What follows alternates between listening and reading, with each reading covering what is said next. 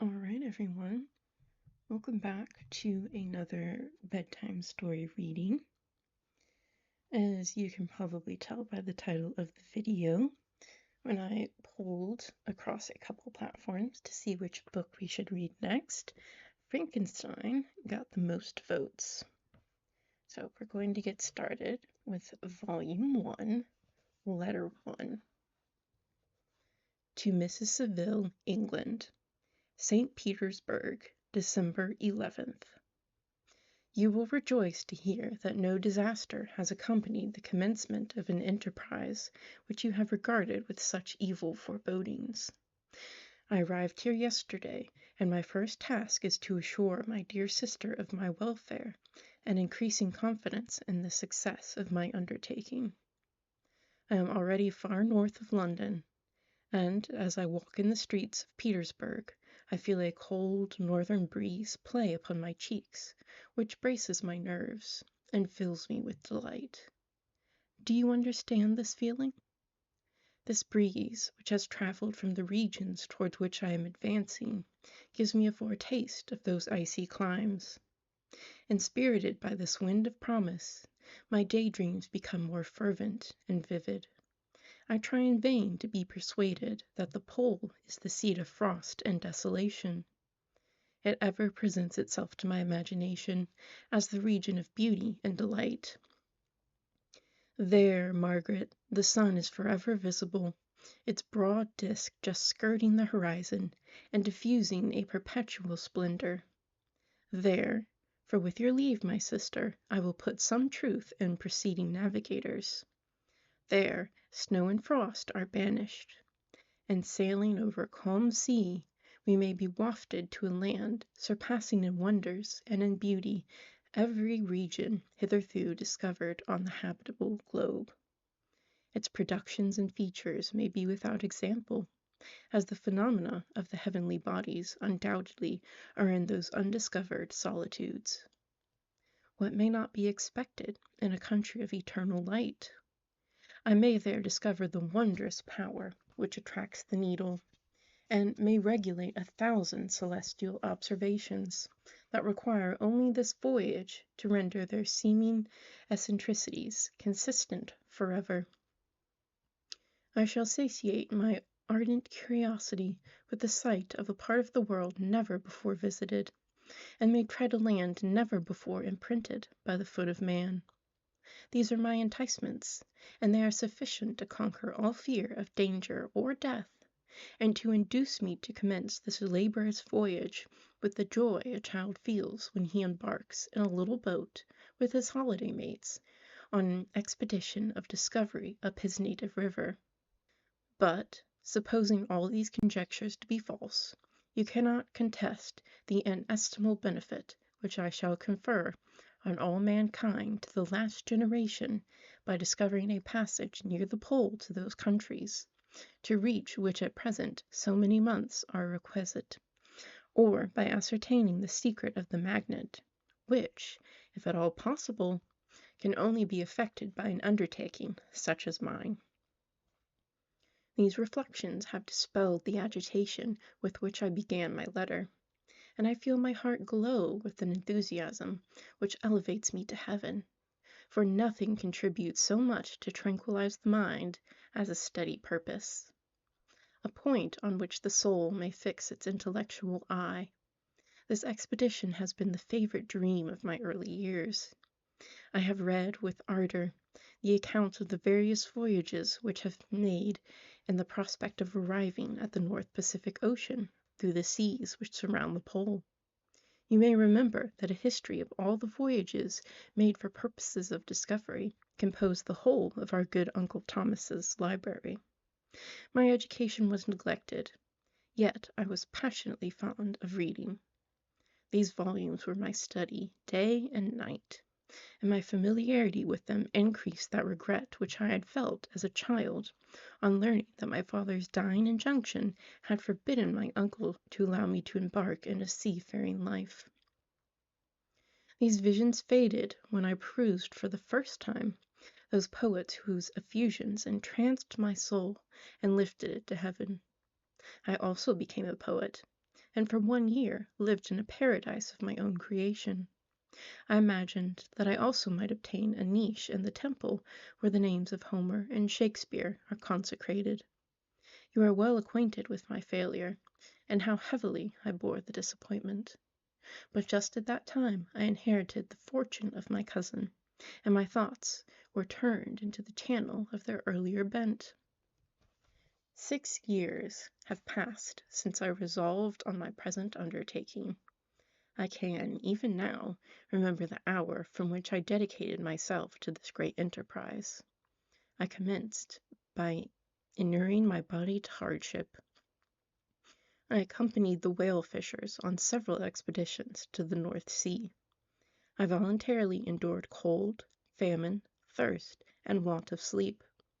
I often worked harder than the common sailors during the day, and devoted my nights to the study of mathematics, the theory of medicine, and those branches of physical science from which a naval adventure might derive the greatest practical advantage.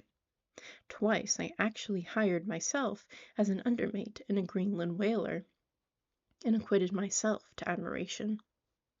I must own I felt a little proud when my captain offered me the second dignity in the vessel, and entreated me to remain with the greatest earnestness, so valuable did he consider my services.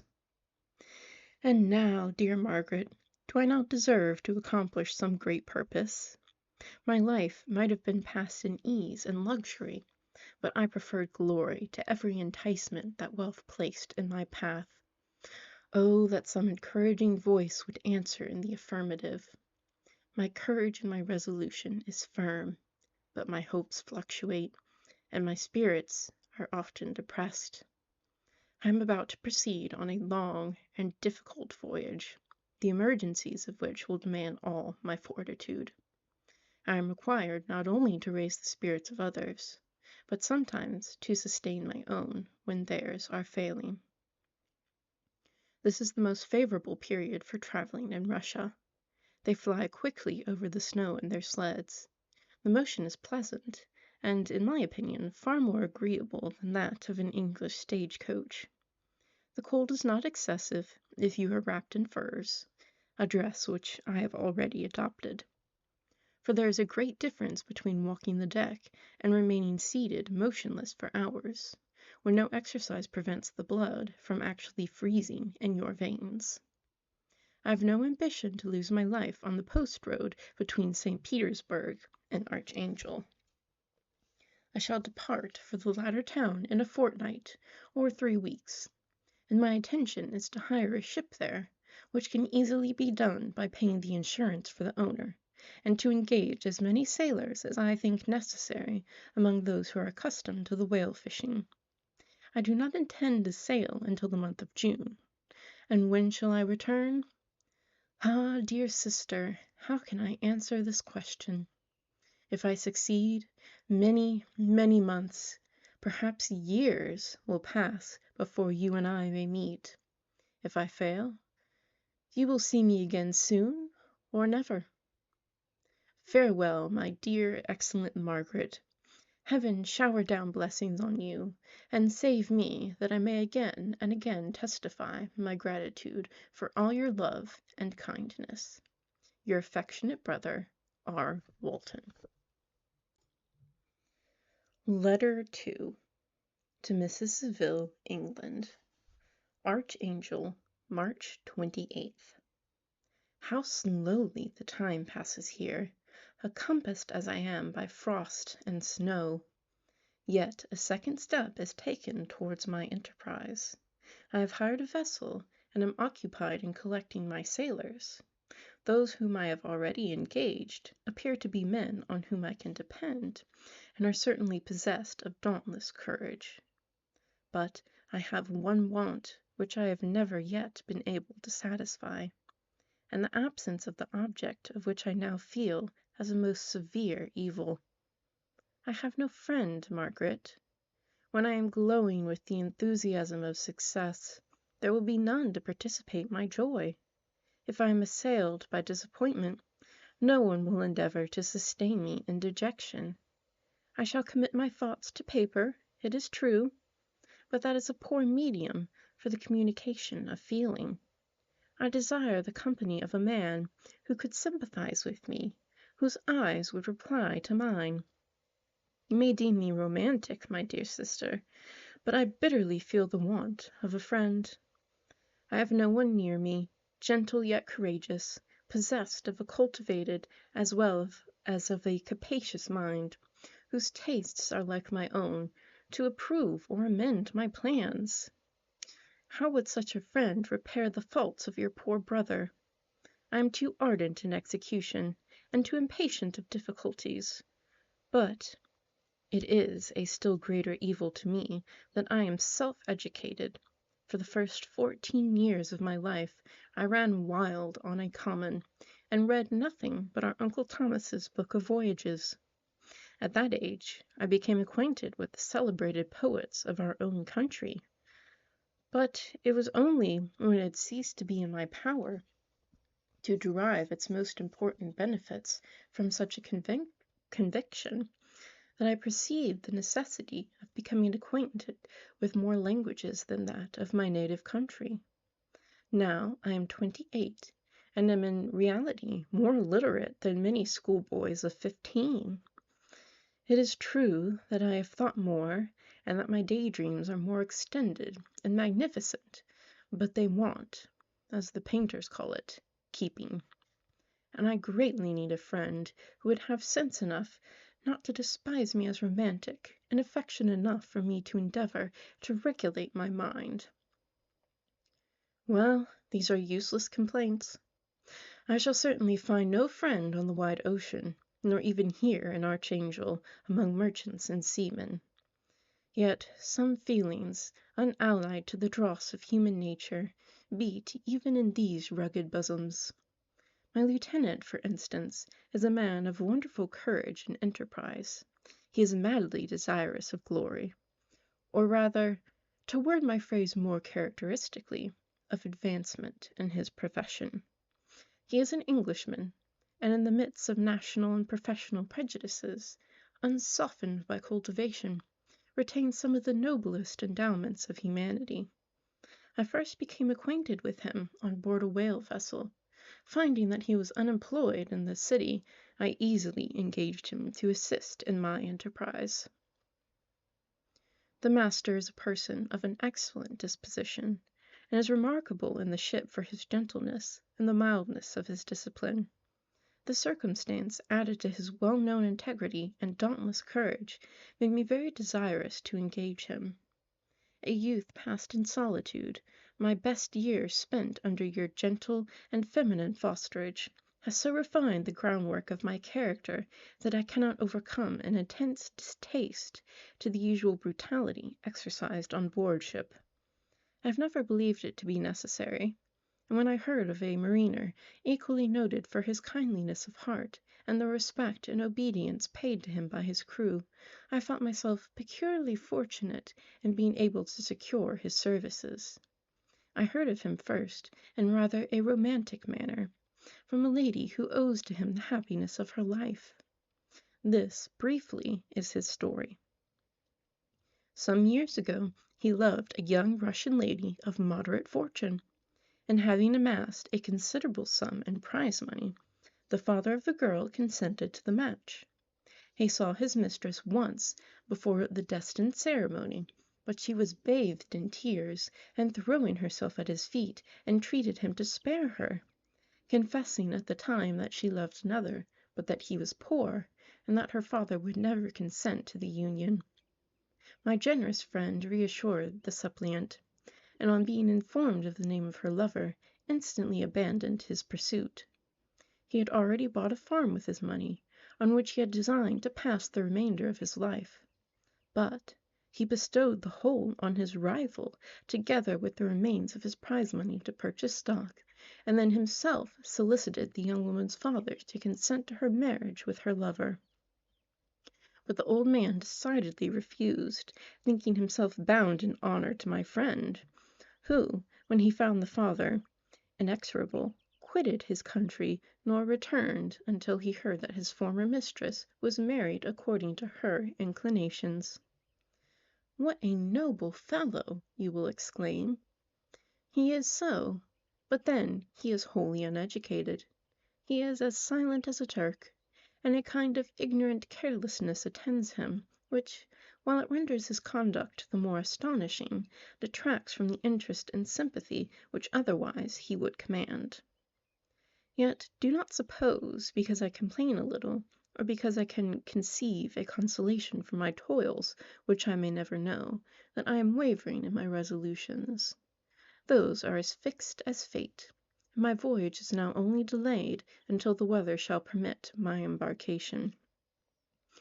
This winter has been dreadfully severe, but the spring promises well, and is considered as a remarkably early season, so that perhaps I may sail sooner than I expected. I shall do nothing rashly. You know me sufficiently to confide in my prudence and considerateness whenever the safety of others is committed to my care. I cannot describe to you my sensations on the near prospect of my undertaking. It is impossible to communicate to you a conception of the trembling sensation, half pleasurable and half fearful, with which I am preparing to depart. I am going to unexplored regions, to the land of mist and snow, but I shall kill no albatross, therefore do not be alarmed for my safety. Or, if I should come back to you as worn and woeful as the ancient mariner, you will smile at my illusion. But I will disclose a secret. I've often attributed my attachment to, my passionate enthusiasm for, the dangerous mysteries of ocean, to that production of the most imaginative of modern poets. There is something at work in my soul which I do not understand. I am practically industrious, painstaking, a workman to execute with perseverance and labor. But besides this, there is a love for the marvelous, a belief in the marvelous, intertwined in all my projects, which hurries me out of the common pathways of men, even to the wild sea and unvisited regions I am about to explore. But to return, my dearer considerations, shall I meet you again, after having traversed immense seas, and returned by the most southern cape of Africa or America? I dare not expect such success, yet I cannot bear to look on the reverse of the picture. Continue for the present to write to me by every opportunity. I may receive your letters on some occasions when I need them most to support my spirits. I love you very tenderly. Remember me with affection, should you never hear from me again. Your affectionate brother, Robert Walton. Letter 3. To Mrs. Saville, England, July 7th. My dear sister, I write a few lines in haste to say that I am safe and well advanced on my voyage. This letter will reach England by a merchantman now on its homeward voyage from Archangel, more fortunate than I, who may not see my native land, perhaps, for many years. I am, however, in good spirits. My men are bold, and apparently firm of purpose, nor do the floating sheets of ice that continually pass us, indicating the dangers of the region towards which we are advancing, appear to dismay them. We have already reached a very high latitude, but it is the height of summer, and although not so warm as in England, the southern gales which blow us speedily towards those shores which I so ardently desire to attain, breathe a degree of renovating warmth which I had not expected. No incidents have hitherto befallen us that would make a figure in a letter. One or two stiff gales and the springing of a leak are accidents which experienced navigators scarcely remember to record, and I shall be well content if nothing worse happens to us during our voyage. Adieu, my dear Margaret. Be assured that for my own sake, as well as yours, I will not rashly encounter danger. I will be cool, persevering, and prudent. But success shall crown my endeavors. Wherefore not? Thus far I have gone, tracing a secure way over the pathless seas, the very stars themselves being witness and testimonies of my triumph. Why not still proceed over the untamed yet obedient element? What can stop the determined heart and resolved will of man? My swelling heart involuntarily pours itself out thus, but I must finish. Heavens bless my beloved sister. R.W. Letter 4. To Mrs. Saville, England, August 5th. So strange an accident has happened to us that I cannot forbear recording it, although it is very probable that you will see me before these papers can come into your possession. Last Monday, July 31st, we were nearly surrounded by ice, which closed in the ship on all sides, scarcely leaving her the sea-room in which she floated. Our situation was somewhat dangerous, especially as we were compassed round by a very thick fog. We accordingly lay to, hoping that some change would take place in the atmosphere and weather. About 2 o'clock the mist cleared away, and we beheld, stretched out in every direction, vast and irregular plains of ice, which seemed to have no end. Some of my comrades groaned, and my own mind began to grow watchful with anxious thoughts, when a strange sight suddenly attracted our attention and diverted our solicitude from our own situations. We perceived a low carriage, fixed on a sled and drawn by dogs, pass on towards the north, at a distance of half a mile. A being which had the shape of a man, but apparently of gigantic stature, sat in the sled and guided the dogs. We watched the rapid progress of the traveler with our telescopes, until he was lost among the distant inequalities of the ice. This appearance excited our unqualified wonder. We were, as we believed, many hundred miles from any land, but this apparition seemed to denote that it was not in reality so distant as we had supposed. Shut in, however, by ice, it was impossible to follow his track, which we had observed with the greatest attention. About 2 hours after this occurrence we heard the ground sea, and before night the ice broke and freed our ship. We, however, lay to until the morning, fearing to encounter in the dark those large loose masses which float about after the breaking up of the ice. I profited of this time to rest for a few hours. In the morning, however, as soon as it was light, I went upon deck and found all the sailors busy on one side of the vessel, apparently talking to someone in the sea. It was, in fact, a sledge, like we had seen before, which had drifted towards us on the night in a large fragment of ice. Only one dog remained alive, but there was a human being within it, whom the sailors were persuading to enter the vessel. He was not, as the other travelers seemed to be, a savage inhabitant of some undiscovered island, but a European. When I appeared on deck, the master said, "Here is our captain, and he will not allow you to perish on the open sea." On perceiving me, the stranger addressed me in English, although with a foreign accent.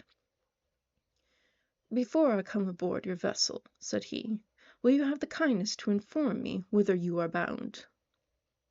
You may conceive my astonishment on hearing such a question addressed to me from a man on the brink of destruction, and to whom I should have supposed that my vessel would have been a resource which he would not have exchanged for the most precious wealth the earth can afford. I replied, however, that we were on a voyage of discovery towards the northern pole. Upon hearing this, he appeared satisfied, and consented to come on board. Good God! Margaret, if you had seen the man who thus capitulated for his safety, your surprise would have been boundless.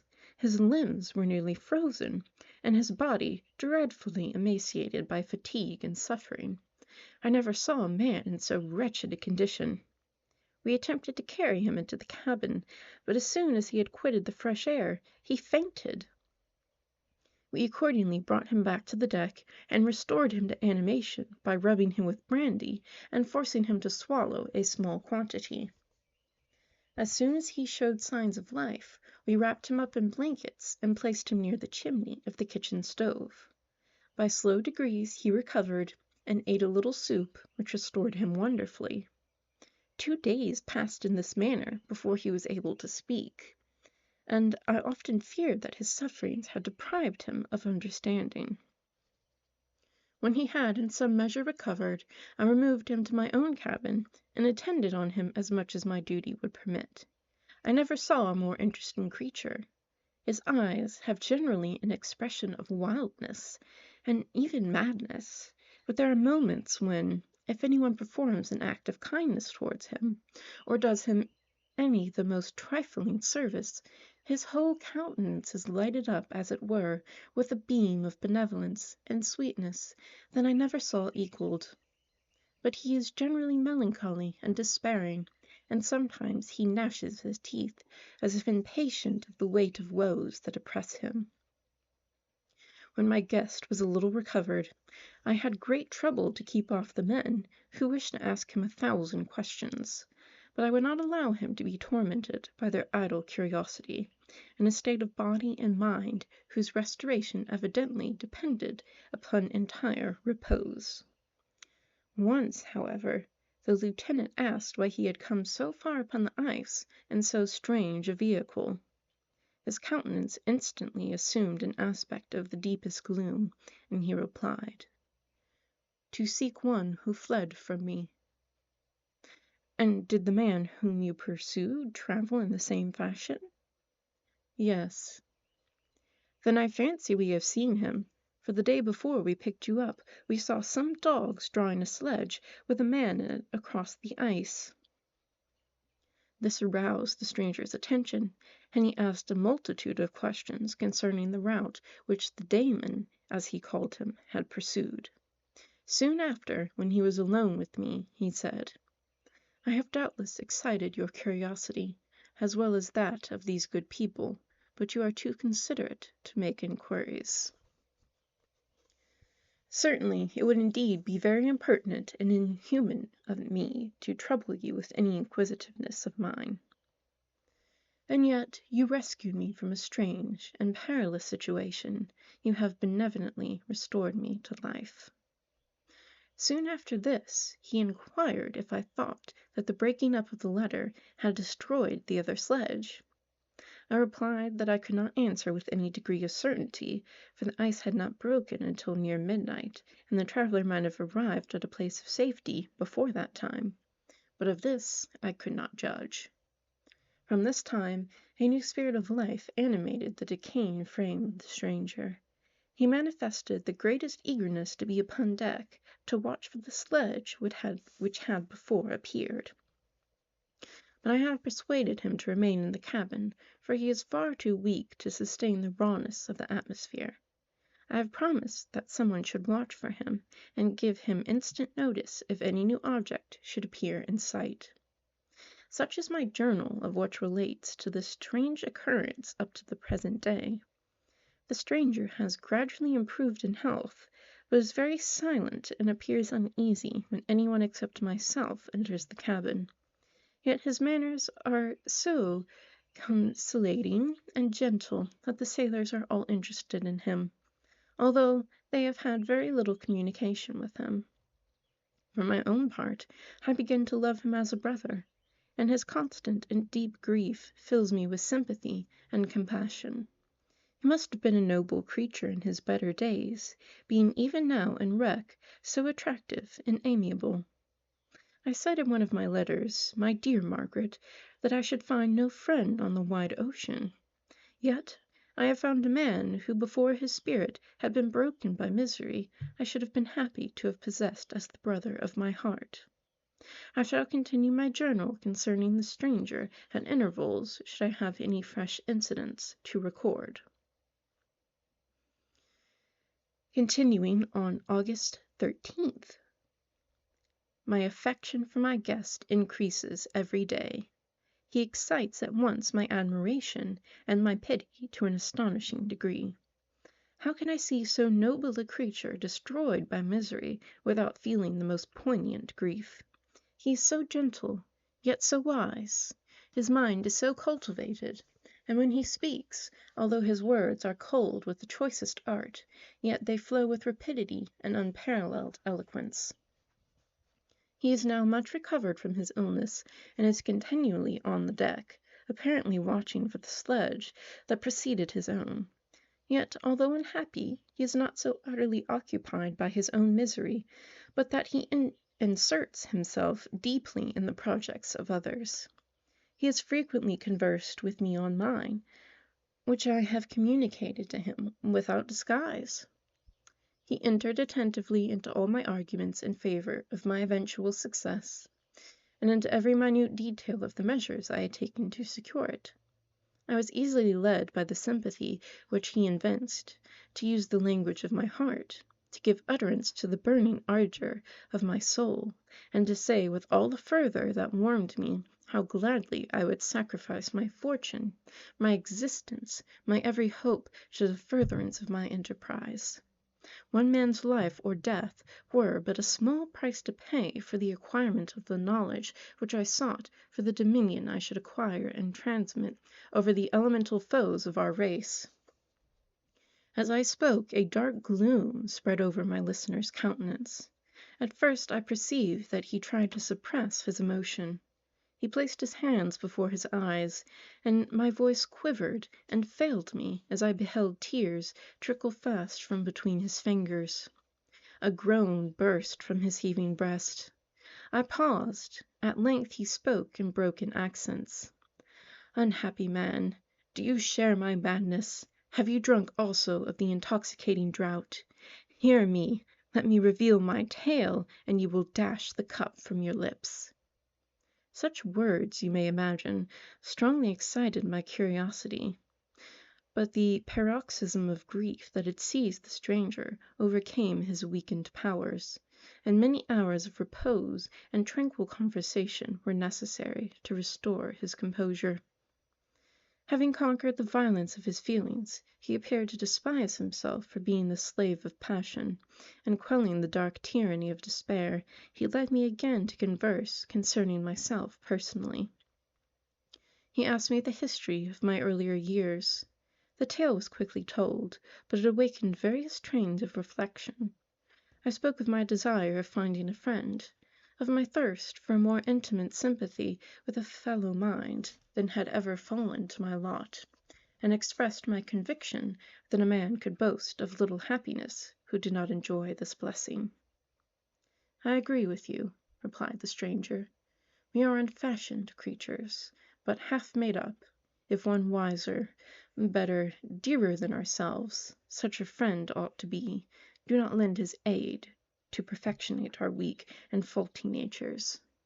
I once had a friend, the most noble of human creatures, and am entitled, therefore, to judge respecting friendship. You have hope and the world before you, and have no cause for despair, but I have lost everything, and cannot begin life anew."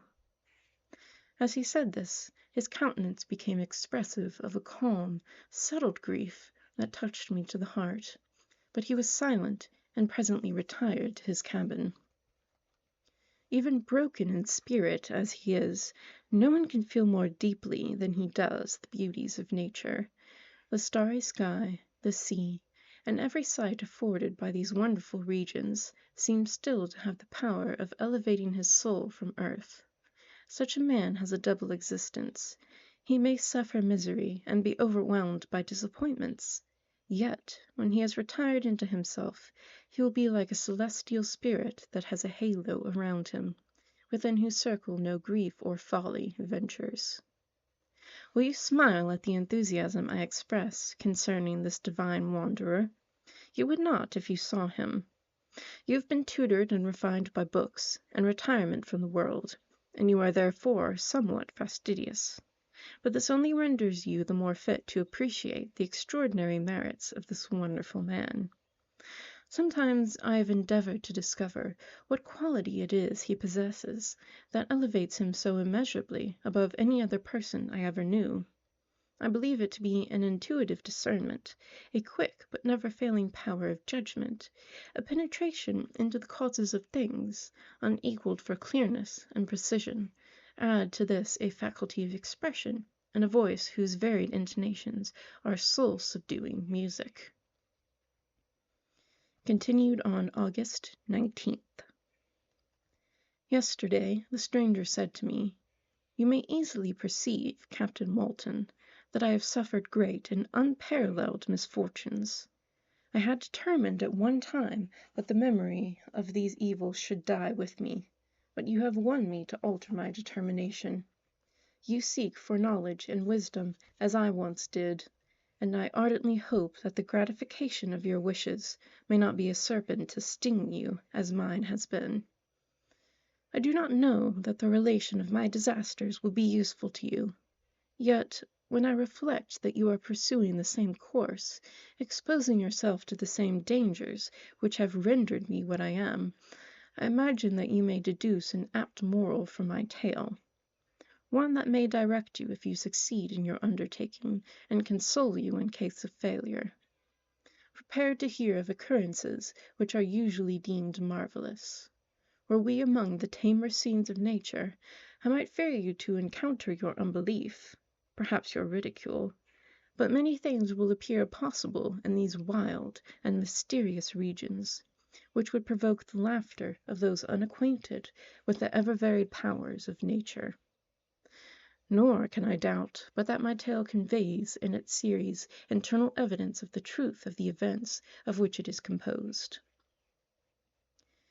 You may easily imagine that I was much gratified by the offered communication, yet I could not endure that he should renew his grief by a recital of his misfortunes. I felt the greatest eagerness to hear the promised narrative, partly from curiosity, and partly from a strong desire to ameliorate his fate, if it were in my power. I expressed these feelings in my answer. "I thank you," he replied, "for your sympathy. But it is useless. My fate is nearly fulfilled. I wait but for one event, and then I shall repose in peace. I understand your feeling," continued he, perceiving that I wished to interrupt him. "But you are mistaken, my friend. If thus you will allow me to name you, nothing can alter my destiny. Listen to my history, and you will perceive how irrevocably it is determined." He then told me that he would commence his narrative the next day, when I should be at leisure. This promise drew me from the warmest thanks. I have resolved every night, when I am not imperatively occupied by my duties, to record as nearly as possible in his own words what he has related during the day. If I should be engaged, I will at least make notes. This manuscript will doubtless afford you the greatest pleasure, but to me, who know him, and who hear it from his own lips, with what interest and sympathy shall I read it in some future day? Even now, as I commence my task, his full-toned voice swells in my ears. His lustrous eyes dwell on me with all their melancholy sweetness. I see his thin hand raised in animation, while the lineaments of his face are irradiated by the soul within. Strange and harrowing must be his story, frightful the storm which embraced the gallant vessel on its course, and wrecked it thus. Chapter 1. I am by birth a Genevese, and my family is one of the most distinguished of that republic. My ancestors had been for many years councillors and syndics, and my father had filled several public situations with honor and reputation. He was respected by all who knew him for his integrity and indefatigable attention to public business. He passed his younger days perpetually occupied by the affairs of his country. Variety of circumstances had prevented his marrying early, nor was it until the decline of life that he became a husband and the father of a family. As the circumstances of his marriage illustrate his character, I cannot refrain from relating them. One of his most intimate friends was a merchant who, from a flourishing state, fell, through numerous mischances, into poverty. This man, whose name was Beaufort, was of a proud and unbending disposition, and could not bear to live in poverty and oblivion in the same country where he had formerly been distinguished for his rank and magnificence. Having paid his debts, therefore, in the most honorable manner, he retreated with his daughter to the town of Lucerne, where he lived unknown and in wretchedness. My father loved Beaufort with the truest friendship, and was deeply grieved by his retreat in these unfortunate circumstances. He bitterly deplored the false pride which led his friend to a conduct so little worthy of the affection that united them. He lost no time in endeavoring to seek him out, with the hope of persuading him to begin the world again through his credit and assistance. Beaufort had taken effectual measures to conceal himself, and it was 10 months before my father discovered his abode. Overjoyed at this discovery, he hastened to the house, which was situated in a mean street near the Reuss. He entered. Misery and despair alone welcomed him. Beaufort had saved but a very small sum of money from the wreck of his fortunes, but it was sufficient to provide him with sustenance for some months, and in the meantime he hoped to procure some respectable employment in a merchant's house. The interval was consequently spent in inaction. His grief only became more deep and rankling when he had leisure for reflection, and at length it took so fast hold of his mind that at the end of 3 months he lay on a bed of sickness, incapable of any exertion. His daughter attended him with the greatest tenderness, but she saw with despair that their little fund was rapidly decreasing, and that there was no other prospect of support. But Catherine Beaufort possessed a mind of an uncommon mould, and her courage rose to support her in her adversity. She procured plain work, she plaited straw, and by various means contrived to earn a pittance scarcely sufficient to support life. Several months passed in this manner. Her father grew worse. Her time was more entirely occupied in attending him. Her means of subsistence decreased, and in the 10th month her father died in her arms, leaving her an orphan and a beggar. This last blow overcame her, and she knelt by Beaufort's coffin, weeping bitterly when my father entered the chamber. He came like a protecting spirit to the poor girl, who committed herself to his care, and after the interment of his friend, he conducted her to Geneva, and placed her under the protection of a relation. 2 years after this event, Caroline became his wife. There was a considerable difference between the ages of my parents, but this circumstance seemed to unite them only closer in bonds of devoted affection. There was a sense of justice in my father's upright mind, which rendered it necessary that he should approve highly to love strongly. Perhaps during former years he had suffered from the late discovered unworthiness of one beloved, and so was disposed to set a greater value on tried worth. There was a show of gratitude and worship in his attachment to my mother, differing wholly from the doting fondness of age, for it was inspired by reverence for her virtues, and a desire to be the means of, in some degree, recompensing her for the sorrows she had endured, but which gave inexpressible grace to his behavior to her. Everything was made to yield to her wishes and her convenience.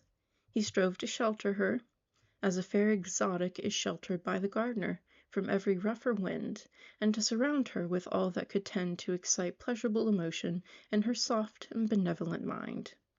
Her health, and even the tranquillity of her hitherto constant spirit, had been shaken by what she had gone through.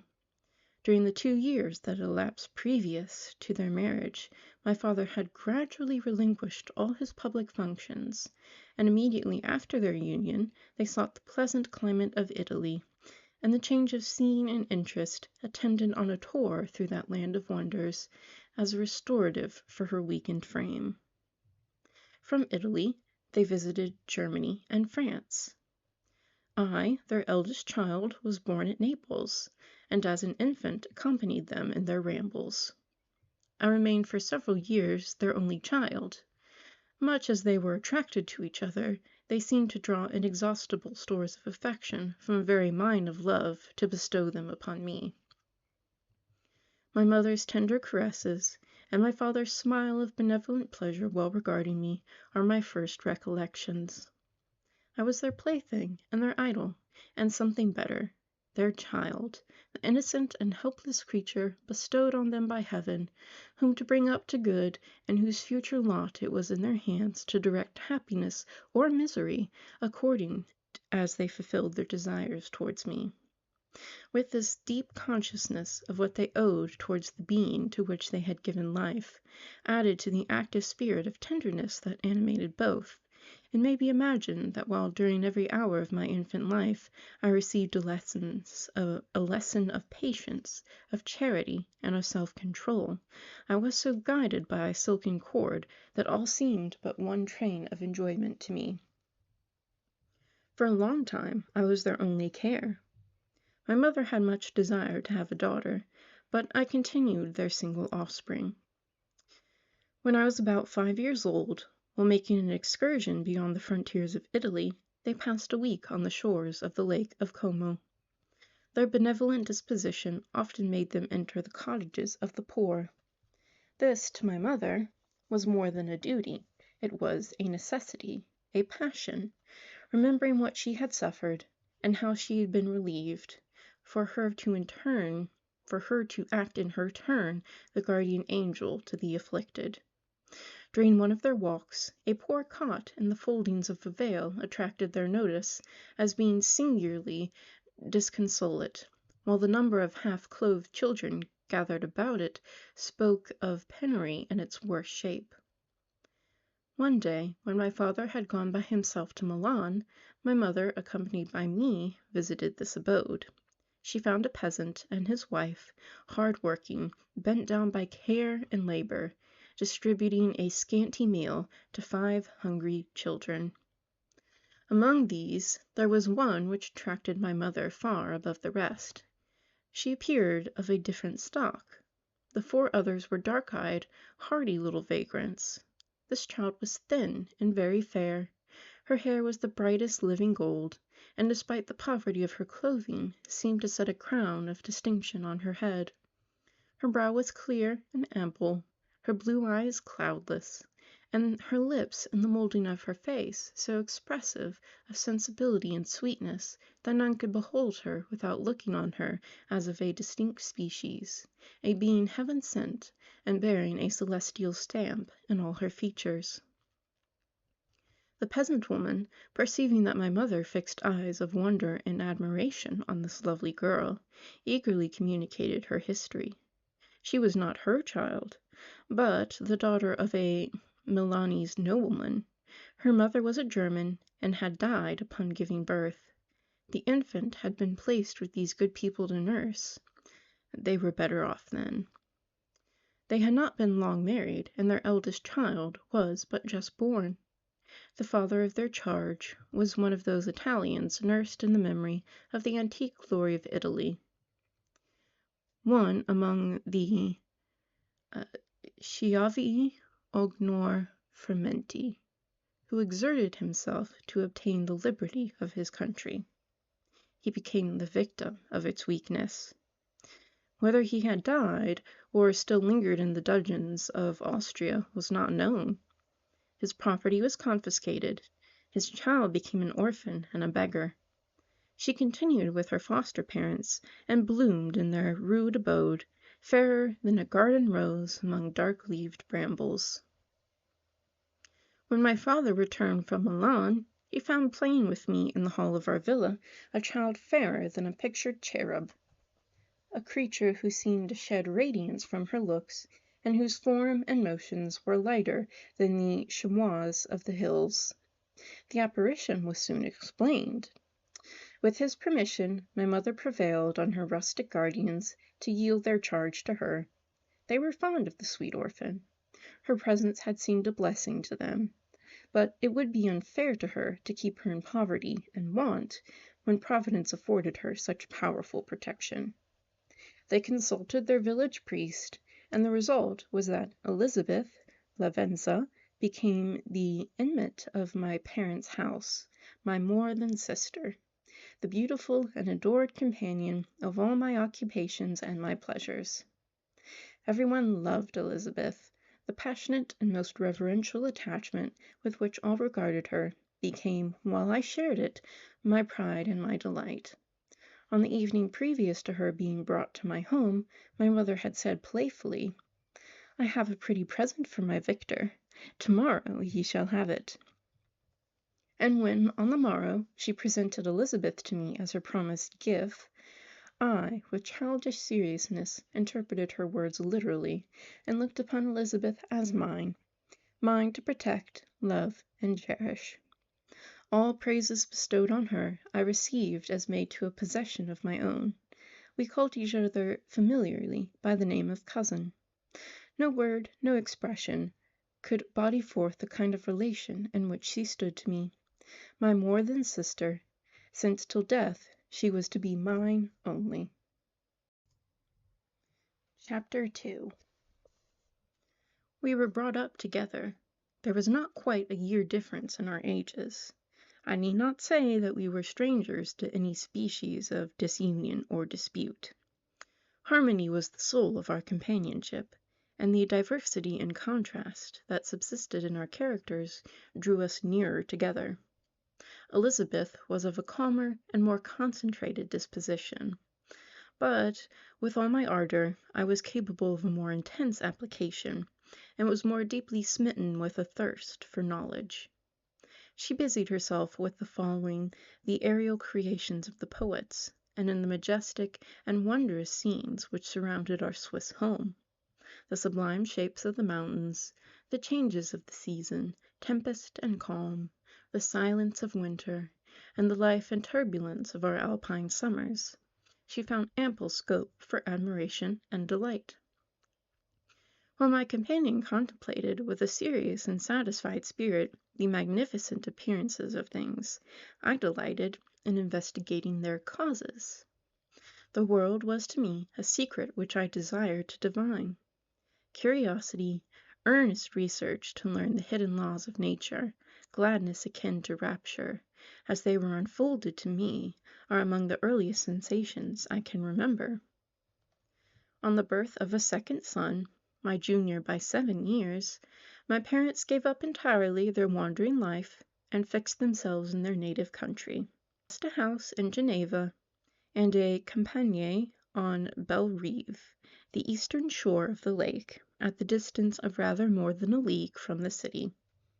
We resided principally in the latter, and the lives of my parents were passed in considerable seclusion. It was my temper to avoid a crowd, and to attach myself fervently to a few. I was indifferent, therefore, to my schoolfellows in general, but I united myself in the bonds of the closest friendship to one among them. Henry Clerval was the son of a merchant in Geneva. He was a boy of singular talent and fancy. He loved enterprise, hardship, and even danger for its own sake, in books of chivalry and romance. He composed heroic songs, and began to write many a tale of enchantment and knightly adventure. He tried to make us act plays, and to enter into masquerades, in which the characters were drawn from the heroes of Roncesvalles, of the Round Table of King Arthur, and the chivalrous train who shed their blood to redeem the holy sepulchre from the lands of the infidels. No human being could have passed a happier childhood than myself. My parents were possessed by the very spirit of kindness and indulgence. We felt that they were not the tyrants to rule our lot according to their caprice, but the agents and creators of all the many delights which we enjoyed. When I mingled with other families, I distinctly discerned how particularly fortunate my lot was, and gratitude assisted the development of filial love. My temper was sometimes violent, and my passions vehement, but by some law in my temperature they were turned not towards childish pursuits, but to an eager desire to learn, and not to learn all things indiscriminately. I confess that neither the structure of languages, nor the code of governments, nor the politics of various states possessed attractions for me. It was the secrets of heaven and earth that I desired to learn, and whether it was the outward substance of things, or the inner spirit of nature, and the mysterious soul of man that occupied me, still my inquiries were directed to the metaphysical, or, in its highest sense, the physical secrets of the world. Meanwhile, Clerval occupied himself, so to speak, with the moral relations of things.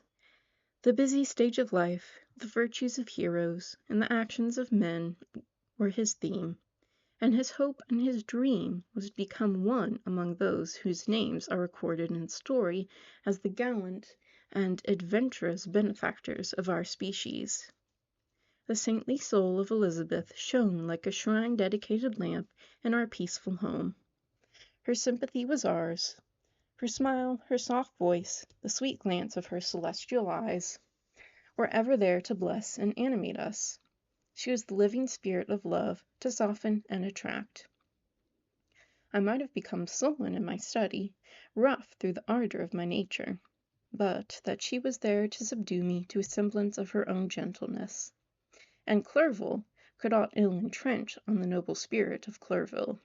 Yet he might not have been so perfectly humane, so thoughtful in his generosity, so full of kindness and tenderness amidst his passion for adventurous exploit, had she not unfolded to him the real loveliness of beneficence, and made the doing good the end and aim of his soaring ambition. I feel exquisite pleasure in dwelling on the recollections of childhood, before misfortune had tainted my mind and changed its bright visions of extensive usefulness into gloomy and narrow reflections upon self. Besides, in drawing the picture of my early days, I also record those events which led my insensible steps to my after tale of misery. For when I would account to myself for the birth of that passion, which afterwards ruled my destiny, I find it arise, like a mountain river, from ignoble and almost forgotten sources. But swelling as it proceeded, it became the torrent which, in its course, has swept away all my hopes and joys. Natural philosophy is the genius that has regulated my fate. I desire, therefore, in this narration, to state those facts which led to my predilection for that science. When I was 13 years of age, we all went on a party of pleasure to the baths near Thonon. The inclemency of the weather obliged us to remain a day confined to the inn. In this house I chanced to find a volume of the works of Cornelius Agrippa. I opened it with apathy. The theory which he attempts to demonstrate, and the wonderful facts which he relates, soon changed this feeling into enthusiasm. A new light seemed to dawn upon my mind, and bounding with joy, I communicated my discovery to my father. My father looked carelessly at the title page of the book, and said, Cornelius Agrippa. My dear Victor, do not waste your time upon this. It is sad trash. If, instead of this remark, my father had taken the pains to explain to me that the principles of Agrippa had been entirely exploded, and that a modern system of science had been introduced which possessed much greater powers than the ancient, because the powers of the latter were chimerical, while those of the former were real and practical. Under such circumstances, I should certainly have thrown Agrippa aside, and have contented my imagination, warmed as it was, by returning with greater ardor to my former studies. It is even possible that the train of my ideas would never have received the fatal impulse that led to my ruin, but the cursory glance my father had taken of my volume by no means assured me that he was acquainted with its contents, and I continued to read with the greatest avidity. When I returned home, my first care was to procure the whole works of this author, and afterwards of Paracelsus and Albertus Magnus. I read and studied the wild fancies of these writers with delight. They appeared to me treasures known to few beside myself. I have described myself as always having been imbued with a fervent longing to penetrate the secrets of nature. In spite of the intense labor and wonderful discoveries of modern philosophers, I always came from my studies discontented and unsatisfied. Sir Isaac Newton is said to have avowed that he felt like a child picking up shells beside the great and unexplored ocean of truth. Those of his successors in each branch of natural philosophy with whom I was acquainted appeared even to my boy's apprehension as tyros engaged in the same pursuit. The untaught peasant beheld the elements around him and was acquainted with their practical uses. The most learned philosopher knew little more. He had partially unveiled the face of nature, but her immortal lineaments were still a wonder and a mystery. He might dissect, anatomize, and give names, but not to speak of a final cause. Causes in their secondary and tertiary grades were utterly unknown to him. I had gazed upon the fortifications and impediments that seemed to keep human beings from entering the citadel of nature, and rashly and ignorantly I had repined. But here were books, and here were men who had penetrated deeper and knew more. I took their word for all that they averred, and I became their disciple. It may appear strange that such should arise in the 18th century, but while I followed the routine of education in the schools of Geneva, I was, to a great degree, self-taught with regard to my favorite studies. My father was not scientific, and I was left to struggle with a child's blindness, added to a student's thirst for knowledge. Under the guidance of my new preceptors, I entered with the greatest diligence into the search of the philosopher's stone and the elixir of life. But the latter soon obtained my undivided attention. Wealth was an inferior object, but what glory would attend the discovery if I could banish disease from the human frame, and render man invulnerable to any but a violent death? Nor were these my only visions. The raising of ghosts or devils was a promise liberally accorded by my favorite authors, the fulfillment of which I most eagerly sought. And if my incantations were always unsuccessful, I attributed the failure rather to my own inexperience and mistake than to a want of skill or fidelity in my instructors. And thus for a time I was occupied by exploded systems, mingling, like an unadept, a thousand contradictory theories, and floundering desperately in a very slough of multifarious knowledge, guided by an ardent imagination and childish reasoning, till an accident again changed the current of my ideas. When I was about 15 years old, we had retired to our house near Bellerive, when we witnessed a most violent and terrible thunderstorm. It advanced from behind the mountains of Jura, and the thunder burst at once with frightful loudness from various quarters of the heavens. I remained while the storm lasted, watching its progress with curiosity and delight. As I stood at the door, on a sudden I beheld a stream of fire issue from an old and beautiful oak which stood about 20 yards from our house, and so soon as the dazzling light vanished, the oak had disappeared, and nothing remained but a blasted stump. As I visited it the next morning, we found the tree shattered in a singular manner. It was not splintered by the shock, but entirely reduced to thin ribbons of wood. I never beheld anything so utterly destroyed. Before this, I was not unacquainted with the more obvious laws of electricity. On this occasion, a man of great research in natural philosophy was with us, and, excited by this catastrophe, he entered on the explanation of a theory which he had formed on the subject of electricity and galvanism, which was at once new and astonishing to me. All that he said threw greatly into the shade Cornelius Agrippa, Albertus Magnus, and Paracelsus, the lords of my imagination. But, by some fatality, the overthrow of these men disinclined me to pursue my accustomed studies. It seemed to me as if nothing would, or ever could, be known. All that had so long engaged my attention suddenly grew despicable.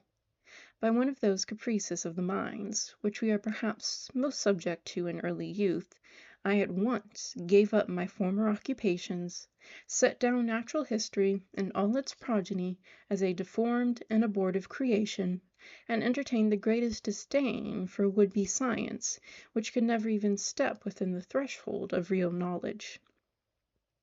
In this mood of minds I betook myself to the mathematics, and the branches of study appertaining to that science, as being built upon secure foundations, and so worthy of my consideration. Thus strangely are our souls constructed, and by such slight ligaments are we bound to prosperity or ruin. When I look back, it seems to me as if this almost miraculous change of inclination and will was the immediate suggestion of the guardian angel of my life, the last effort made by the spirit of preservation to avert the storm that was even then hanging in the stars and ready to envelop me. Her victory was announced by an unusual tranquillity and gladness of soul, which followed the relinquishing of my ancient and latterly tormenting studies.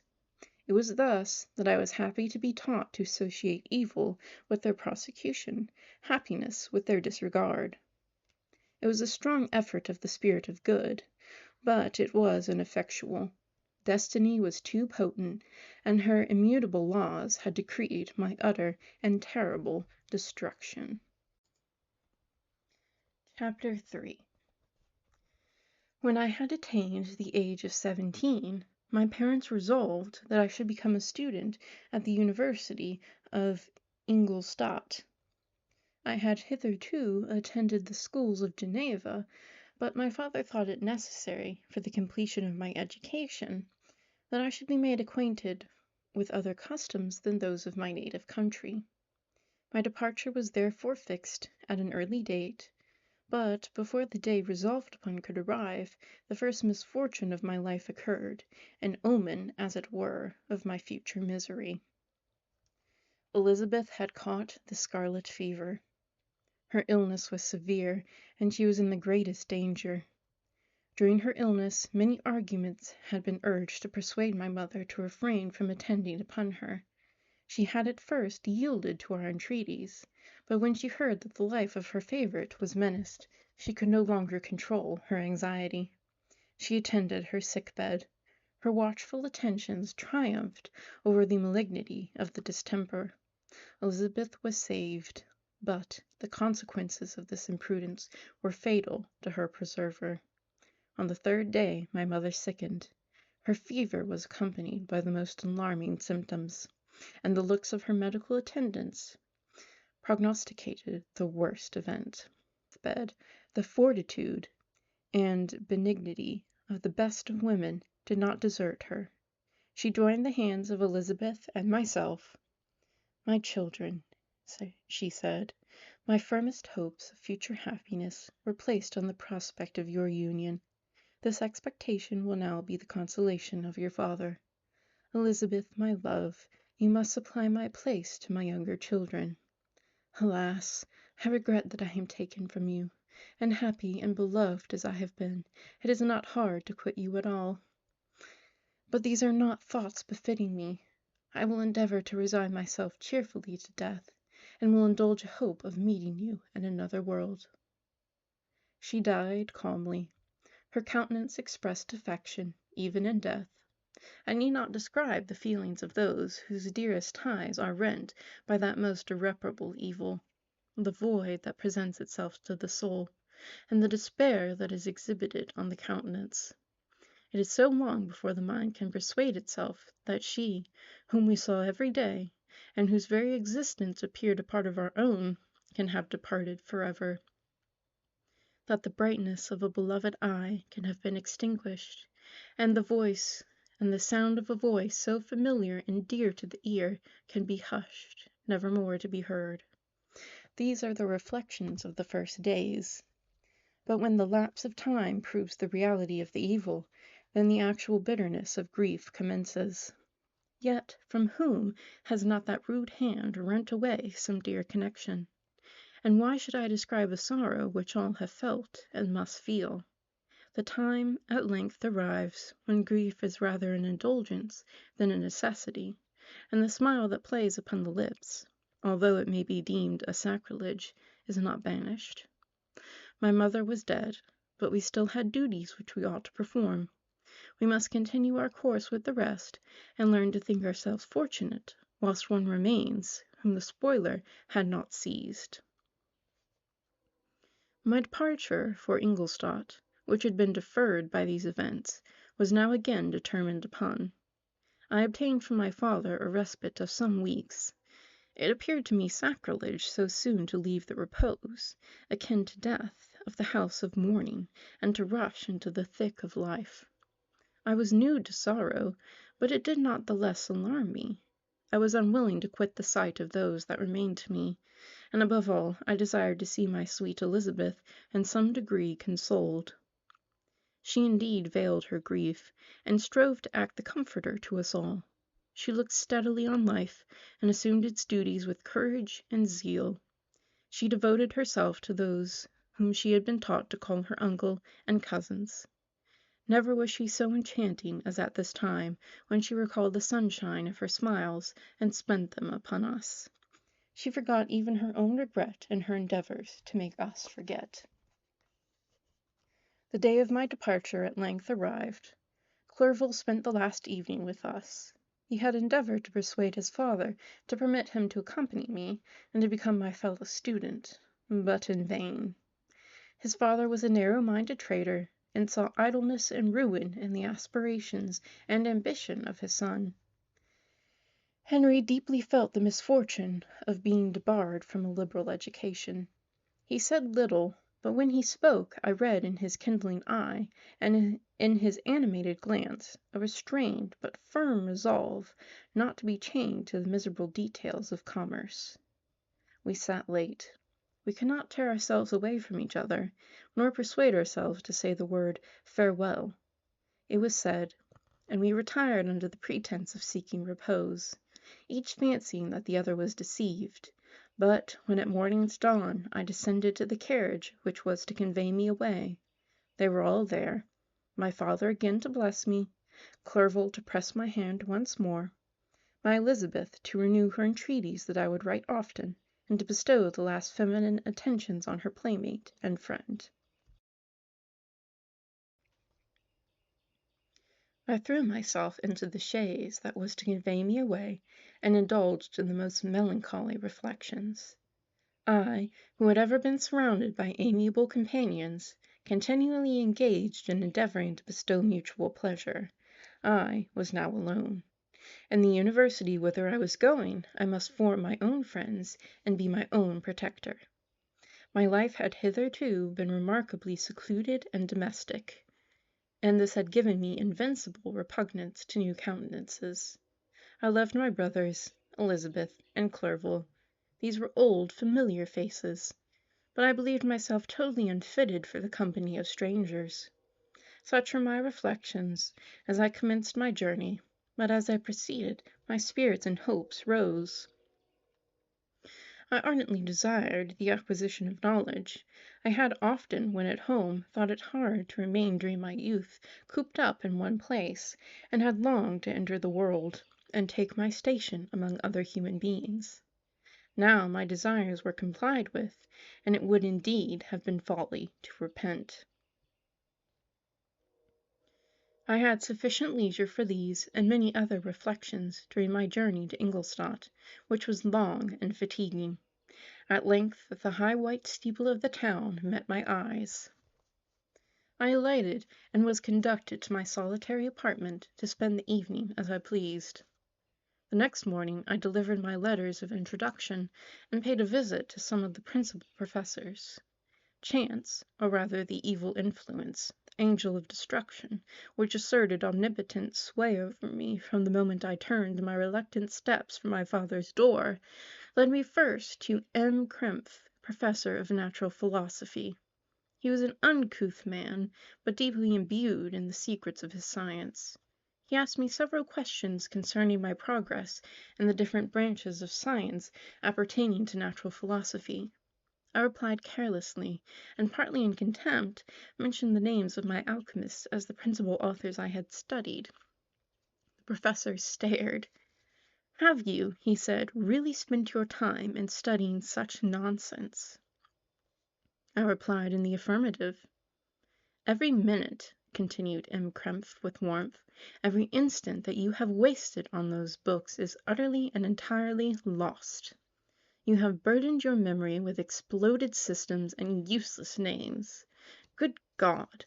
In what desert land have you lived, where no one was kind enough to inform you that these fancies, which you have so greedily imbibed, are 1,000 years old, and as musty as they are ancient? I little expected, in this enlightened and scientific age, to find a disciple of Albertus Magnus and Paracelsus. My dear sir, you must begin your studies entirely anew. So saying, he stepped aside and wrote down a list of several books treating of natural philosophy, which he desired me to procure, and dismissed me after mentioning that in the beginning of the following week he intended to commence a course of lectures upon natural philosophy and its general relations, and that M. Waldman, a fellow professor, would lecture upon chemistry the alternate days that he omitted. I returned home, not disappointed, for I have said that I had long considered these authors useless whom the professor reprobated. But I returned, not at all the more inclined to recur to these studies in any shape. M. Kremp was a little squat man, with a gruff voice and a repulsive countenance. The teacher, therefore, did not prepossess me in favor of his pursuits, and rather a too philosophical and connected a strain, perhaps, I have given an account of the conclusions I had come to concerning them in my early years. As a child, I had not been content with the results promised by the modern professors of natural science. With a confusion of ideas only to be accounted for by my extreme youth and my want of a guide on such matters, I had retrod the steps of knowledge along the paths of time, and exchanged the discoveries of recent inquirers for the dreams of forgotten alchemists. Besides, I had a contempt for the uses of modern natural philosophy. It was very different when the masters of the science sought immortality and power. Such views, although futile, were grand. But now the scene was changed. The ambition of the inquirer seemed to limit itself to the annihilation of those visions on which my interest in science was chiefly founded. I was required to exchange chimeras of boundless grandeur for realities of little worth. Such were my reflections during the first 2 or 3 days of my residence at Ingolstadt, which were chiefly spent in becoming acquainted with the localities and the principal residents in my new abode. But as the ensuing week commenced, I thought of the information which M. Kremp had given me concerning the lectures, and although I could not consent to go and hear that little conceited fellow deliver sentences out of a pulpit, I recollected what he had said of M. Waldman, whom I had never seen, as he had hither been out of town. Partly from curiosity, and partly from idleness, I went into the lecturing room, which M. Waldman entered shortly after. This professor was very unlike his colleague. He appeared about 50 years of age, but with an aspect expressive of the greatest benevolence. A few gray hairs covered his temples, but those at the back of his head were nearly black. His person was short, but remarkably erect, and his voice was the sweetest I had ever heard. His lecture, by a recapitulation of the history of chemistry and the various improvements made by different men of learning, pronouncing with fervor the names of the most distinguished discoverers. He then took a cursory view of the present state of the science, and explained many of its elementary terms. After having made a few preparatory experiments, he concluded with a panegyric upon modern chemistry, the terms of which I shall never forget. "The of the science," said he, "promised impossibilities, and performed nothing. The modern masters promise very little. They know that metals cannot be transmuted, and that the elixir of life is a chimera.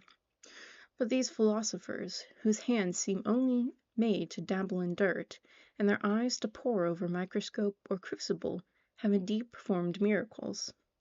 They penetrate into the recesses of nature and show how she works in her hiding places. They ascend into the heavens. They have discovered how the blood circulates and the nature of the air we breathe. They have acquired new and almost unlimited powers.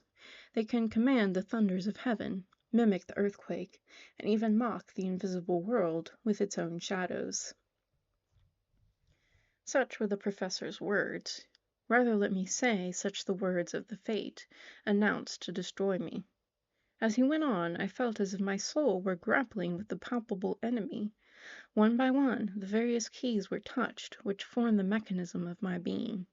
Chord after chord was sounded, and soon my mind was filled with one thought, one conception, one purpose. "So much has been done," exclaimed the soul of Frankenstein. "More, far more, will I achieve. Treading in the steps already marked, I will pioneer a new way, explore unknown powers, and unfold to the world the deepest mysteries of creation." I closed not my eyes that night. My internal being was in a state of insurrection and turmoil. I felt that order would thence arise, but I had no power to produce it. By degrees, after the morning's dawn, sleep came.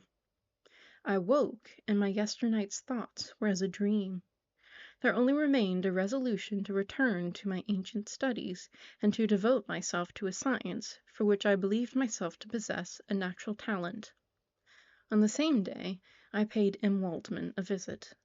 His manners in private were even more mild and attractive than in public, for there was a certain dignity in his mien during his lecture, which in his own house was replaced by the greatest affability and kindness. I gave him pretty nearly the same account of my former pursuits as I had given to his fellow professor. He heard with attention the little narration concerning my studies, and smiled at the names of Cornelius Agrippa and Paracelsus, but without the contempt that M. Crimp had exhibited.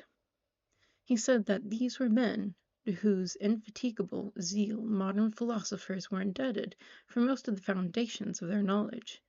They had left to us as an easier task to give new names, and arrange in connected classifications the facts which they in great degree had been the instruments of bringing to light.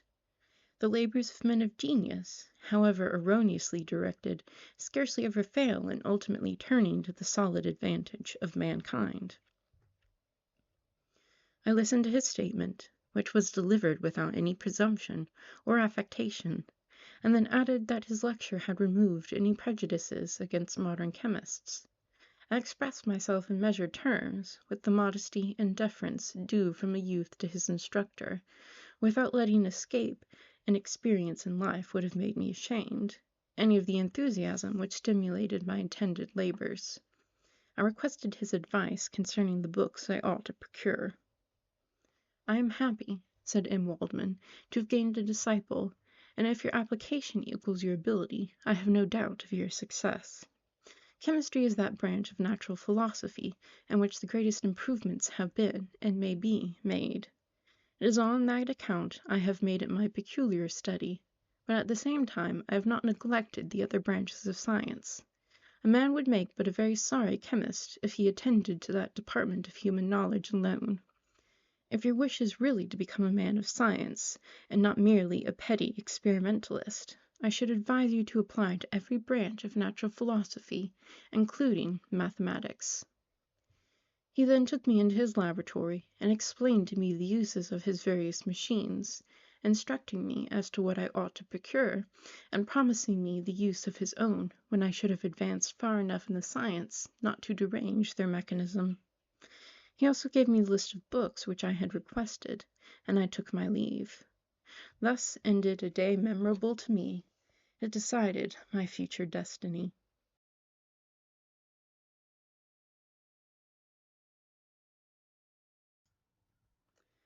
Chapter 4. From this day, natural philosophy, and particularly chemistry, in the most comprehensive sense of the term, became nearly my sole occupation. I read with ardor those works, so full of genius and discrimination, which modern inquirers have written on these subjects. I attended the lectures, and cultivated the acquaintance of the men of science of the university. Found, even in M. Krempf, a great deal of sound sense and real information, combined, it is true, with a repulsive physiognomy and manners, but not on that account the less valuable. In M. Waldman I found a true friend. His gentleness was never tinged by dogmatism, and his instructions were given with an air of frankness and good nature that banished every idea of pedantry. In a thousand ways he smoothed for me the path of knowledge, and made the most abstruse inquiries clear and facile to my apprehension. My application was at first fluctuating and uncertain. It gained strength as I proceeded, and soon became so ardent and eager that the stars often disappeared in the light of morning whilst I was engaged in my laboratory. As I applied so closely, it may be easily conceived that my progress was rapid. My ardor was indeed the astonishment of the students, and my proficiency that of the masters. Professor Krempe often asked me, with a sly smile, how Cornelius Agrippa went on, whilst M. Waldman expressed the most heartfelt exultation in my progress. 2 years passed in this manner, during which I paid no visit to Geneva, but was engaged heart and soul in the pursuit of some discoveries which I hoped to make. None but those who have experienced them can conceive of the enticements of science. In other studies, you go as far as others have gone before you, and there is nothing more to know. But in a scientific pursuit there is continual food for discovery and wonder. A mind of moderate capacity, which closely pursued one study, must infallibly arrive at great proficiency in that study. And I, who continually sought the attainment of one object of pursuit, and was solely wrapped up in this, improved so rapidly that at the end of 2 years I made some discoveries in the improvement of some chemical instruments, which procured me great esteem and admiration at the university. When I had arrived at this point, and had become as well acquainted with the theory and practice of natural philosophy as depended on the lessons of any of the professors at Ingolstadt, my residence there being no longer conducive to my improvements, I thought of returning to my friends in my native town, when an incident happened that protracted my stay. One of the phenomena which had peculiarly attracted my attention was the structure of the human frame, and, indeed, any animal endued with life. Whence I often asked myself, did the principle of life proceed? It was a bold question, and one which has ever been considered as a mystery. Yet with how many things are we upon the brink of becoming acquainted, if cowardice or carelessness did not restrain our inquiries? I revolved these circumstances in my mind, and determined thenceforth to apply myself more particularly to those branches of natural philosophy which relate to physiology. Unless I had been animated by an almost supernatural enthusiasm, my application to the study would have been irksome and almost intolerable. To examine the causes of life, we must first have recourse to death.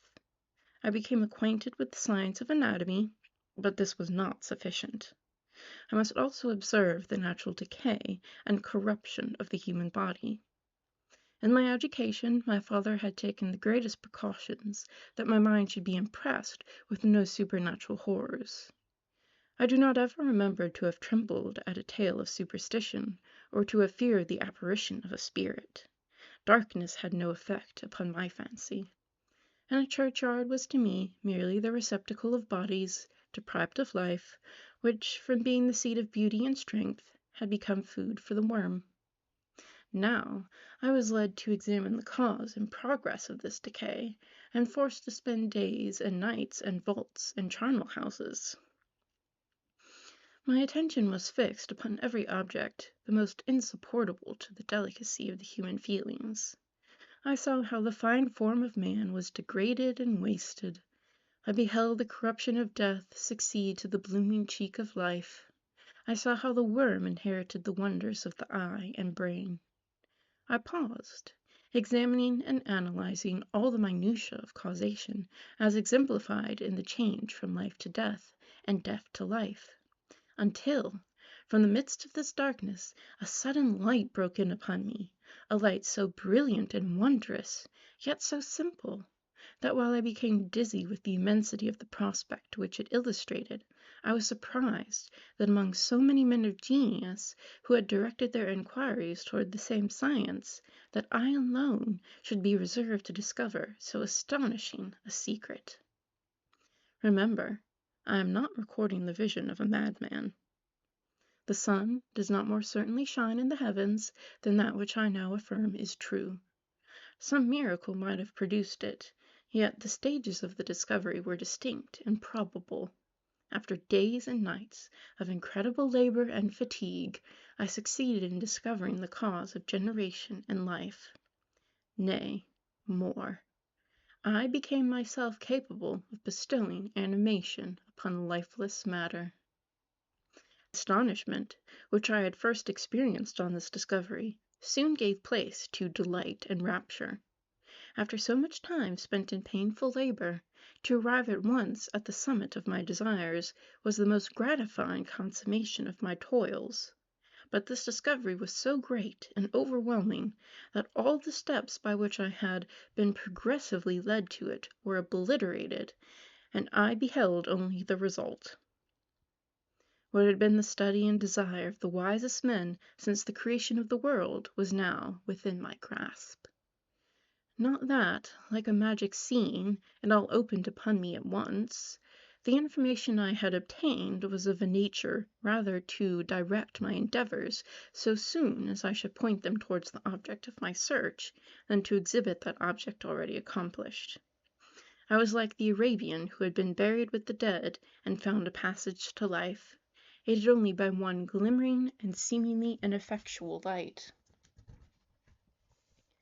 I see by your eagerness, and the wonder and hope which your eyes express, my friend, that you expect to be informed of the secret with which I am acquainted. That cannot be. Listen patiently till the end of my story, and you will easily perceive why I am reserved upon that subject. I will not lead you on unguarded and ardent as I then was to your destruction and infallible misery. Learn from me, if not by my precepts, at least by my example, how dangerous is the acquirement of knowledge, and how much happier that man is who believes his native town to be the world, than he who aspires to become greater than his nature will allow. When I found so astonishing a power placed within my hands, I hesitated a long time concerning the manner in which I should employ it.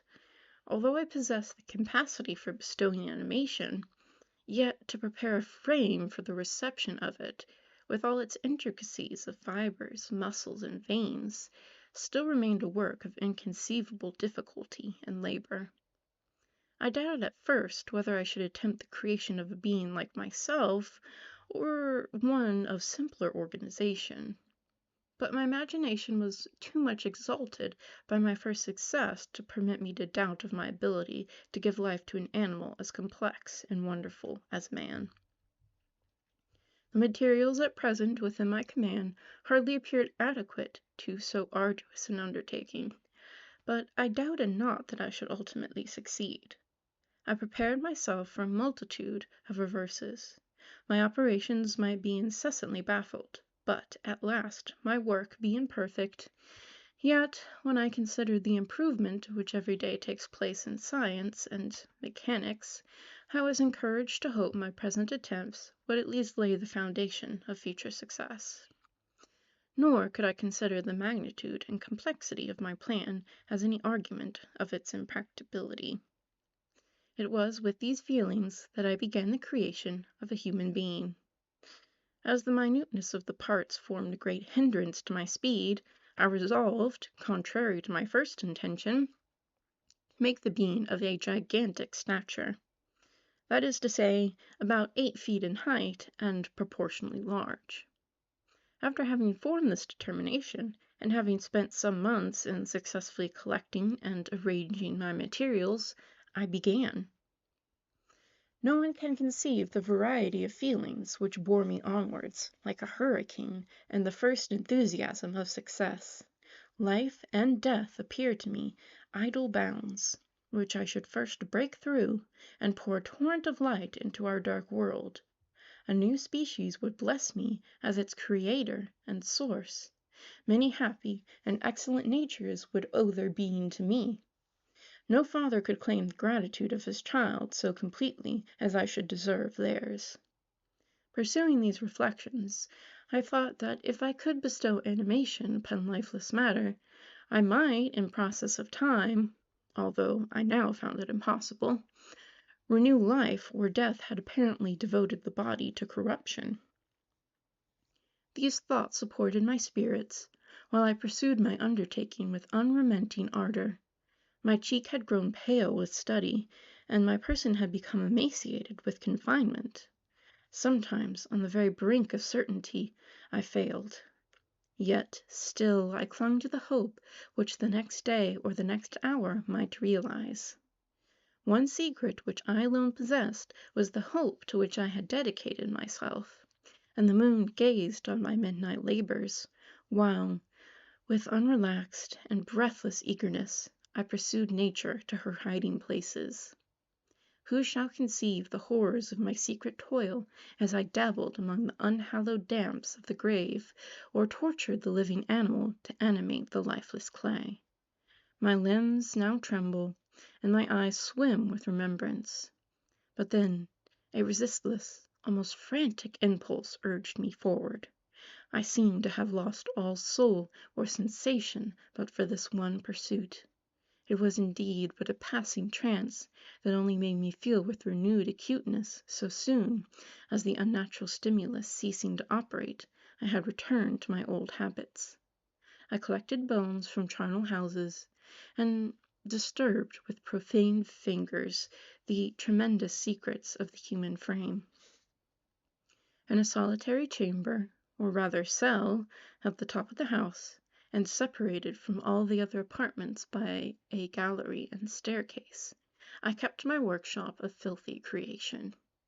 My eyeballs were starting from their sockets and attending to the details of my employment.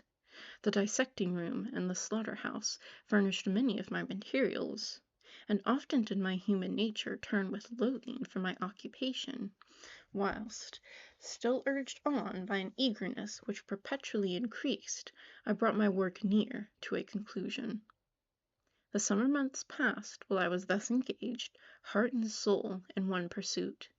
It was a most beautiful season. Never did the fields bestow a more plentiful harvest, or the vines yield a more luxuriant vintage. But my eyes were insensible to the charms of nature, and the same feelings which made me neglect the scenes around me caused me also to forget those friends who were so many miles absent, and whom I had not seen for so long a time. I knew my silence disquieted them, and I well remembered the words of my father. I know that while you are pleased with yourself, you will think of us with affection, and we shall hear regularly from you. You must pardon me if I regard any interruption in your correspondence as a proof that your other duties are equally neglected. I knew well, therefore, what would be my father's feelings, but I could not tear my thoughts from my employment, loathsome in itself, but which had taken an irresistible hold of my imagination. I wished, as it were, to procrastinate all that related to my feelings of affection until the great object, which swallowed up every habit of my nature, should be completed. I then thought that my father would be unjust if he ascribed to my neglect to vice or faultiness on my part, but I am now convinced that he was justified in conceiving that I should not be altogether free from blame. A human being in perfection ought always to preserve a calm and peaceful mind, and never to allow passion or a transitory desire to disturb his tranquillity.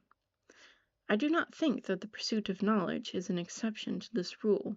If the study to which you apply yourself has a tendency to weaken your affections, and to destroy your taste for those simple pleasures in which no alloy can possibly mix, then that study is certainly unlawful. That is to say, not befitting the human mind. If this rule were always observed, if no man allowed any pursuit whatsoever to interfere with the tranquillity of his domestic affections, Greece had not been enslaved. Caesar would have spared his country. America would have been discovered more gradually, and the empires of Mexico and Peru had not been destroyed. But I forget that I am moralizing in the most interesting part of my tale, and your looks remind me to proceed. My father made no reproach in his letters, and only took note of my silence by inquiring into my occupations more particularly than before. Winter, spring, and summer passed away during my labors, but I did not watch the blossom or the expanding leaves, sights which before always yielded me supreme delight, so deeply was I engrossed in my occupation. The leaves of that year had withered before my work drew to a close, and now every day showed me more plainly how well I had succeeded.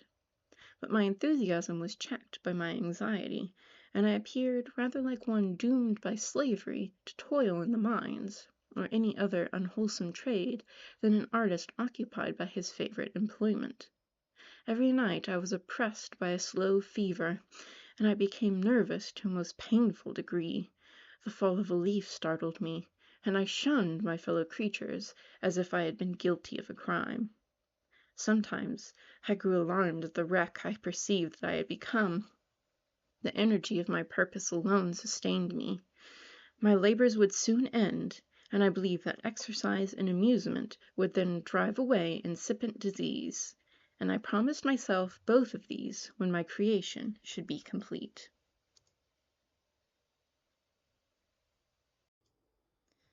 Chapter 5. It was on a dreary night of November that I beheld the accomplishment of my toils.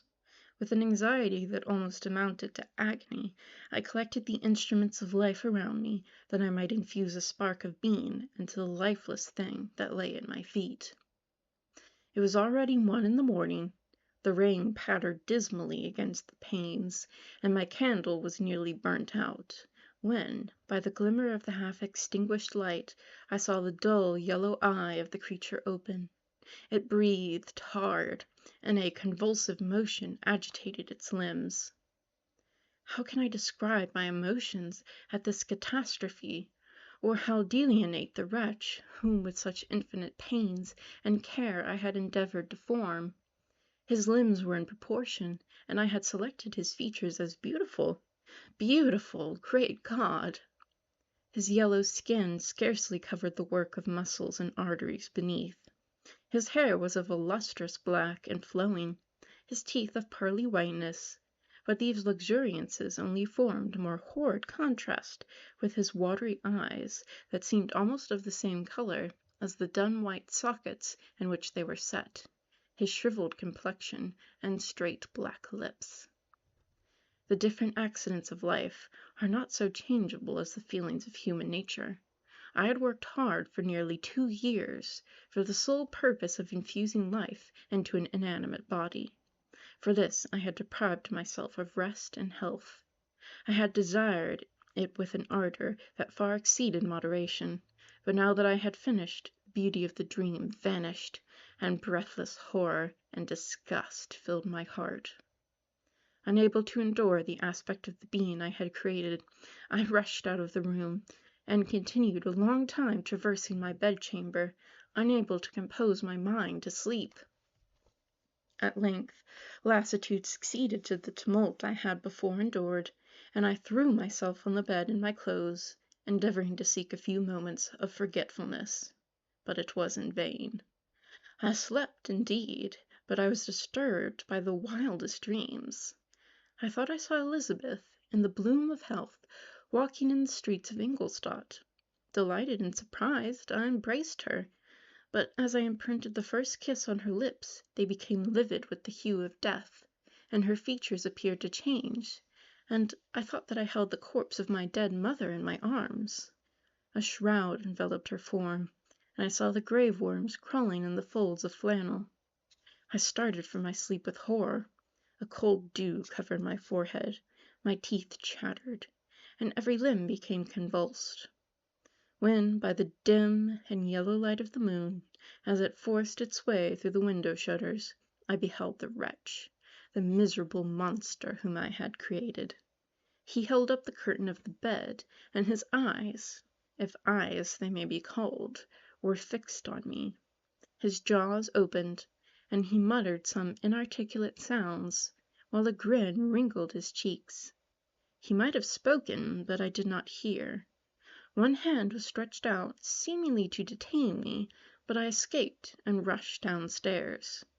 I took refuge in the courtyard belonging to the house which I inhabited, where I remained during the rest of the night, walking up and down in the greatest agitation, listening attentively, catching and fearing each sound as if it were to announce the approach of the demoniacal corpse to which I had so miserably given life.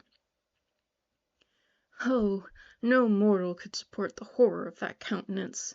A mummy again endured with animation could not be so hideous as that wretch.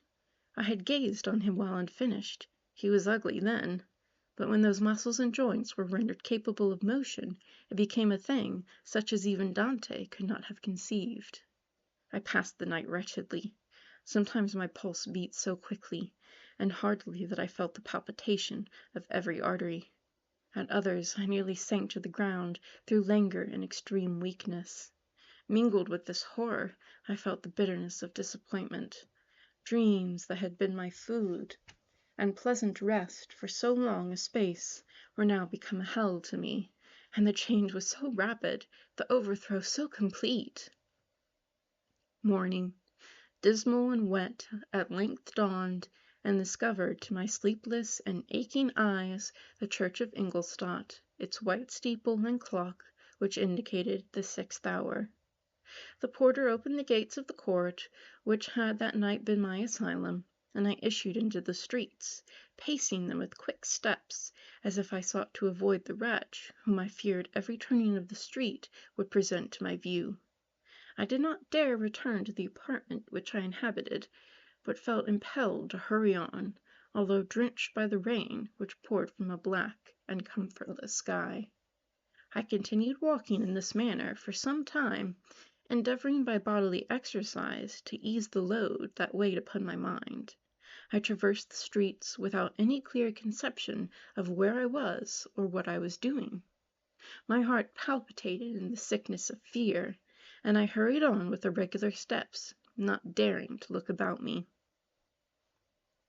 Like one on a lonesome road, who doth walk in fear and dread, and having once turned round walks on, and turns no more his head, because he knows a frightful fiend doth close behind him tread. Continuing thus, I came at length opposite to the inn at which the various diligences and carriages usually stopped. Here I paused. I knew not why, but I remained some minutes with my eyes fixed on a coach that was coming towards me from the other end of the street. As it drew nearer, I observed that it was the Swiss diligence. It stopped just where I was standing, and on the door being opened, I perceived Henry Clerval, who on seeing me instantly sprung out. "My dear Frankenstein," exclaimed he, "how glad I am to see you! How fortunate that you should be here at the very moment of my alighting!" Nothing could equal my delight on seeing Clerval. His presence brought back to my thoughts my father, Elizabeth, and all those scenes of home so dear to my recollection. I grasped his hand, and in a moment forgot my horror and misfortune. I felt suddenly, and for the first time during many months, calm and serene joy.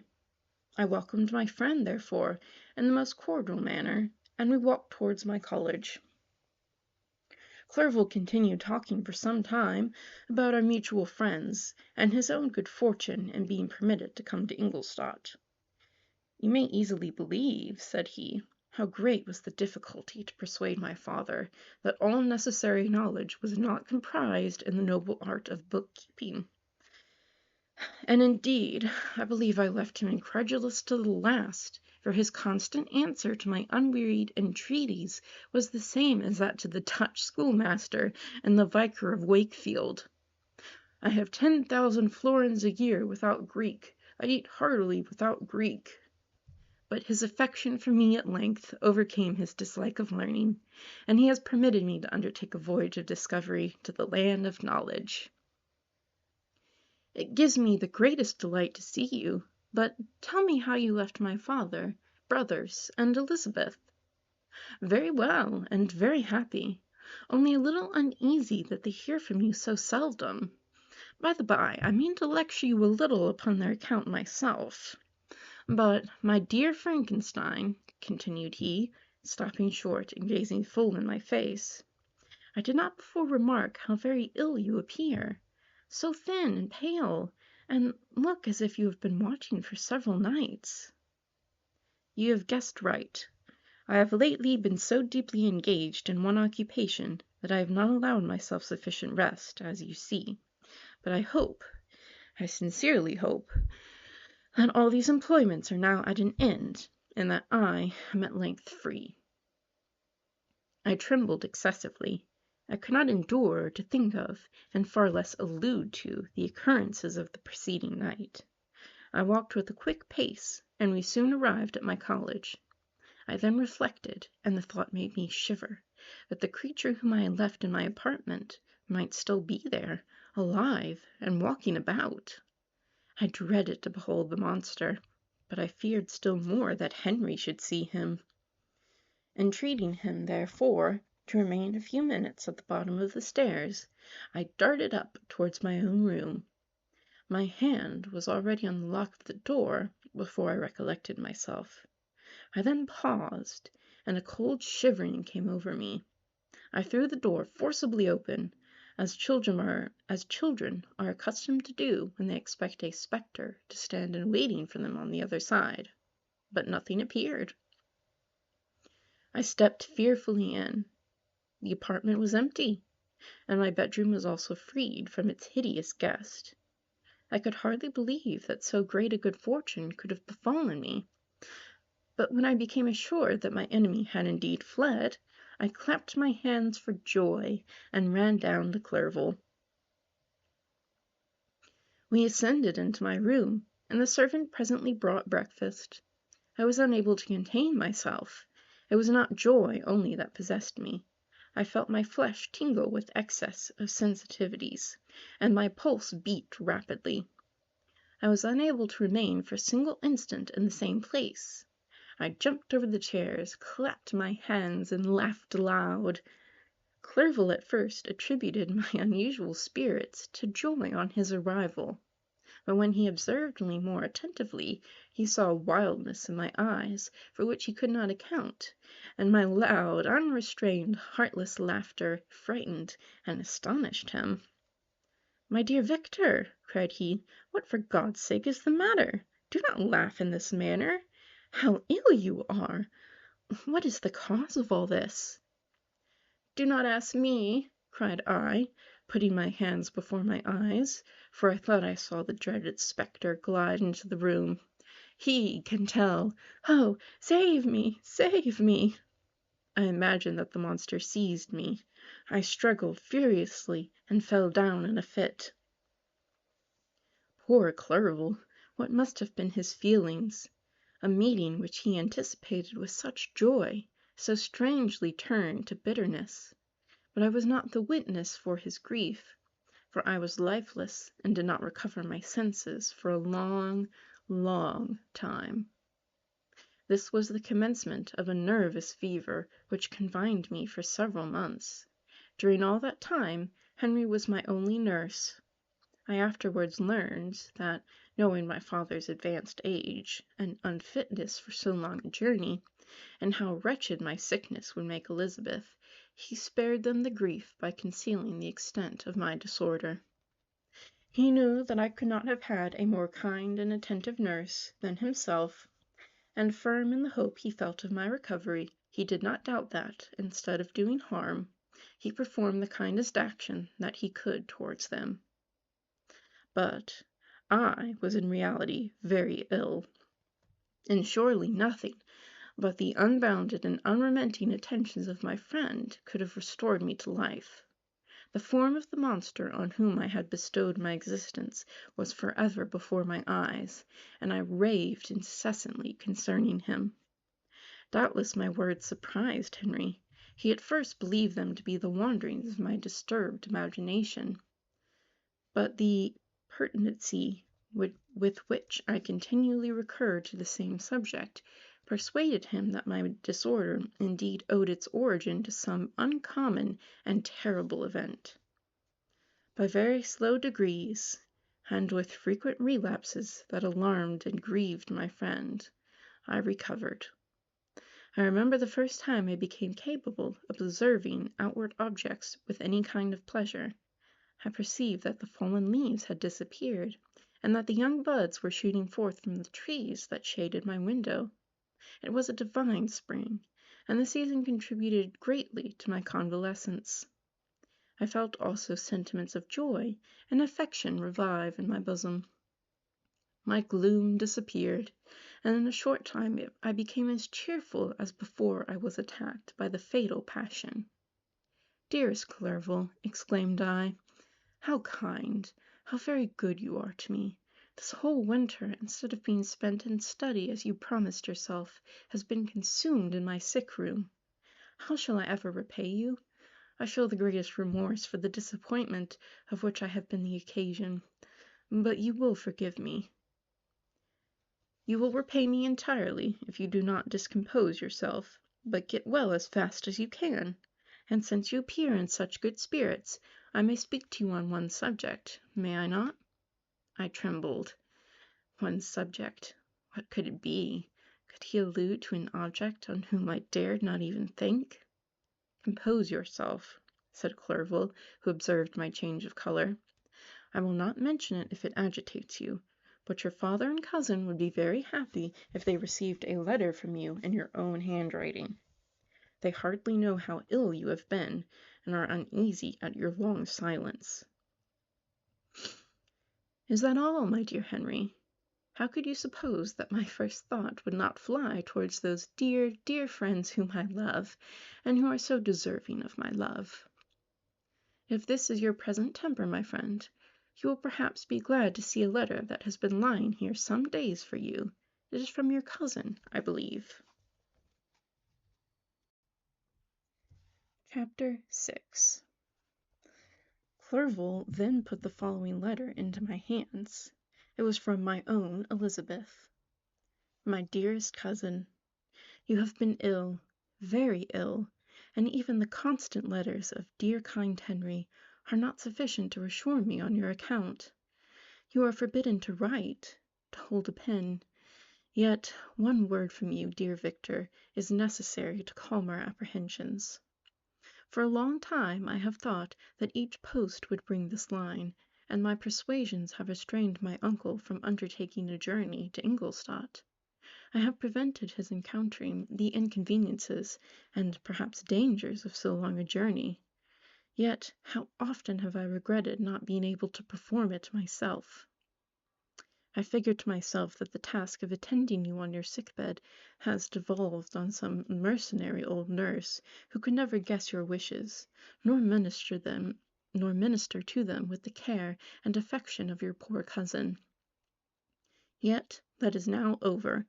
Clerval writes that indeed you are getting better. I eagerly hope that you will confirm this intelligence soon in your own handwriting. Get well, and return to us. You will find a happy, cheerful home, and friends who love you dearly.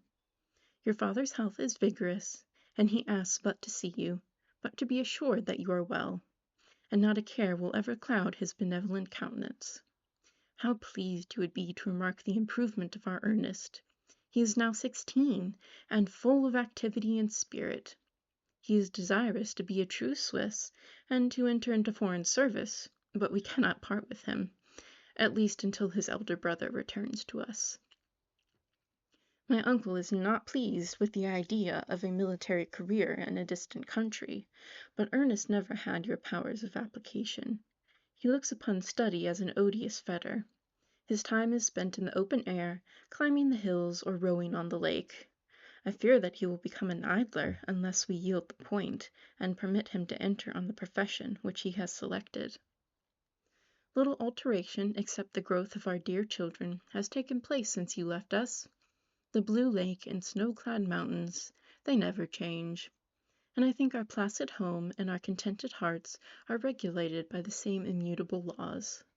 My trifling occupations take up my time and amuse me, and I am rewarded for any exertions by seeing none but happy, kind faces around me. Since you left us, but one change has taken place in our household. Do you remember on what occasions Justine Moritz entered our family? Probably you do not. I will relate her history, therefore, in a few words. Madame Moritz, her mother, was a widow with 4 children, of whom Justine was the third. This girl had always been the favorite of her father, but, through a strange perversity, her mother could not endure her, and after the death of Mr. Moritz, treated her very ill. My aunt observed this, and when Justine was 12 years of age, prevailed on her mother to allow her to live at our house. The republican institutions of our country have produced simpler and happier manners than those which prevail in the great monarchies that surround it. Hence there is less distinction between the several classes of its inhabitants, and the lower orders, being neither so poor nor so despised, their manners are more refined and moral. A servant in Geneva does not mean the same thing as a servant in France and England. Justine, thus received in our family, learned the duties of a servant, a condition which, in our fortunate country, does not include the idea of ignorance and a sacrifice of the dignity of a human being. Justine, you may remember, was a great favorite of yours, and I recollect you once remarked that if you were in ill humor, one glance from Justine could dissipate it, for the same reason that Ariosto gives concerning the beauty of Angelica. She looked so frank-hearted and happy. My aunt conceived a great attachment for her, by which she was induced to give her an education superior to that which she had at first intended. This benefit was fully repaid. Justine was the most grateful little creature in the world. I do not mean that she made any professions. I never heard one pass her lips. But you could see by her eyes that she almost adored her protectress. Although her disposition was gay, and in many respects inconsiderate, yet she paid the greatest attention to every gesture of my aunt. She thought her the model of all excellence, and endeavored to imitate her phraseology and manners, so that even now she often reminds me of her. When my dearest aunt died, everyone was much too occupied in their own grief to notice poor Justine, who had attended her illness with the most anxious affection. Poor Justine was very ill, but other trials were reserved for her. One by one her brothers and sister died, and her mother, with the exception of her neglected daughter, was left childless. The conscience of the woman was troubled. She began to think that the deaths of her favorite were a judgment from heaven to chastise her partiality. She was a Roman Catholic, and I believe her confessor confirmed the idea which she had conceived. Accordingly, a few months after your departure for Ingolstadt, Justine was called home by her repentant mother. Poor girl! She wept when she quitted our house. She was much altered since the death of my aunt. Grief had given softness and a winning mildness to her manners, which had been before remarkable for vivacity. Nor was her residence at her mother's house of a nature to restore her gaiety. The poor woman was very vacillating in her repentance. She sometimes begged Justine to forgive her unkindness, but much oftener accused her of having caused the deaths of her brothers and sister. Perpetual fretting at length threw Madame Moritz into a decline, which at first increased her irritability, but she is now at peace forever. She died on the first approach of cold weather at the beginning of this last winter. Justine has returned to us, and I assure you I love her tenderly. She is very clever and gentle and extremely pretty. As I mentioned before, her mien and her expressions continually remind me of my dear aunt. I must also say a few words to you, my dear cousin, of little darling William. I wish you could see him.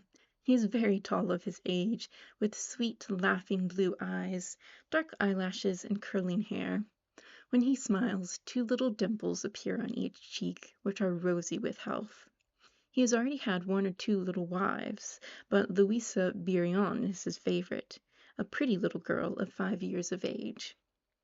Now, dear Victor, I dare say you wish to be indulged in a little gossip concerning the good people of Geneva.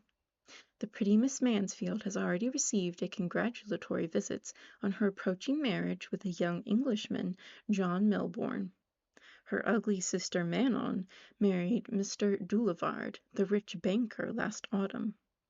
Your favorite schoolfellow, Louis Manoir, has suffered misfortunes since the departure of Clerval from Geneva, but he has already recovered his spirits, and is reported to be on the point of marrying a very lively, pretty Frenchwoman, Madame Tavernier. She is a widow, and much older than Manoir, but she is very much admired, and a favorite with everybody. I have written myself into better spirits, dear cousin, but my anxiety returns upon me as I conclude. Write, dearest Victor. One line, one word will be a blessing to us. 10,000 thanks to Henry for his kindness, his affection, and his many letters. We are sincerely grateful. Adieu, my cousin. Take care of yourself. And I entreat you, write. Elizabeth Lavenza, Geneva, March 18th. Dear, dear Elizabeth, I exclaimed, when I had read her letter, I will write instantly and relieve them from the anxiety they must feel. I wrote, and this exertion greatly fatigued me, though my convalescence had commenced and proceeded regularly. In another fortnight I was able to leave my chamber. One of my first duties on my recovery was to introduce Clerval to the several professors of the university. In doing this I underwent a kind of rough usage, ill befitting the wounds that my mind had sustained. Ever since the fatal night, the end of my labors, and the beginning of my misfortunes, I had conceived a violent antipathy even to the name of natural philosophy. When I was otherwise quite restored to health, the sight of a chemical instrument would renew all the agony of my nervous symptoms. Henry saw this, and had removed all my apparatus from my view. He had also changed my apartment, for he perceived that I had acquired a dislike for the room which had previously been my laboratory. But these cares of Clerval were made of no avail when I visited the professors, and Waldman inflicted torture when he praised, with kindness and warmth, the astonishing progress I had made in the sciences. He soon perceived that I disliked the subject, but not guessing the real cause, he attributed my feelings to modesty, and changed the subject from my improvement to the science itself, with a desire, as I evidently saw, of drawing me out. What could I do? He meant to please me, and he tormented me. I felt as if he had placed carefully, one by one, in my view, those instruments which were to be afterwards used in putting me to a slow and cruel death.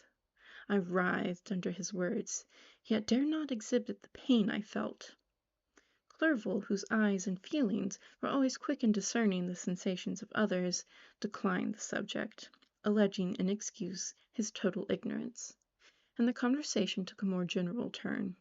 I thanked my friend from my heart, but I did not speak. I saw plainly that he was surprised, but he never attempted to draw my secret from me, and although I loved him with a mixture of affection and reverence that knew no bounds, yet I could never persuade myself to confide to him the event which was so often present to my recollection, but which I feared the detail to another would only impress more deeply. M. Krempf was not equally docile, and in my condition at that time of almost insupportable sensitivities, his harsh, blunt encomiums gave me even more pain than the benevolent approbation of M. Waldman. "Damn the fellow!" cried he. "Why, Mr. Clerval, I assure you he has outscript us all. Aye, stare if you please, but it is nevertheless true. A youngster who but a few years ago believed in Cornelius Agrippa as firmly as in the Gospel, has now set himself at the head of the university. and if he is not soon pulled down, we shall all be out of countenance. Ay, ay, continued he, observing my face expressive of suffering. Frankenstein is modest, an excellent quality in a young man. Young men should be diffident of themselves, you know, Mr. Clerval. I was myself when young, but that wears out in a very short time. Krempf had now commenced a eulogy on himself, which happily turned the conversation from a subject that was so annoying to me. Clerval had never sympathized in my tastes for natural science, and his literary pursuits differed wholly from those which occupied me. He came to the university with the design of making himself complete master of the Oriental languages, as thus he should open a field for the plan of life he had marked out for himself. Resolved to pursue no inglorious career, he turned his eyes towards the East as affording scope for his spirit of enterprise. The Persian, Arabic, and Sanskrit languages engaged his attention, and I was easily induced to enter on the same studies. Idleness had ever been irksome to me, and now that I wished to fly from reflection and hated my former studies, I felt great relief in being the fellow pupil with my friend, and found not only instruction but consolation in the works of the Orientalists. I did not, like him, attempt a critical knowledge of their dialects, for I did not contemplate making any other use of them than temporary amusement. I read merely to understand their meaning, and they well repaid my labors. Their melancholy is soothing, and their joy elevating, to a degree I never experienced in studying the authors of any other country. When you read their writings, life appears to consist in a warm sun and a garden of roses, and the smiles and frowns of a fair enemy, and the fire that consumes your own heart. How different from the manly and heroical poetry of Greece and Rome! Summer passed away in these occupations, and my return to Geneva was fixed for the latter end of autumn, but being delayed by several accidents, winter and snow arrived, and the roads were deemed impassable, and my journey was retarded until the ensuing spring. I felt this delay very bitterly, for I longed to see my native town and my beloved friends. My return had only been delayed so long from an unwillingness to leave Clerval and a strange place before he had become acquainted with any of its inhabitants. The winter, however, was spent cheerfully, and although the spring was uncommonly late, when it came, its beauty compensated for its lateness. The month of May had already commenced, and I expected the letter daily which was to fix the date of my departure, when Henry proposed a pedestrian tour in the environs of Ingolstadt, that I might bid a personal farewell to the country I had so long inhabited. I acceded with pleasure to this proposition. I was fond of exercise, and Clerval had always been my favorite companion in the rambles of this nature that I had taken among the scenes of my native country.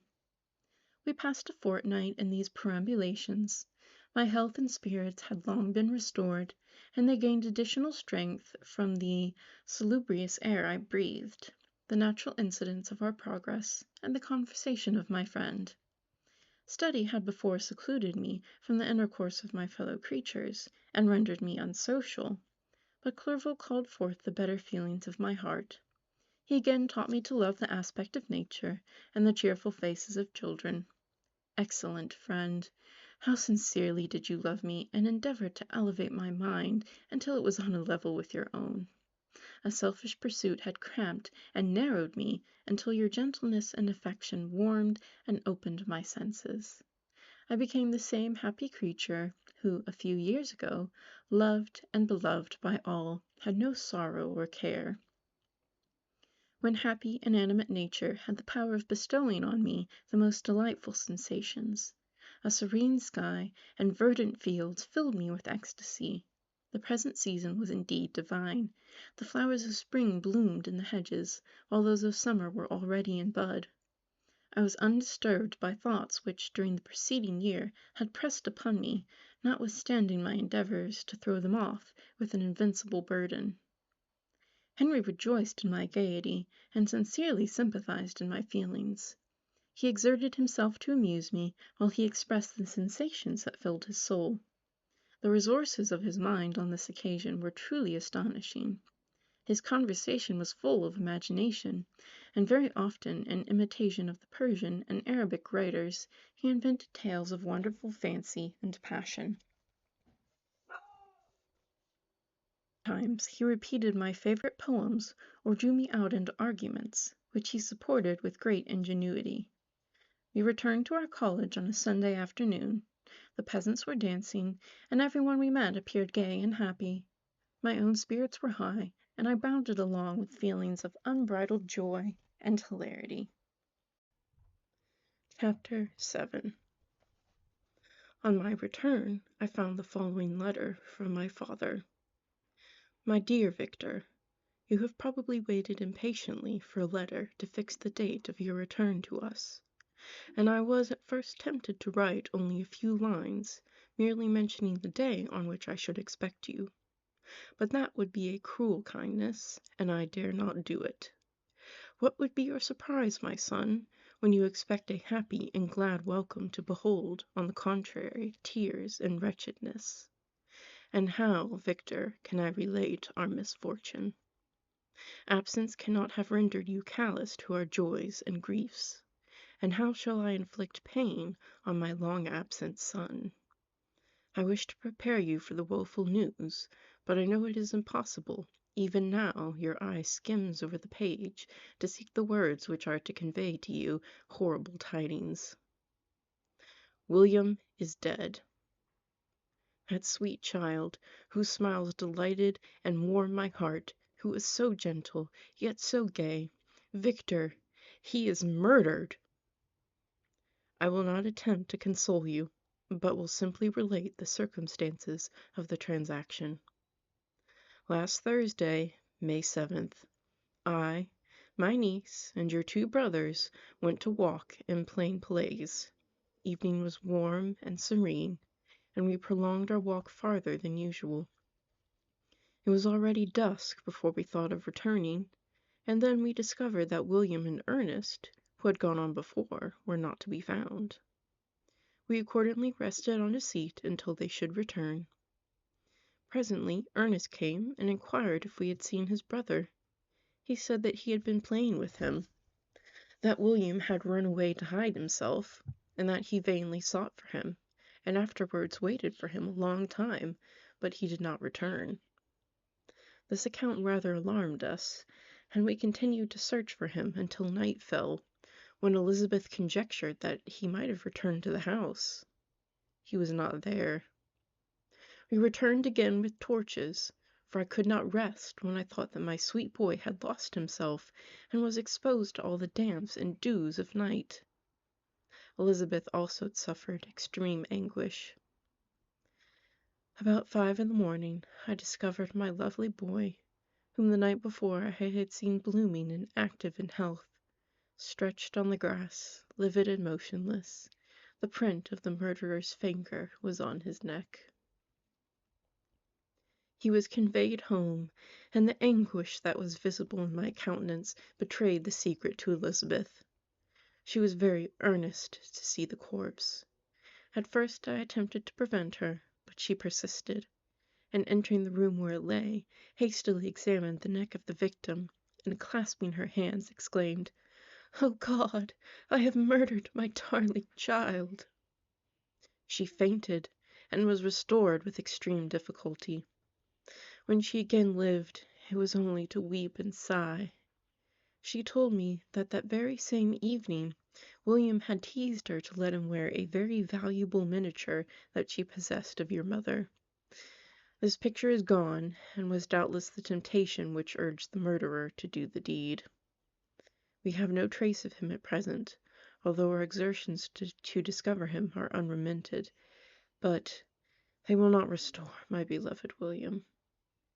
Come, dearest Victor, you alone can console Elizabeth. She weeps continually, and accuses herself unjustly as the cause of his death. Her words pierce my heart. We are all unhappy, but will that not be an additional motive for you, my son, to return and be our comforter? Your dear mother, alas, Victor, I now say thank God she did not live to witness the cruel, miserable death of her youngest darling.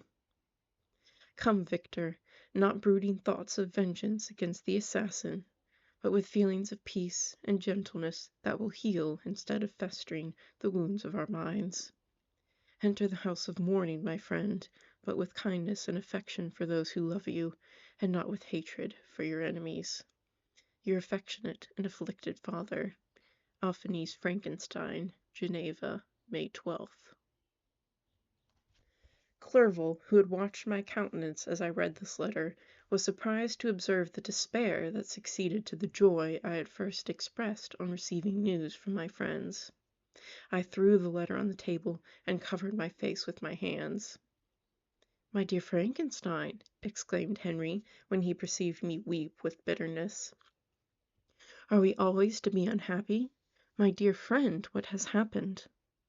I motioned to him to take up the letter, while I walked up and down the room in the extremest agitation. Tears also gushed from the eyes of Clerval as he read the account of my misfortune. "I can offer you no consolation, my friend," said he. "Your disaster is irreparable.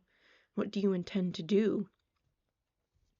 "To go instantly to Geneva. Come with me, Henry, to order the horses." During our walk, Clerval endeavored to say a few words of consolation.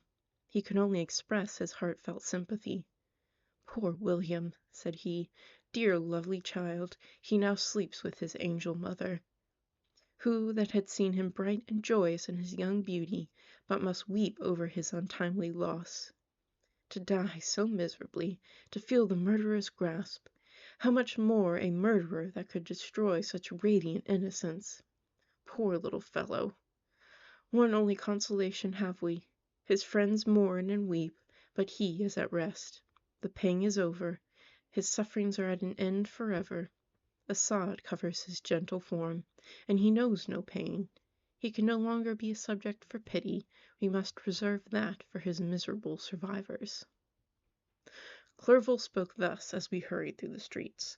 The words impressed themselves on my mind, and I remembered them afterwards in solitude. But now, as soon as the horses arrived, I hurried into a cabriolet and bade farewell to my friend. My journey was very melancholy. At first I wished to hurry on, for I longed to console and sympathize with my loved and sorrowing friends. But when I drew near my native town, I slackened my progress. I could hardly sustain the multitude of feelings that crowded into my mind.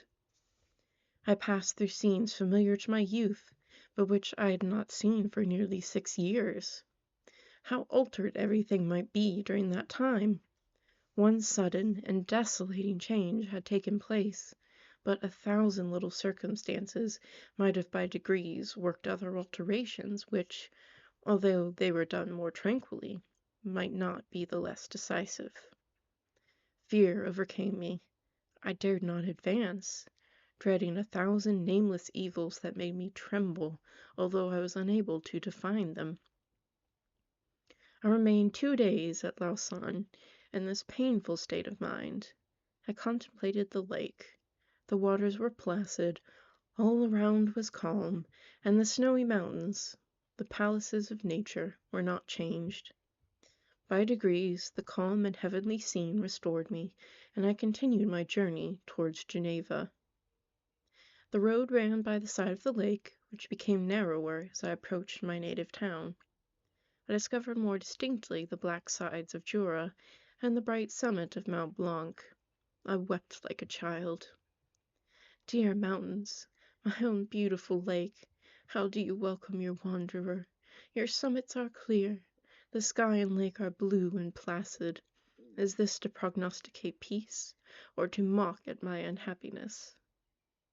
I fear, my friend, that I shall render myself tedious by dwelling on these preliminary circumstances, but they were days of comparative happiness, and I think of them with pleasure. My country, my beloved country, who but a native can tell the delight I took in again beholding thy streams, thy mountains, and more than all, thy lovely lake?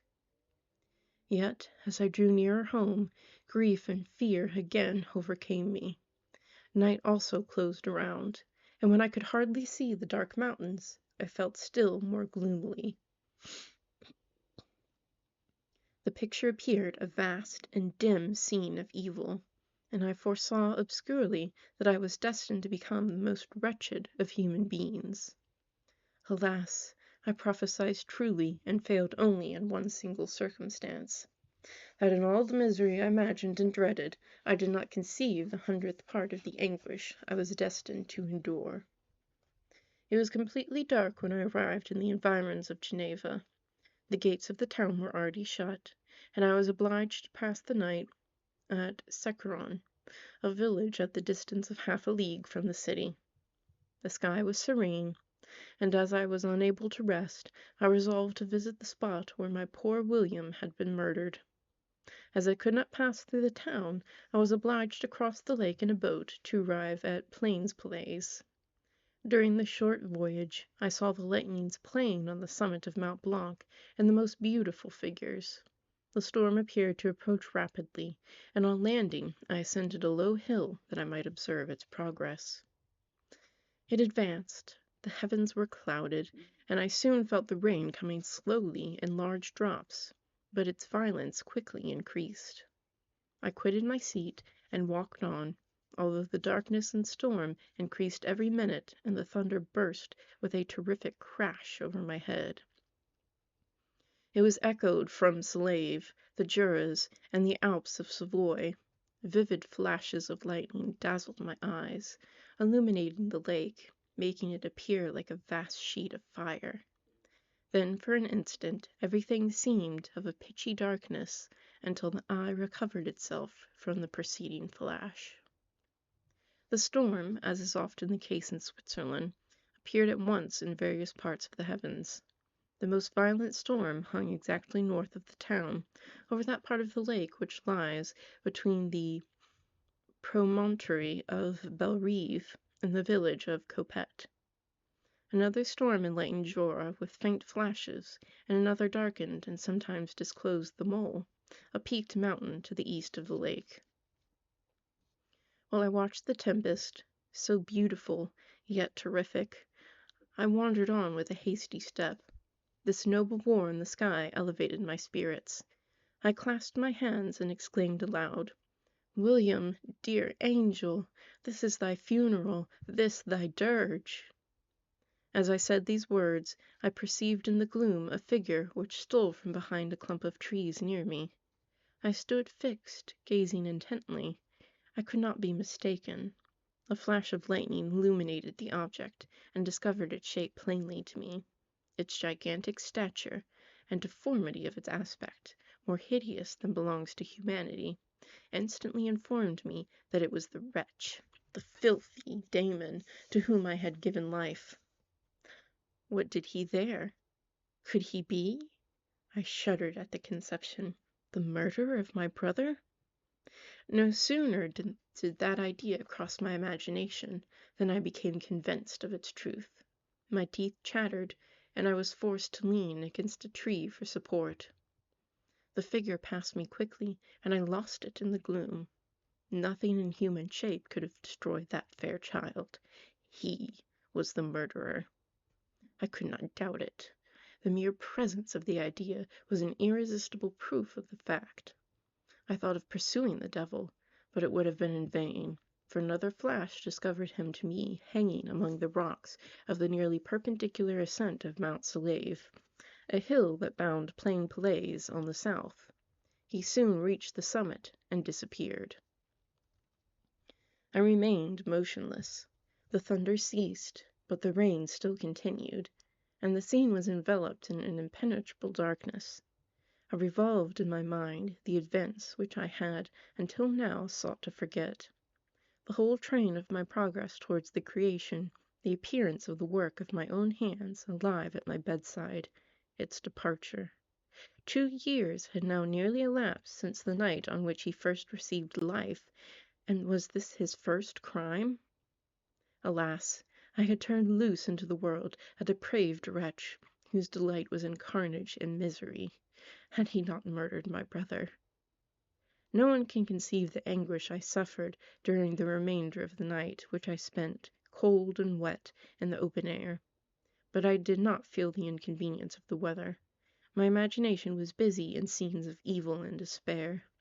I considered the being whom I had cast among mankind, and endowed with the will and power to effect purposes of horror, such as the deed which he had now done, nearly in the light of my own vampire, my own spirit let loose from the grave, and forced to destroy all that was dear to me. Day dawned, and I directed my steps toward the town. The gates were open, and I hastened to my father's house. My first thought was to discover what I knew of the murderer, and cause instant pursuit to be made. But I paused when I reflected on the story that I had to tell. A being whom I myself had formed and endued with life had met me at midnight among the precipices of an inaccessible mountain. I remembered also the nervous fever with which I had seized just at the time that I dated my creation, and which would give an air of delirium to a tale otherwise so utterly improbable. I well knew that if any other had communicated such a relation to me, I should have looked upon it as the ravings of insanity. Besides, the strange nature of the animal would elude all pursuit, even if I were so far credited as to persuade my relatives to commence it. And then of what use would be pursuit? Who could arrest a creature capable of scaling the overhanging sides of Mont Slave? These reflections determined me, and I resolved to remain silent. It was about 5 in the morning when I entered my father's house. I told the servants not to disturb the family, and went into the library to attend their usual hour of rising. 6 years had elapsed, passed as a dream but for one indelible trace, and I stood in the same place where I had last embraced my father before my departure for Ingolstadt. Beloved and venerable parent, he still remained to me. I gazed on the picture of my mother, which stood over the mantelpiece. It was a historical subject, painted at my father's desire, and represented Caroline Beaufort in an agony of despair, kneeling by the coffin of her dead father. Her garb was rustic, and her cheek pale, but there was an air of dignity and beauty that hardly permitted the sentiment of pity. Below this picture was a miniature of William, and my tears flowed when I looked upon it. While I was thus engaged, Ernest entered. He had heard me arrive, and hastened to welcome me. He expressed a sorrowful delight to see me. "Welcome, my dearest Victor," said he. "Ah, I wish you had come 3 months ago, and then you would have found us all joyous and delighted. You come to us now to share a misery which nothing can alleviate. Yet your presence will, I hope, revive our father, who seems sinking under his misfortune, and your persuasions will induce poor Elizabeth to cease her vain and tormenting self-accusations. Poor William! He was our darling and our pride." Tears, unrestrained, fell from my brother's eyes. A sense of mortal agony crept over my frame. Before, I had only imagined the wretchedness of my desolated home. The reality came on me as a new and a not less terrible disaster. I tried to calm Ernest. I inquired more minutely concerning my father, and her I named my cousin. "She most of all," said Ernest, "requires consolation. She accused herself of having caused the death of my brother, and that made her very wretched. But since the murderer has been discovered—" "The murderer discovered! Good God! How can that be? Who could attempt to pursue him? It is impossible. One might as well try to overtake the winds, or confine a mountain stream with a straw. I saw him too. He was free last night." "I do not know what you mean," replied my brother in accents of wonder. "But to us the discovery we have made completes our misery. No one would believe it at first, and even now Elizabeth will not be convinced, notwithstanding all the evidence. Indeed, who would credit that Justine Moritz, who was so amiable and fond of all the family, could suddenly become capable of so frightful, so appalling a crime?" "Justine Moritz? Poor, poor girl, is she the accused? But it is wrongfully. Everyone knows that. No one believes it, surely, Ernest." No one did at first, but several circumstances came out that have almost forced conviction upon us, and her own behavior has been so confused as to add to the evidence of facts a weight that I fear leaves no hope for doubt. But she will be tried today, and you will then hear all." He related that, on the morning of which the murder of poor William had been discovered, Justine had been taken ill and confined to her bed for several days. During this interval, one of the servants, happening to examine the apparel she had worn on the night of the murder, had discovered in her pocket the picture of my mother, which had been judged to be the temptation of the murderer. The servant instantly showed it to one of the others, who, without saying a word to any of the family, went to a magistrate, and upon their deposition, Justine was apprehended. On being charged with the fact, the poor girl confirmed the suspicion in a great measure by her extreme confusion of manner. This was a strange tale, but it did not shake my faith, and I replied earnestly, "You are all mistaken. I know the murderer. Justine, poor, good Justine, is innocent." At that instant my father entered. I saw unhappiness deeply impressed on his countenance, but he endeavored to welcome me cheerfully, and after we had exchanged our mournful greeting, would have introduced some other topic than that of our disaster, had Ernest not exclaimed, "Good God, papa! Victor says that he knows who was the murderer of poor William." "We do also, unfortunately," replied my father. For indeed I had rather have been forever ignorant than have discovered so much depravity and ingratitude in one I valued so highly. "My dear father, you are mistaken. Justine is innocent." "If she is, God forbid that she should suffer as guilty. She is to be tried today, and I sincerely hope, that she will be acquitted." This speech calmed me. I was firmly convinced in my own mind that Justine, and indeed every human being, was guiltless of this murder.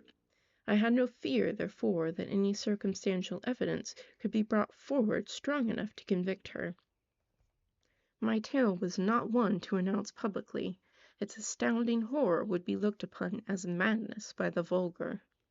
Did anyone indeed exist, except I, the Creator, who would believe, unless his senses convinced him, in the existence of the living monument of presumption and rash ignorance which I had let loose upon the world?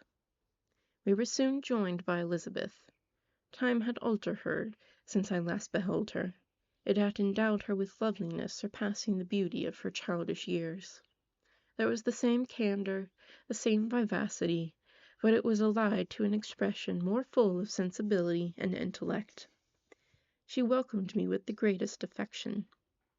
"Your arrival, my dear cousin," said she, "fills me with hope. You perhaps will find some means to justify my poor guiltless Justine. Alas! who is safe if she be convicted of crime? I rely on her innocence as certainly as I do upon my own. Our misfortune is doubly hard to us.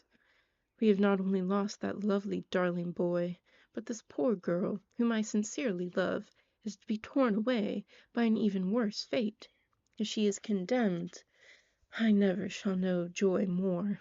But she will not. I am sure she will not, and then I shall be happy again, even after the sad death of my little William." "She is innocent, my Elizabeth," said I, "and that shall be proved. Fear nothing, but let your spirits be cheered by the assurance of her acquittal." "How kind and generous you are! Everyone else believes in her guilt, and that made me wretched, for I knew that it was impossible, and to see everyone prejudiced in so deadly a manner rendered me hopeless and despairing," she wept. "Dearest niece," said my father, "dry your tears. If she is, as you believe, innocent, rely on the justice of our laws, and the activity with which I shall prevent the slightest shadow of partiality." Chapter 8.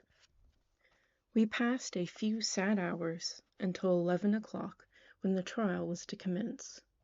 My father and the rest of the family being obliged to attend as witnesses, I accompanied them to the court.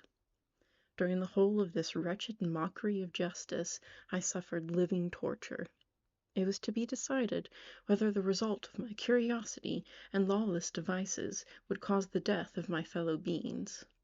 One, a smiling babe full of innocence and joy. The other, far more dreadfully murdered, with every aggravation of infamy that could make the murder memorable in horror. Justine also was a girl of merit, and possessed qualities which promised to render her life happy. Now all was to be obliterated in an ignominious grave, and I the cause. 1,000 times rather would I have confessed myself guilty of the crime ascribed to Justine, but I was absent when it was committed, and such a declaration would have been considered as the ravings of a madman, and would not have exculpated her who suffered through me. The appearance of Justine was calm. She was dressed in mourning, and her countenance, always engaging, was rendered by the solemnity of her feelings exquisitely beautiful. Yet she appeared confident in innocence, and did not tremble, although gazed on by thousands, for all the kindness which her beauty might otherwise have excited was obliterated in the minds of the spectators by the imagination of the enormity she was supposed to have committed. She was tranquil, yet her tranquillity was evidently constrained, and as her confusion had before been adduced as a proof of her guilt, she worked up her mind to an appearance of courage.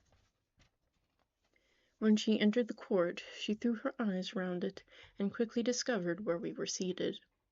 A tear seemed to dim her eye when she saw us, but she quickly recovered herself, and a look of sorrowful affection seemed to attest her utter guiltlessness.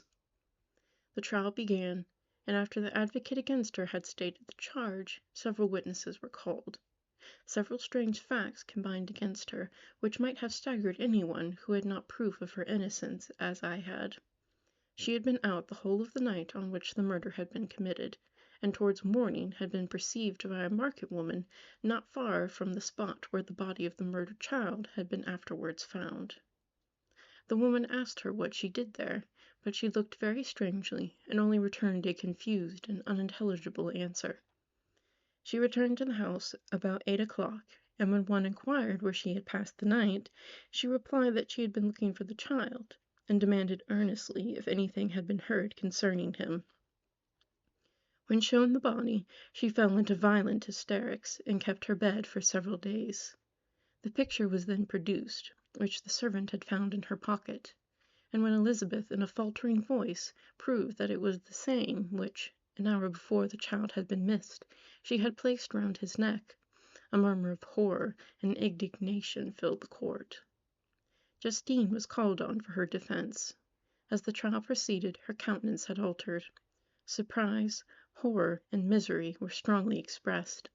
Sometimes she struggled with her tears, but when she was desired to plead, she collected her powers and spoke in an audible, though variable voice. "God knows," said she, "how entirely I am innocent. But I do not pretend that my protestations should acquit me. I rest my innocence on a plain and simple explanation of the facts which have been adduced against me, and I hope the character I have always borne will incline my judges to a favorable interpretation where any circumstance appears doubtful or suspicious." She then related that, by the permission of Elizabeth, she had passed the evening of the night on which the murder had been committed at the house of an aunt at Chêne, a village situated at about a league from Geneva. On her return at about 9 o'clock, she met a man who asked her if she had seen anything of the child who was lost. She was alarmed by this account, and passed several hours in looking for him, when the gates of Geneva were shut, and she was forced to remain several hours of the night in a barn belonging to a cottage, being unwilling to call up to the inhabitants, to whom she was well known. Most of the night she spent here watching. Towards morning she believed that she slept for a few minutes. Some steps disturbed her, and she awoke. It was dawn, and she quitted her asylum, that she might endeavor again to find my brother. If she had gone near the spot where his body lay, it was without her knowledge.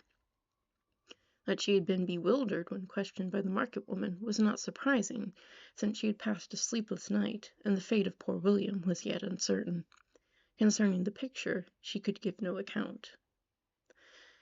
I know, continued the unhappy victim, how heavily and fatally this one circumstance weighs against me, but I have no power of explaining it, and when I have expressed my utter ignorance, I am only left to conjecture concerning the probabilities by which it might have been placed in my pocket. But here also I am checked. I believe that I have no enemy on earth, and none surely would have been so wicked as to destroy me wantonly. Did the murderer place it there? I know of no opportunity afforded him for doing so, or, if I had, why should he have stolen the jewel to part with it again so soon? I commit my cause to the justice of the judges, yet I see no room for hope. I beg permission to have a few witnesses examined concerning my character, and if their testimony shall not overweigh my supposed guilt, I must be condemned, although I would pledge my salvation on my innocence. Several witnesses were called who had known her for many years, and they spoke well of her, but fear and hatred of the crime of which they supposed her guilty rendered them timorous and unwilling to come forward. Elizabeth saw even this last resource, her excellent dispositions and irreproachable conduct, about to fail the accused, when, although violently agitated, she desired permission to address the court. "I am," said she, "the cousin of the unhappy child who was murdered, or rather his sister, for I was educated by, and have lived with his parents ever since, and even long before, his birth. It may therefore be judged indecent in me to come forward on this occasion. But when I see a fellow creature about to perish through the cowardice of her pretended friends, I wish to be allowed to speak, that I may say what I know of her character. I am well acquainted with the accused. I have lived in the same house with her, at one time for 5, and at another for nearly 2 years. During all that period she appeared to me the most amiable and benevolent of human creatures. She nursed Madame Frankenstein, my aunt, in her last illness, with the greatest affection and care, and afterwards attended her own mother during a tedious illness in a manner that excited the admiration of all who knew her, after which she again lived in my uncle's house, where she was beloved by all the family. She was warmly attached to the child who is now dead, and acted towards him like a most affectionate mother. For my own part, I do not hesitate to say that, notwithstanding all the evidence produced against her, I believe and rely on her perfect innocence. She had no temptation for such an action. As to the bauble on which the chief proof rests, if she had earnestly desired it, I should have willingly given it to her, so much do I esteem and value her."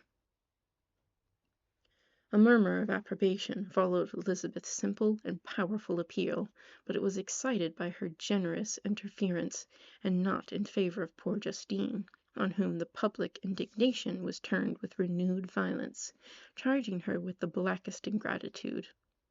She herself wept as Elizabeth spoke, but she did not answer. My own agitation and anguish was extreme during the whole trial. I believed in her innocence. I knew it.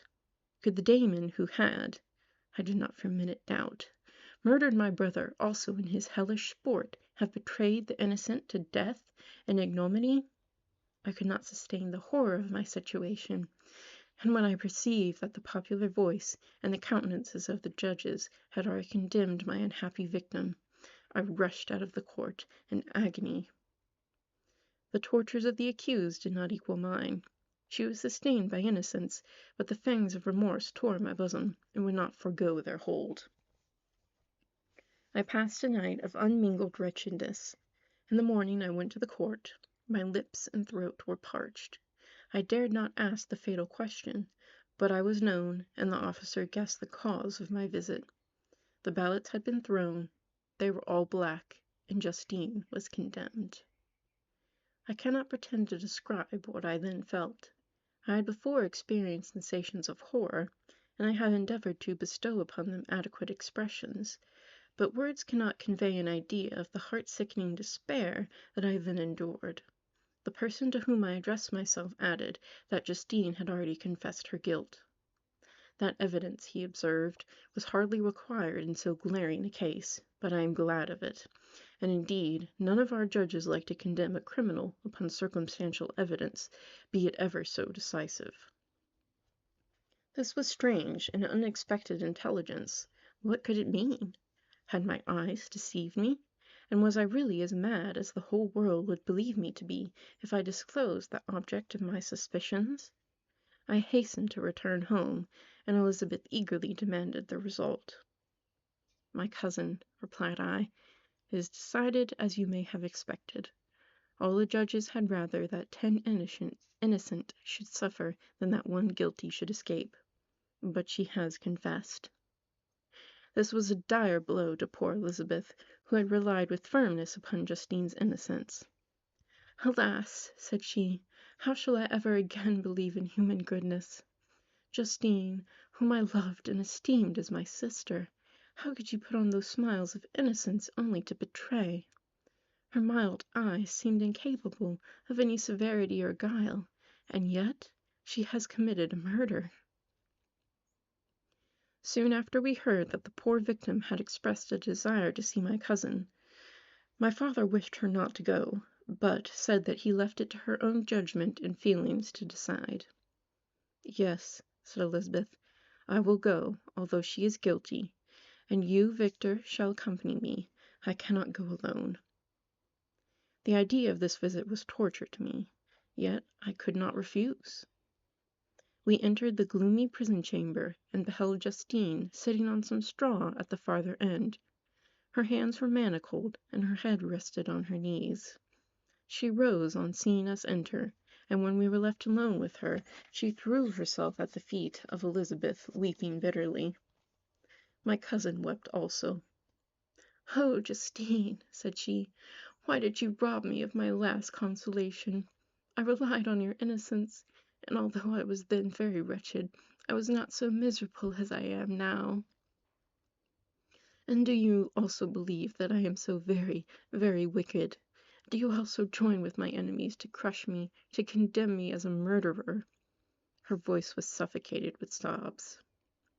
"Rise, my poor girl," said Elizabeth. "Why do you kneel if you are innocent? I am not one of your enemies. I believed you guiltless, notwithstanding every evidence, until I heard that you had yourself declared your guilt. That report, you say, is false.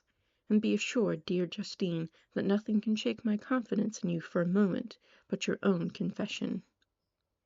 I did confess, but I confessed a lie. I confessed that I might obtain absolution.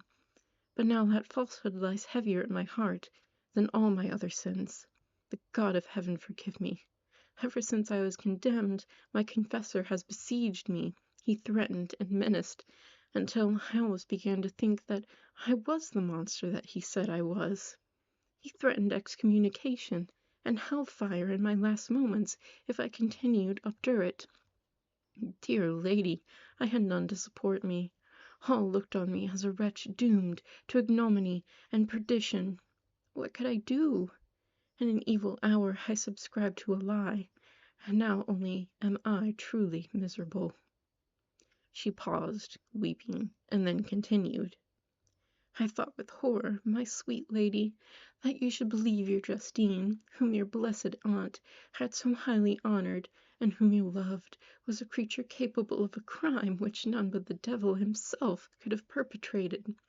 Dear William, dearest blessed child, I soon shall see you again in heaven, where we shall all be happy, and that consoles me, going as I am to suffer ignominy and death. Oh, Justine, forgive me for having one moment distrusted you. Why did you confess? But do not mourn, dear girl. Do not fear. I will prove your innocence. I will melt the stony hearts of your enemies by my tears and prayers. You shall not die. You, my playfellow, my companion, my sister, perish on the scaffold? No, no, I never could survive so horrible a misfortune." Justine shook her head mournfully. "I do not fear to die," she said. "That pang is past.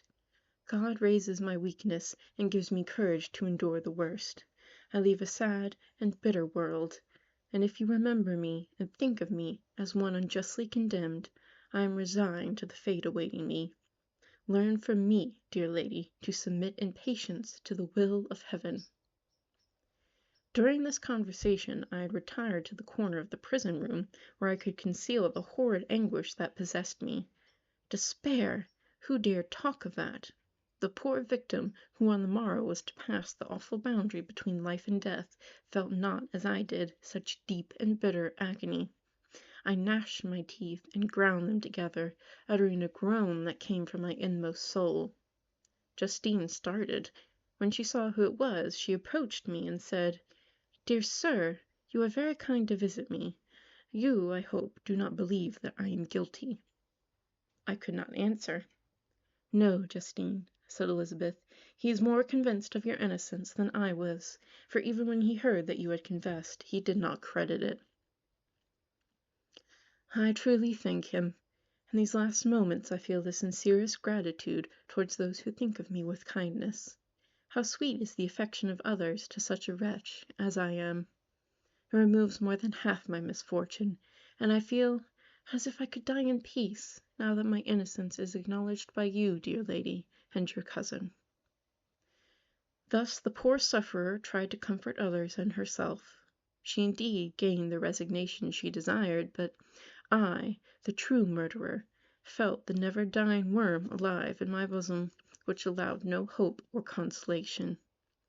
Elizabeth also wept and was unhappy, but hers also was the misery of innocence, which, like a cloud that passes over the fair moon, for a while hides, but cannot tarnish its brightness. Anguish and despair had penetrated into the core of my heart. I bore a hell within me which nothing could extinguish. We stayed several hours with Justine, and it was with great difficulty that Elizabeth could tear herself away. "I wish," cried she, "that if I were to die with you, I cannot live in this world of misery." Justine assumed an air of cheerfulness, while she with difficulty repressed her bitter tears. She embraced Elizabeth, and said in a voice of half-suppressed emotion, "Farewell, sweet lady, dearest Elizabeth, my beloved and only friend. May heaven in its bounty bless and preserve you. May this be the last misfortune that you will ever suffer. Live, and be happy, and make others so." And on the morrow Justine died. Elizabeth's heart-rending eloquence failed to move the judges from their settled conviction in the criminality of the saintly sufferer. My passionate and indignant appeals were lost upon them, and when I received their cold answers and heard the harsh, unfeeling reasoning of these men, my proposed avowal died away on my lips. Thus I might proclaim myself a madman, but do not revoke the sentence passed upon my wretched victim. She perished on the scaffold as a murderess. From the tortures of my own heart I turned to contemplate the deep and voiceless grief of my Elizabeth.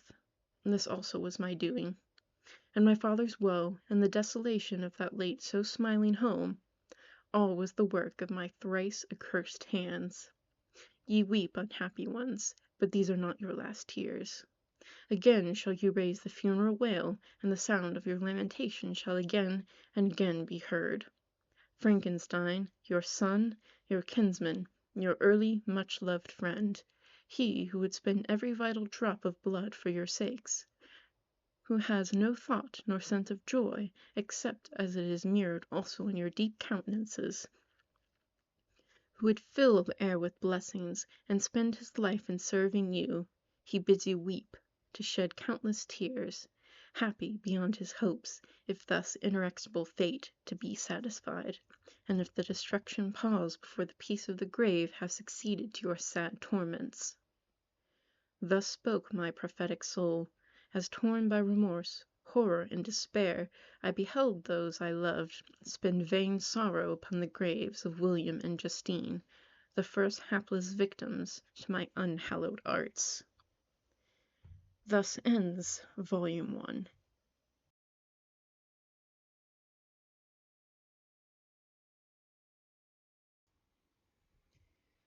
Okay, everyone.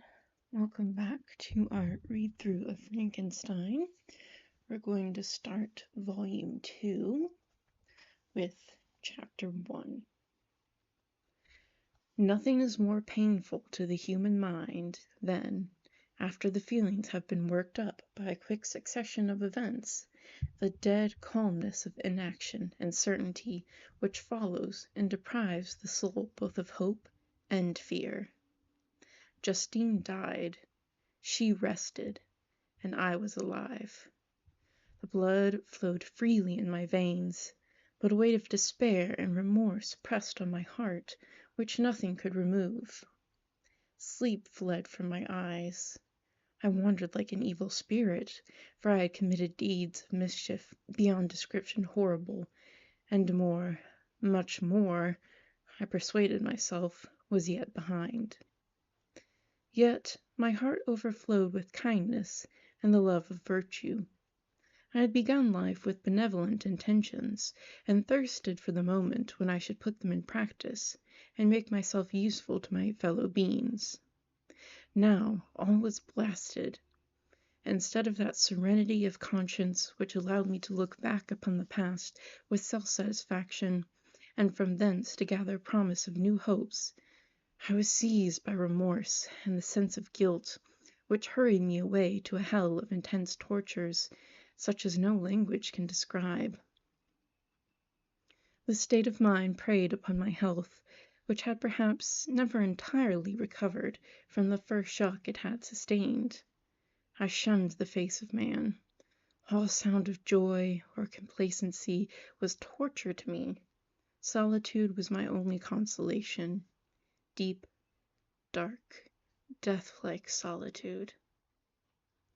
My father observed with pain the alteration perceptible in my disposition and habits, and endeavored by arguments deduced from the feelings of his serene conscience and guiltless life to inspire me with fortitude, and awaken in me the courage to dispel the dark cloud which brooded over me. "Do you think, Victor," said he, "that I do not suffer also?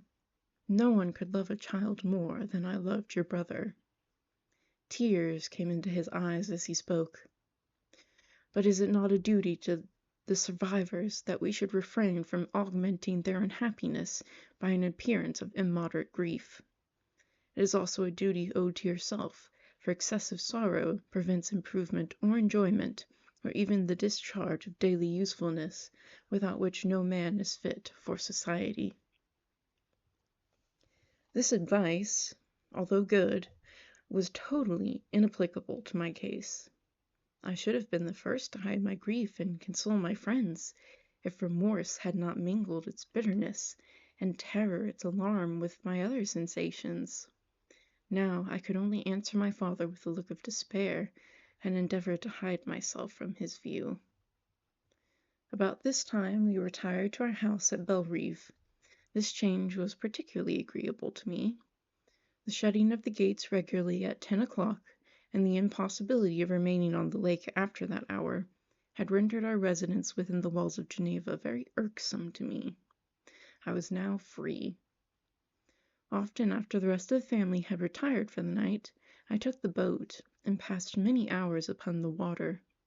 Sometimes with my sails set I was carried by the wind, and sometimes, after rowing into the middle of the lake, I left the boat to pursue its own course, and gave way to my own miserable reflections. I was often tempted, when all was at peace around me, and I the only unquiet thing that wandered restless in a scene so beautiful and heavenly, if I except some bats or some frogs, whose harsh and interrupted croaking was heard only when I approached the shore. Often, I say, I was tempted to plunge into the silent lake, that the waters might close over me and my calamities forever. But I was restrained when I thought of the heroic and suffering Elizabeth, whom I loved tenderly, and whose existence was bound up in mine. I thought also of my father and surviving brother. Should I, by my base desertion, leave them exposed and unprotected to the malice of the fiend whom I had let loose among them? At these moments I wept bitterly, and wished that peace would revisit my mind, only that I might afford them consolation and happiness. But that could not be. Remorse extinguished every hope. I had been the author of unalterable evils, and I lived in daily fear lest the monster whom I had created should perpetrate some new wickedness. I had an obscure feeling that all was not over, and that he would still commit some signal crime which by its enormity should almost efface the recollection of the past. There was always scope for fear, so long as anything I loved remained behind. My abhorrence of this fiend cannot be conceived. When I thought of him, I gnashed my teeth, my eyes became inflamed, and I ardently wished to extinguish that life which I had so thoughtlessly bestowed. When I reflected on his crimes and malice, my hatred and revenge burst all bounds of moderation. I would have made a pilgrimage to the highest peak of the Andes, could I, when there have precipitated him to their base. I wished to see him again, that I might wreak the utmost extent of abhorrence on his head, and avenge the deaths of William and Justine. Our house was the house of mourning. My father's health was deeply shaken by the horror of the recent events. Elizabeth was sad and desponding. She no longer took delight in her ordinary occupations. All pleasure seemed to her sacrilege towards the dead. Eternal woe and tears she then thought was the just tribute she should pay to innocence so blasted and destroyed. She was no longer that happy creature who in earlier youth wandered with me on the banks of the lake and talked with ecstasy of our future prospects. The first of these sorrows which are sent to wean us from the earth had visited her, and its dimming influence quenched her dearest smiles. "When I reflect, my dear cousin," said she, "on the miserable death of Justine Moritz, I no longer see the world and its works as they before appeared to me. Before, I looked upon the accounts of vice and injustice that I read in books, or heard from others as tales of ancient days or imaginary evils. At least they were remote, and more familiar to reason than to imagination. But now misery has come home, and men appear to me as monsters thirsting for each other's blood. Yet I am certainly unjust. Everybody believed that poor girl to be guilty, and if she could have committed the crime for which she suffered, assuredly she would have been the most depraved of human creatures. For the sake of a few jewels, to have murdered the son of her benefactor and friend, a child whom she had nursed from its birth, and appeared to love as if it had been her own. I could not consent to the death of any human being, but certainly I should have thought such a creature unfit to remain in the society of men. But she was innocent. I know, I feel she was innocent. You are of the same opinion, and that confirms me. Alas, Victor, when falsehood can look so like the truth, who can assure themselves of certain happiness? I feel as if I were walking on the edge of a precipice, towards which thousands are crowding and endeavoring to plunge me into the abyss. William and Justine were assassinated, and the murderer escapes. He walks about the world free, and perhaps respected. But even if I were condemned to suffer on the scaffold for the same crimes, I would not change places with such a wretch." I listened to this discourse with the extremest agony. I, not in deed, but in effect, was the true murderer. Elizabeth read my anguish in my countenance, and kindly taking my hand, said, "My dearest friend, you must calm yourself. These events have affected me, God knows how deeply, but I am not so wretched as you are. There is an expression of despair, and sometimes of revenge in your countenance that makes me tremble. Dear Victor, banish these dark passions. Remember the friends around you who centre all their hopes in you. Have we lost the power of rendering you happy? While we love, while we are true to each other, here in this land of peace and beauty, your native country, may we reap every tranquil blessing. What can disturb our peace?" and could not such words from her, whom I fondly prized before every other gift of fortune, suffice to change away the fiend that lurked in my heart. Even as she spoke I drew near to her, as if in terror, lest at that very moment the destroyer had been near to rob me of her. Thus not the tenderness of friendship, nor the beauty of earth, nor of heaven, could redeem my soul from woe. The very accents of love were ineffectual. I was encompassed by a cloud which no beneficial influence could penetrate. The wounded deer, dragging its fainting limbs to some untrodden brake, there to gaze upon the arrow which had pierced it, and to die, was but a type of me.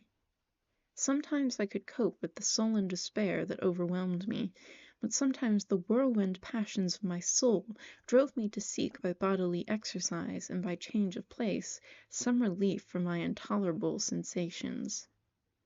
It was during an access of this kind that I suddenly left my home, and bending my steps towards the near Alpine valleys, sought in the magnificence, the eternity of such scenes, to forget myself and my ephemeral, because human, sorrows.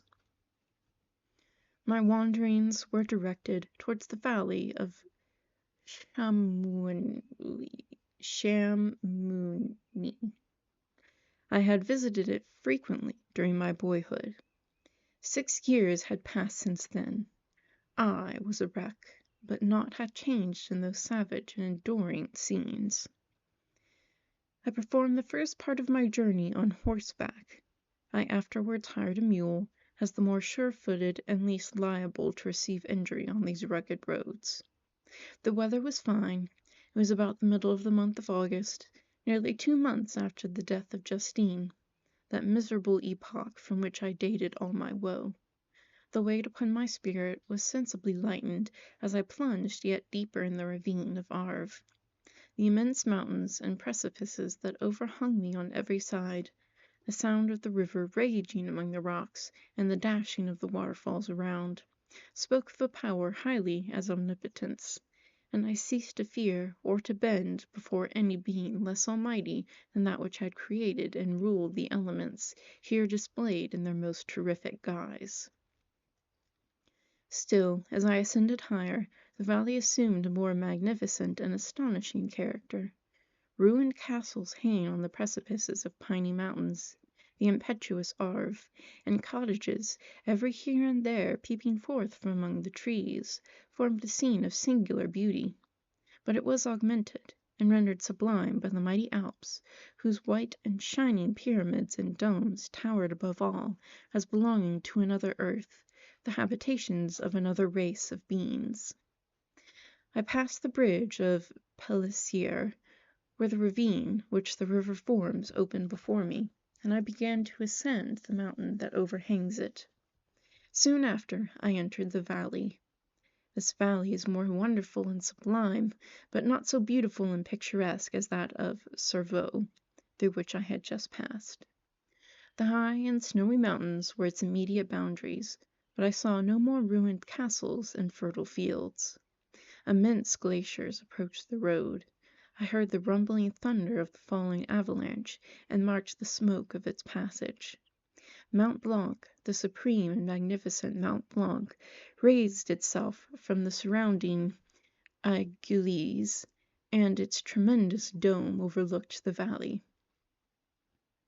A tingling, long-lost sense of pleasure often came across me during this journey. Some turn in the road, some new object suddenly perceived and recognized, reminded me of days gone by, and were associated with the light-heart gaiety of boyhood. The very winds whispered in soothing accents, and maternal nature bade me weep no more. Then again the kindly influence ceased to act. I found myself fettered again to grieve, and indulging in all the misery of reflection. Then I spurred on my animal, striving so to forget the world, my fears, and more than all, myself. Or, in a more desperate fashion, I alighted and threw myself on the grass, weighed down by horror and despair. At length I arrived at the village of Chamouni, Exhaustion exceeded to the extreme fatigue both of body and of mind which I had endured. For a short space of time I remained at the window, watching the pallid lightnings that played upon Mont Blanc, and listening to the rushing of the Arve, which pursued its noisy way beneath. The same lulling sounds acted as a lullaby to my too keen sensations. When I placed my head upon my pillow, sleep crept over me. I felt it as it came, and blessed the giver of oblivion. Chapter 2. I spent the following day roaming through the valley. I stood beside the sources of the Arverion, which take their rise in a glacier that with slow pace is advancing down from the summit of the hills to barricade the valley. The abrupt sides of vast mountains were before me. The icy wall of the glacier overhung me. A few shattered pines were scattered around, and the solemn silence of this glorious presence chamber of imperial nature was broken only by the brawling waves or the fall of some vast fragment, the thunder sound of the avalanche, or the cracking reverberated along the mountains of the accumulated ice, which, through the silent working of immutable laws, was ever and anon rent and torn, as if it had been but a plaything in their hands. These sublime and magnificent scenes afforded me the greatest consolation that I was capable of receiving.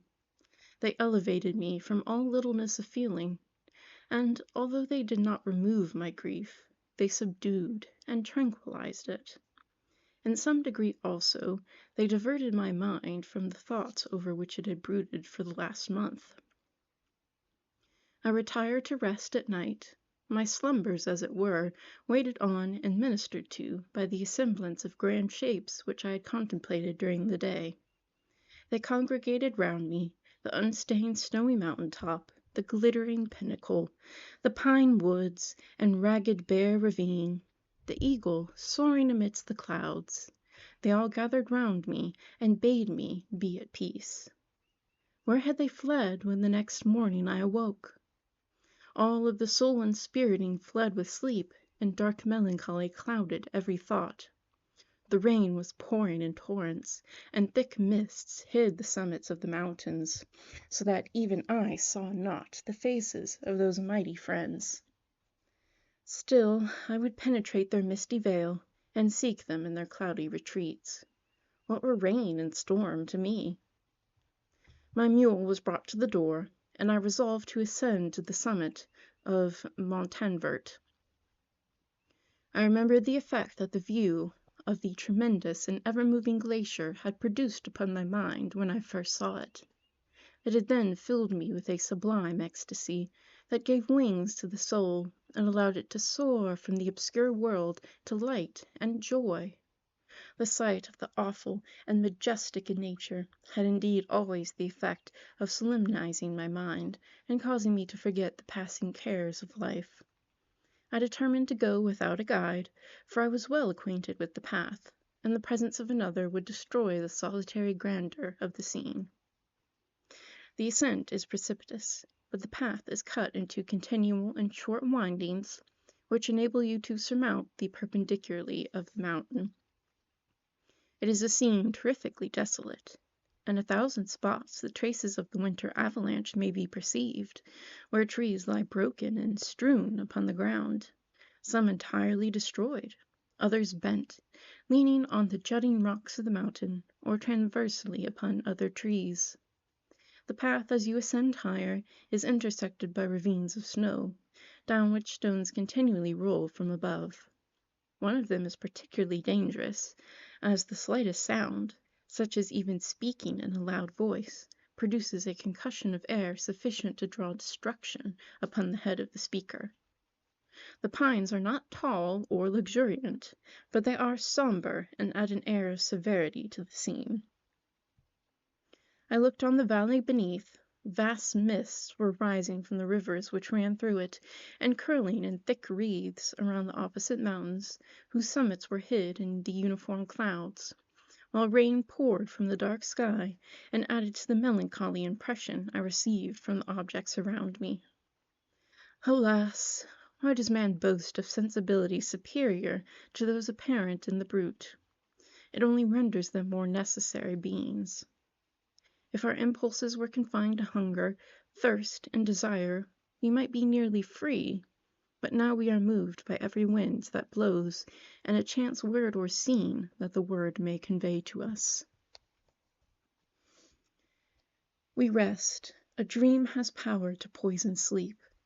We rise. One wandering thought pollutes the day. We feel, conceive, or reason, laugh or weep, embrace fond woe, or cast our cares away.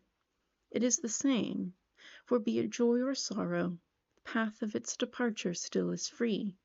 Man's yesterday may never be like his morrow, naught may endure but mutability. It was nearly noon when I arrived at the top of the ascent. For some time I sat upon the rock that overlooks the sea of ice. A mist covered both that and the surrounding mountains.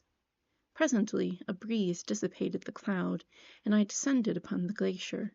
The surface is very uneven, rising like the waves of a troubled sea, descending low, and interspersed by rifts that sink deep.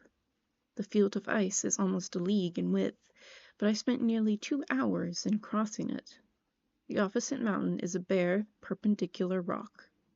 From the side where I now stood, Mont Vert was exactly opposite, at the distance of a league, and above it rose Mont Blanc, in awful majesty. I remained in a recess of the rock, gazing on this wonderful and stupendous scene. The sea, or rather the vast river of ice, wound round its dependent mountains, whose aerial summits hung over its recesses. Their icy, glittering peaks shone in the sunlight over the clouds. My heart, which was before sorrowful, now swelled with something like joy. I exclaimed, "Wandering spirits, if indeed ye wander, and do not rest in your narrow beds, allow me this faint happiness, or take me as your companion away from the joys of life." As I said this, I suddenly beheld the figure of a man, at some distance advancing towards me with superhuman speed. He bounded over the crevices in the ice, among which I had walked with caution. His stature also as he approached seemed to exceed that of man. I was troubled. A mist came over my eyes, and I felt a faintness seize me, but I was quickly restored by the cold gale of the mountains. I perceived, as the shape came nearer, sight tremendous and abhorred, that it was the wretch whom I had created. I trembled with rage and horror, resolving to wait his approach, and then close with him in mortal combat. He approached. His countenance bespoke bitter anguish, combined with disdain and malignity, while its unearthly ugliness rendered it almost too horrible for human eyes. But I scarcely observed this. Rage and hatred had at first deprived me of utterance, and I recovered only to overwhelm him with words expressive of furious detestation and contempt. "Devil!" I exclaimed, "do you dare reproach me? And do not you fear the fierce vengeance of my arm, wreaked on your miserable head? Begone, vile insect! Or rather stay, that I may trample you to dust. And oh, that I could, with the extinction of your miserable existence, restore those victims whom you have so diabolically murdered." "I expected this reception," said the daemon. "All men hate the wretched. How then must I be hated, who am miserable beyond all living things? Yet you, my creator, detest and spurn me, thy creature to whom thou art bound by ties, only dissolvable by the annihilation of one of us. You propose to kill me. How dare you sport thus with life? Do your duty towards me, and I will do mine towards you and the rest of mankind. If you will comply with my conditions, I will leave them and you at peace. But if you refuse, I will glut the maw of death until it be satiated with the blood of your remaining friends." "Abhorred monster! Fiend that thou art! The tortures of hell are too mild a vengeance for thy crimes. Wretched devil! You reproach me with your creation. Come on, then, that I may extinguish the spark which I so negligently bestowed. My rage was within bounds. I sprang on him, impelled by all the feelings which can arm one being against the existence of another. He easily eluded me, and said, "Be calm. I entreat you to hear me before you give vent to your hatred on my devoted head. Have I not suffered enough that you seek to increase my misery? Life, although it may only be an accumulation of anguish, is dear to me, and I will defend it. Remember, thou hast made me more powerful than thyself. My height is superior to thine, my joints more supple. But I will not be tempted to set myself in opposition to thee. I am thy creature, and I will be even mild and docile to my natural lord and king, if thou wilt also perform thy part, the which thou owest me. O Frankenstein, be not equitable to every other, and trample upon me alone, to whom thy justice, and even thy clemency and affection, is most due. Remember that I am thy creature. I ought to be thy Adam, but I am rather the fallen angel, whom thou drivest from joy for no misdeed. Everywhere I see bliss, from which I alone am irrevocably excluded. I was benevolent and good. Misery made me a fiend. Make me happy, and I shall again be virtuous. Begone! I will not hear you. There can be no community between you and me. We are enemies. Begone, or let us try our strength in a fight, in which one must fall. How can I move thee? Will no entreaties cause thee to turn a favorable eye upon thy creature, who implores thy goodness and compassion? Believe me, Frankenstein, I was benevolent. My soul glowed with love and humanity. But am I not alone? Miserably alone? You, my creator, abhor me. What hope can I gather from your fellow creatures, who owe me nothing? They spurn and hate me. The desert mountains and dreary glaciers are my refuge. I have wandered here many days. The caves of ice, which I only do not fear, are a dwelling to me, and the only one which man does not grudge. These bleak skies I hail, for they are kinder to me than your fellow beings. If the multitude of mankind knew of my existence, they would do as you do, and arm themselves for my destruction. Shall I not then hate them who abhor me? I will keep no terms with my enemies. I am miserable, and they shall share my wretchedness. Yet it is in your power to recommence me, and deliver them from an evil which it only remains for you to make so great, that not only you and your family, but thousands of others shall be swallowed up in the whirlwinds of its rage. Let your compassion be moved, and do not disdain me. Listen to my tale. When you have heard that, abandon or commiserate me, as you shall judge that I deserve. But hear me. The guilty are allowed by human laws, bloody as they are, to speak in their own defense before they are condemned. Listen to me, Frankenstein. You accuse me of murder, and yet you would, with a satisfied conscience, destroy your own creature. Oh, praise the eternal justice of man! Yet I ask you not to spare me. Listen to me, and then if you can, and if you will, destroy the work of your hands. Why do you call to my remembrance, I rejoined, circumstances of which I shudder to reflect that I have been the miserable origin and author? Cursed be the day, a poor devil, in which you first saw light. Cursed, although I curse myself, be the hands that formed you. You have made me wretched beyond expression. You have left me no power to consider whether I am just to you or not. Begone! Relieve me from the sight of your detested form. Thus I relieve thee, my creator, he said, and placed his hated hands before my eyes, which I flung from me with violence. Thus I take from thee a sight which you abhor. Still, thou canst listen to me, and grant me thy compassion. By thy virtues that I once possessed, I demand this from you. Hear my tale. It is long and strange, and the temperature of this place is not fitting to your fine sensations. Come to the hut upon the mountain. The sun is yet high in the heavens. Before it descends to hide itself beyond yon snowy precipices and illuminate another world, you will have heard my story and can decide.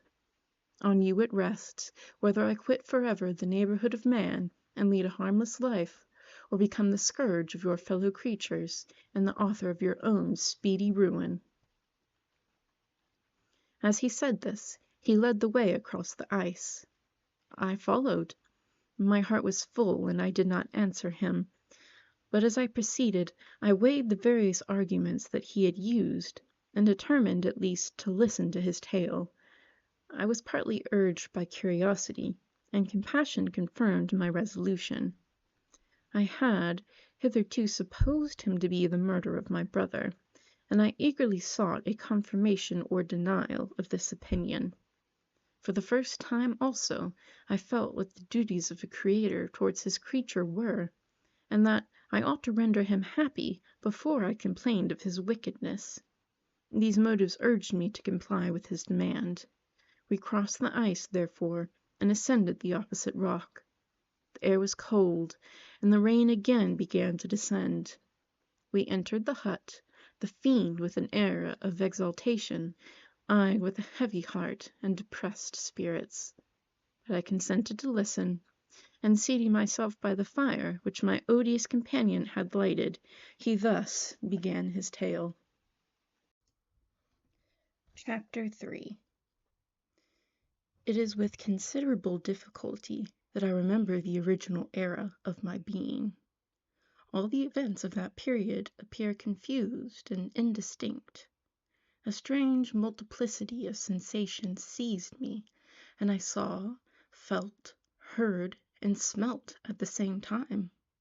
And it was, indeed, a long time before I learned to distinguish between the operations of my various senses. By degrees, I remember a stronger light pressed upon my nerves, so that I was obliged to shut my eyes. Darkness then came over me, and troubled me, but hardly had I felt this, when, by opening my eyes, as I now suppose, the light poured in upon me again. I walked, and, I believe, descended, but I presently found a great alteration in my sensations. Before, dark and opaque bodies had surrounded me, impervious to my touch or sight. But I now found that I could wander on at liberty, with no obstacles which I could not either surmount or avoid. The light became more and more oppressive to me, and the heat wearying me as I walked. I sought a place where I could receive shade. This was the forest near Ingolstadt, and here I lay by the side of a brook, resting from my fatigue, until I felt tormented by hunger and thirst. This roused me from my nearly dormant state, and I ate some berries which I found hanging on the trees or lying on the ground. I slaked my thirst at the brook, and then lying down, was overcome by sleep. It was dark when I awoke.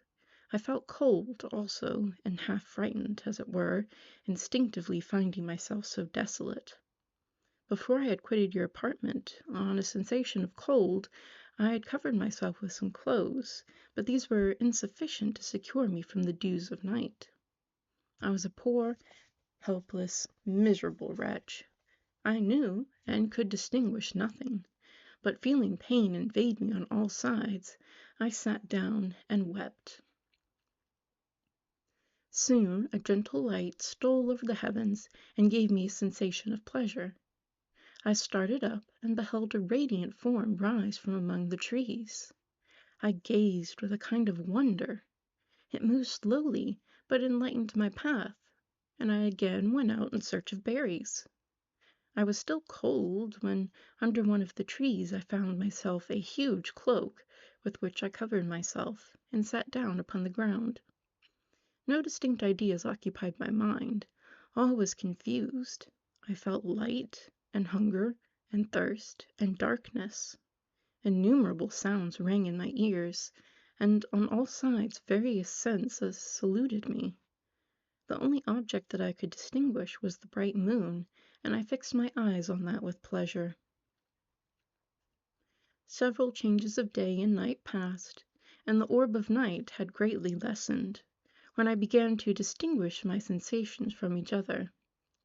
I gradually saw plainly the clear stream that supplied me with drink, and the trees that shaded me with their foliage. I was delighted when I first discovered that a pleasant sound, which often saluted my ears, proceeded from the throats of the little winged animals who had often intercepted the light from my eyes. I began also to observe with greater accuracy the forms that surrounded me, and to perceive the boundaries of the radiant roof of light which canopied me. Sometimes I tried to imitate the pleasant songs of the birds, but was unable. Sometimes I wished to express my sensations in my own mode, but the uncouth and inarticulate sounds which broke from me frightened me into silence again. The moon had disappeared from the night, and again, with a lessened form, showed itself while I still remained in the forest. My sensations had by this time become distinct, and my mind received every day additional ideas. My eyes became accustomed to the light, and to perceive objects in their right forms. I distinguished the insect from the herb, and by degrees one herb from another.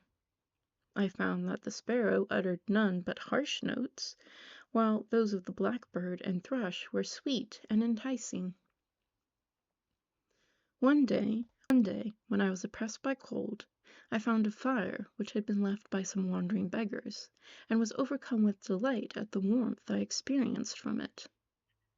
In my joy, I thrust my hand into the live embers, but quickly drew it out again with a cry of pain. How strange, I thought, that the same cause should produce such opposite effects.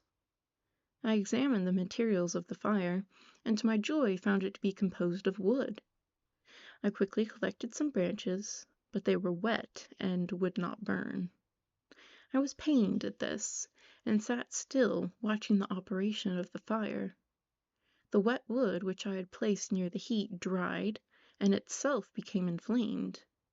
I reflected on this, and by touching the various branches, I discovered the cause, and busied myself in collecting a great quantity of wood, that I might dry it and have a plentiful supply of fire.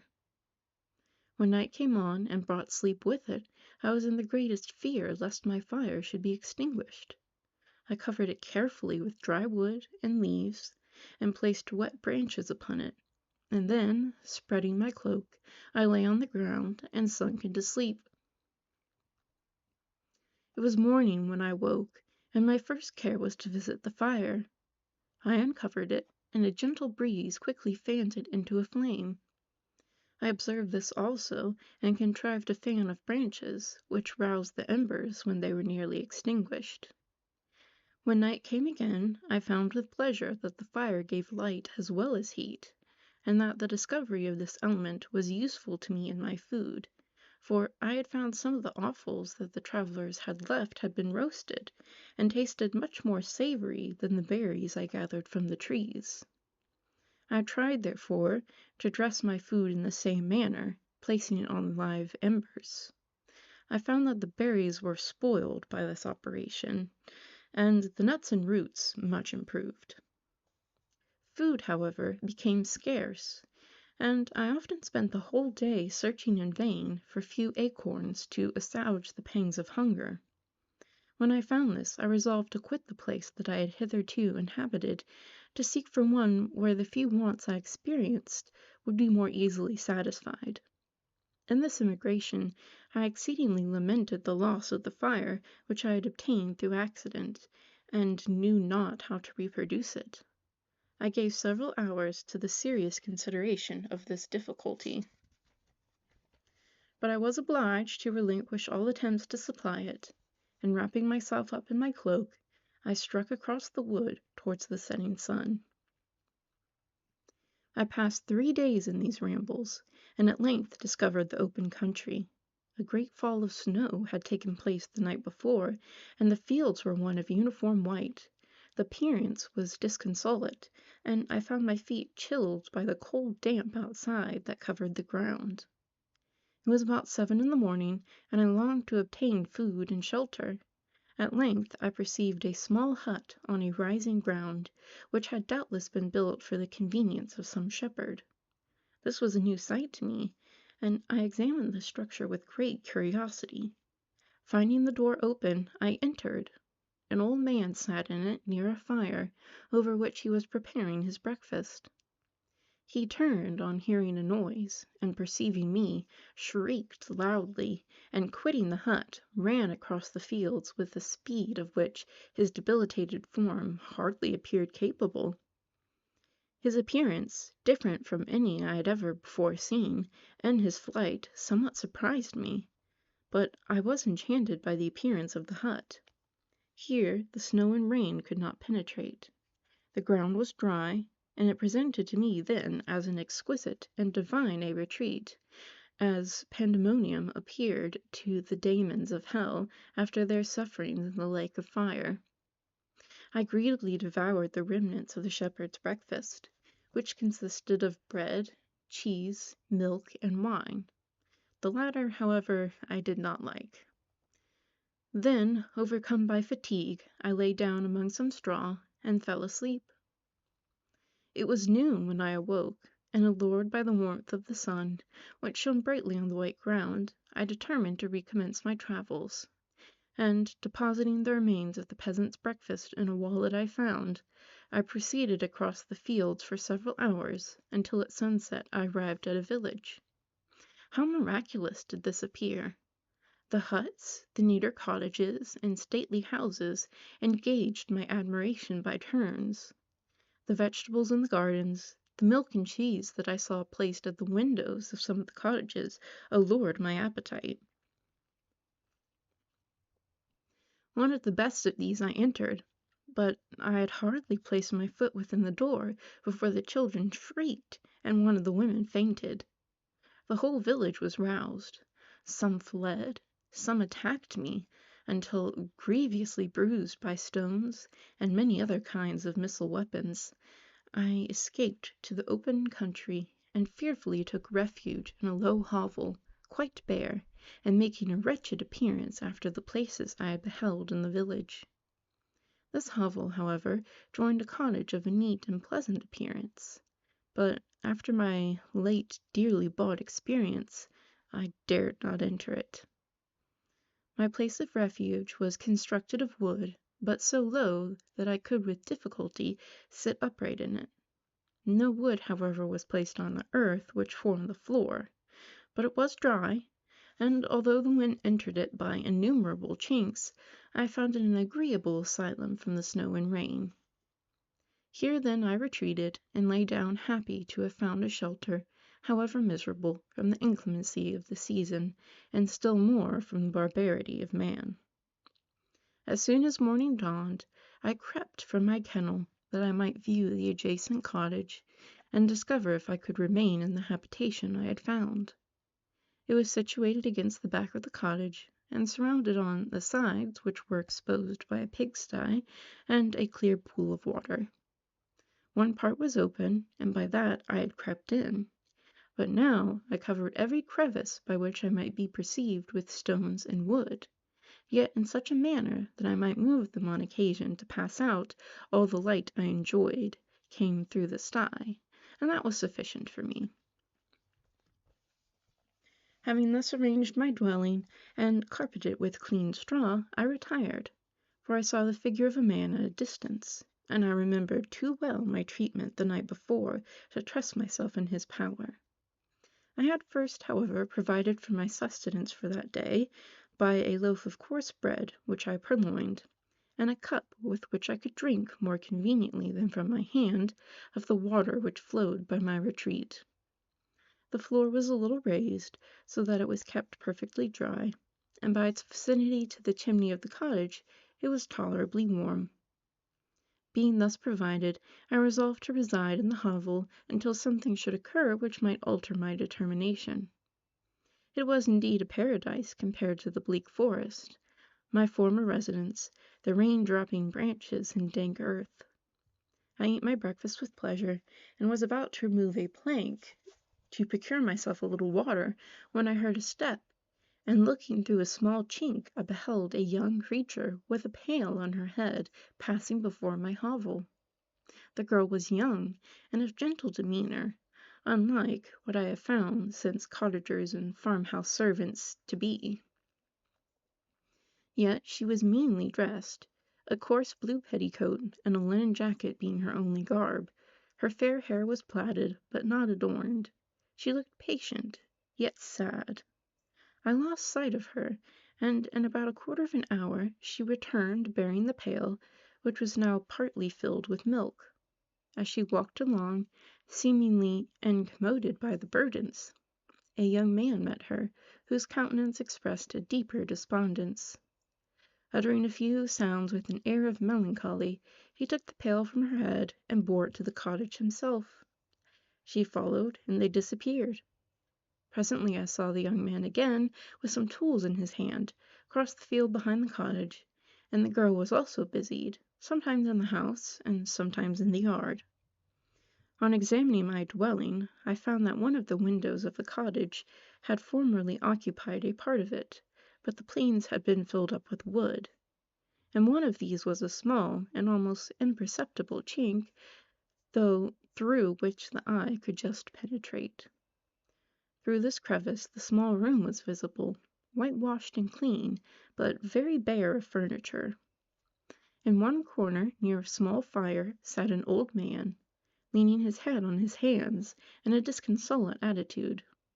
The young girl was occupied in arranging the cottage, but presently she took something out of a drawer which employed her hands, and she sat down beside the old man, who, taking up an instrument, began to play, and to produce sounds sweeter than the voice of the thrush or the nightingale. It was a lovely sight even to me, poor wretch, who had never beheld aught beautiful before. The silver hair and benevolent countenance of the aged cottager won my reverence, while the gentle manners of the girl enticed my love. He played a sweet, mournful air, which I perceived drew tears from the eyes of his amiable companion, of which the old man took no notice until she sobbed audibly. He then pronounced a few sounds, and the fair creature, leaving her work, knelt at his feet. He raised her, and smiled with such kindness and affection that I felt sensations of a peculiar and overpowering nature. They were a mixture of pain and pleasure, such as I had never before experienced, either from hunger or cold, warmth or food, and I withdrew from the window, unable to bear these emotions. Soon after this the young man returned, bearing on his shoulders a load of wood. The girl met him at the door, helped to relieve him of his burden, and taking some of the fuel into the cottage, placed it on the fire. Then she and the youth went apart into a nook of the cottage, and he showed her a large loaf and a piece of cheese. She seemed pleased, and went into the garden for some roots and plants, which she placed in water and then upon the fire. She afterwards continued her work, while the young man went into the garden, and appeared busily employed in digging and pulling up roots. After he had been employed thus for about an hour, the young woman joined him, and they entered the cottage together. The old man had in the meantime been pensive, but on the appearance of his companions he assumed a more cheerful air, and they sat down to eat. The meal was quickly dispatched. The young woman was again occupied in arranging the cottage. The old man walked before the cottage in the sun for a few minutes, leaning on the arm of the youth. Nothing could exceed in beauty the contrast between these two excellent creatures. One was old, with silver hairs, and a countenance beaming with benevolence and love. The younger was slight and graceful in his figure, and his features were molded with the finest symmetry. Yet his eyes and attitude expressed the utmost sadness and despondency. The old man returned to the cottage, and the youth, with tools different from those he had used in the morning, directed his steps across the fields. Night quickly shut in, but to my extreme wonder I found that the cottagers had a means of prolonging light by the use of tapers, and was delighted to find that the setting of the sun did not put an end to the pleasure I had experienced in watching my human neighbors. In the evening the young girl and her companion were employed in various occupations which I did not understand, and the old man again took up the instrument which produced the divine sounds that had enchanted me in the morning. So soon as he had finished, the youth began, not to play, but to utter sounds that were monotonous, and neither resembling the harmony of the old man's instrument, nor the songs of the birds. I since found that he read aloud, but at that time I knew nothing of the science of words or letters. The family, after having been thus occupied for a short time, extinguished their lights and retired, as I conjectured, to rest. Chapter 4. I lay on my straw, but I could not sleep. I thought of the occurrences of the day. What chiefly struck me was the gentle manners of these people, and I longed to join them, but dared not. I remembered too well the treatment I had suffered the night before from the barbarous villagers, and resolved, whatever course of conduct I might hereafter think it right to pursue, that for the present I would remain quietly in my hovel, watching and endeavoring to discover the motives which influenced their actions. The cottagers arose the next morning before the sun. The young woman arranged the cottage and prepared the food, and the youth departed after the first meal. This day was passed in the same routine as that which preceded it. The young man was constantly employed out of doors, and the girl in various laborious occupations within. The old man, whom I soon perceived to be blind, employed his leisure hours on his instrument or in contemplation. Nothing could exceed the love and respect which the younger cottagers exhibited towards their venerable companion. They performed towards him every little office of affection and duty with gentleness, and he rewarded them by his benevolent smiles. They were not entirely happy. The young man and his companion often went apart and appeared to weep. I saw no cause for their unhappiness, but I was deeply affected by it. If such lovely creatures were miserable, it was less strange that I, an imperfect and solitary being, should be wretched. Yet, why were these gentle beings unhappy? They possessed a delightful house, for such it was in my eyes, and every luxury.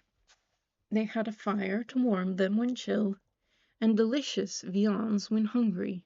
They were dressed in excellent clothes, and still more, they enjoyed one another's company and speech, interchanging each day with looks of affection and kindness.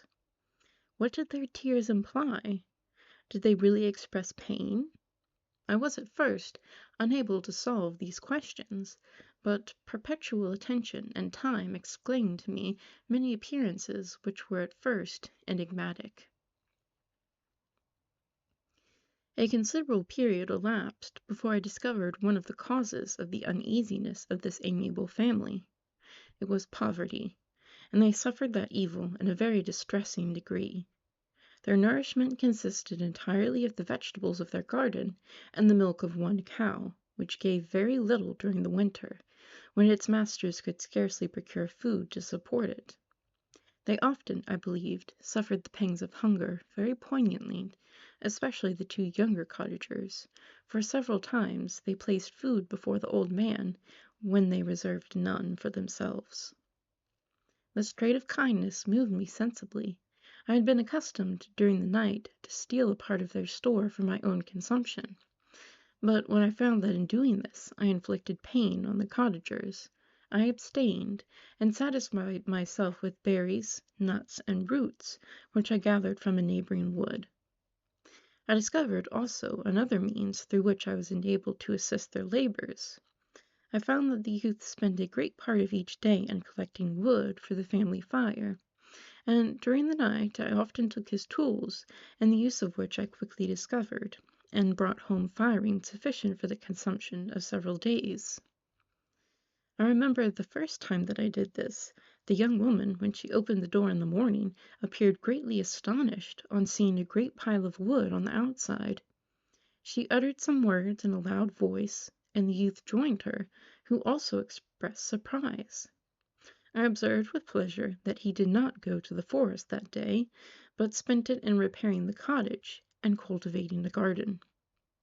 By degrees I made a discovery of still greater moment. I found that these people possessed a method of communicating their experience and feelings to one another by articulate sounds. I perceived that the words they spoke sometimes produced pleasure or pain, smiles or sadness, in the minds and countenances of the hearers. This was indeed a godlike science, and I ardently desired to become acquainted with it. But I was baffled in every attempt I made for this purpose. Their pronunciation was quick, and the words they uttered, not having any apparent connection with visible objects, I was unable to discover any clue by which I could unravel the mysteries of their reference. By great application, however, and having remained during the space of several revolutions of the moon in my hovel, I discovered the names that were given to some of the most familiar objects of discourse. I learned and applied the words fire, milk, bread, and wood. I learned also the names of the cottagers themselves. The youth and his companion had each of them several names, but the old man had only one, which was father. The girl was called sister, or Agatha, and the youth Felix, brother, or son. I cannot describe the delight I felt when I learned the ideas appropriated to each of these sounds, and was able to pronounce them. I distinguished several other words without being able as yet to understand or apply them, such as good, dearest, unhappy. I spent the winter in this manner. The gentle manners and beauty of the cottagers greatly endeared them to me. When they were unhappy, I felt depressed. When they rejoiced, I sympathized in their joys. I saw few human beings besides them, and if any other happened to enter the cottage, their harsh manners and rude gait only enhanced to me the superior accomplishments of my friends. The old man, I could perceive, often endeavored to encourage his children, as sometimes I found that he called them to cast off their melancholy. He would talk in a cheerful accent, with an expression of goodness that bestowed pleasure even upon me. Agatha listened with respect. Her eyes sometimes filled with tears, which she endeavored to wipe away unperceived. But I generally found that her countenance and tone were more cheerful after having listened to the exhortations of her father. It was not thus with Felix. He was always the saddest of the group, and even to my unpractised senses, he appeared to have suffered more deeply than his friends. But if his countenance was more sorrowful, his voice was more cheerful than that of his sister, especially when he addressed the old man. I can mention innumerable instances which, although slight, marked the dispositions of these amiable cottagers. In the midst of poverty and want, Felix carried with pleasure to his sister the first little white flower that peeped out from beneath the snowy ground. Early in the morning, before she had risen, he cleared away the snow that obstructed her path to the milk-house, drew water from the well, and brought the wood from the outhouse, where, to his perpetual astonishment, he found his store always replenished by an invisible hand. In the day, I believe, he worked sometimes for a neighboring farmer, because he often went forth and did not return until dinner, yet brought no wood with him. At other times he worked in the garden, but as there was very little to do in the frosty season, he read to the old man and Agatha. This reading had puzzled me extremely at first, but by degrees I discovered that he uttered many of the same sounds when he read as when he talked. I conjectured, therefore, that he found on the paper signs for speech which he understood, and I ardently longed to comprehend these also. But how was that possible when I did not even understand the sounds for which they stood as signs? I improved, however, sensibly in the science, but not sufficiently to follow up any kind of conversation, although I applied my whole mind to the endeavor. for I easily perceived that, although I eagerly longed to discover myself to the cottagers, I ought not to make the attempt until I had first become master of their language, which knowledge might enable me to make them overlook the deformity of my figure, for with this also the contrast perpetually presented to my eyes had made me acquainted. I had admired the perfect forms of the cottagers, their grace, beauty, and delicate complexions. But how was I terrified when I viewed myself in a transparent pool! At first I started back, unable to believe that it was indeed I who was reflected in the mirror, and when I became fully convinced that I was in reality the monster that I am, I was filled with the bitterest sensations of despondence and mortification. Alas! I did not yet entirely know the fatal effects of this miserable deformity. As the sun became warmer and the light of day longer, the snow vanished, and I beheld the bare trees and the black earth. From this time Felix was more employed, and the heart-moving indications of impending famine disappeared. Their food, as I afterwards found, was coarse, but it was wholesome, and they procured a sufficiency of it. Several new kinds of plants sprang up in the garden, which they dressed, and these signs of comfort increased daily as the season advanced. The old man, leaning on his son, walked each day at noon when it did not rain, as I found it was called when the heavens poured forth its water. This frequently took place, but a high wind quickly dried the earth, and the season became far more pleasant than it had been. My mode of life in my hovel was uniform. During the mornings I attended the motions of the cottagers, and when they were dispersed in various occupations, I slept. The remainder of the day was spent in observing my friends. When they had retired to rest, if there was any moon or the night was starlight, I went into the woods and collected my own food and fuel for the cottage. When I returned, as often as it was necessary, I cleared their path from the snow and performed these offices that I had seen done by Felix. I afterwards found that these labors, performed by an invisible hand, greatly astonished them, and once or twice I heard them on these occasions utter the words "good spirit," "wonderful," but I did not then understand the signification of these terms. My thoughts now became more active, and I longed to discover the motives and feelings of these lovely creatures. I was inquisitive to know why Felix appeared so miserable, and Agatha so sad. I thought, foolish wretch, that it might be in my power to restore happiness to these deserving people. When I slept, or was absent, the forms of the venerable blind father, the gentle Agatha, and the excellent Felix, flitted before me. I looked upon them as superior beings, who would be the arbiters of my future destiny. I formed in my imagination 1,000 pictures of presenting myself to them and their reception of me. I imagined that they would be disgusted and chill by my gentle demeanor and consolating words. I should first win their favor, and afterwards their love.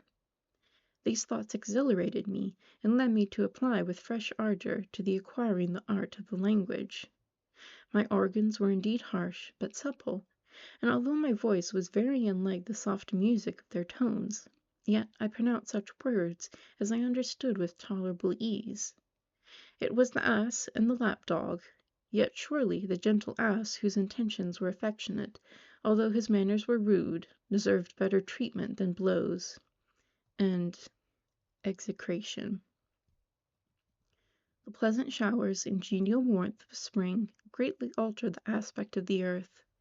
Men who before this change seemed to have been hid in caves dispersed themselves, and were employed in various arts of cultivation. The birds sang in more cheerful notes, and the leaves began to bud forth on the trees. Happy, happy earth!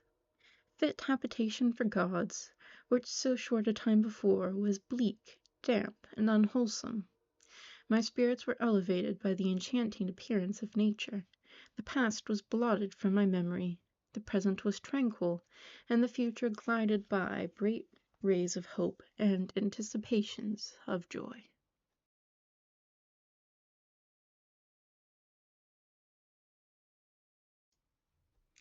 Chapter 5. I now hasten to the more moving part of my story. I shall relate events that impressed me with feelings which, from what I had been, have made me what I am. Spring advanced rapidly. The weather became fine, and the skies cloudless. It surprised me that what was before was desert and gloomy should now bloom with the most beautiful flowers and verdure.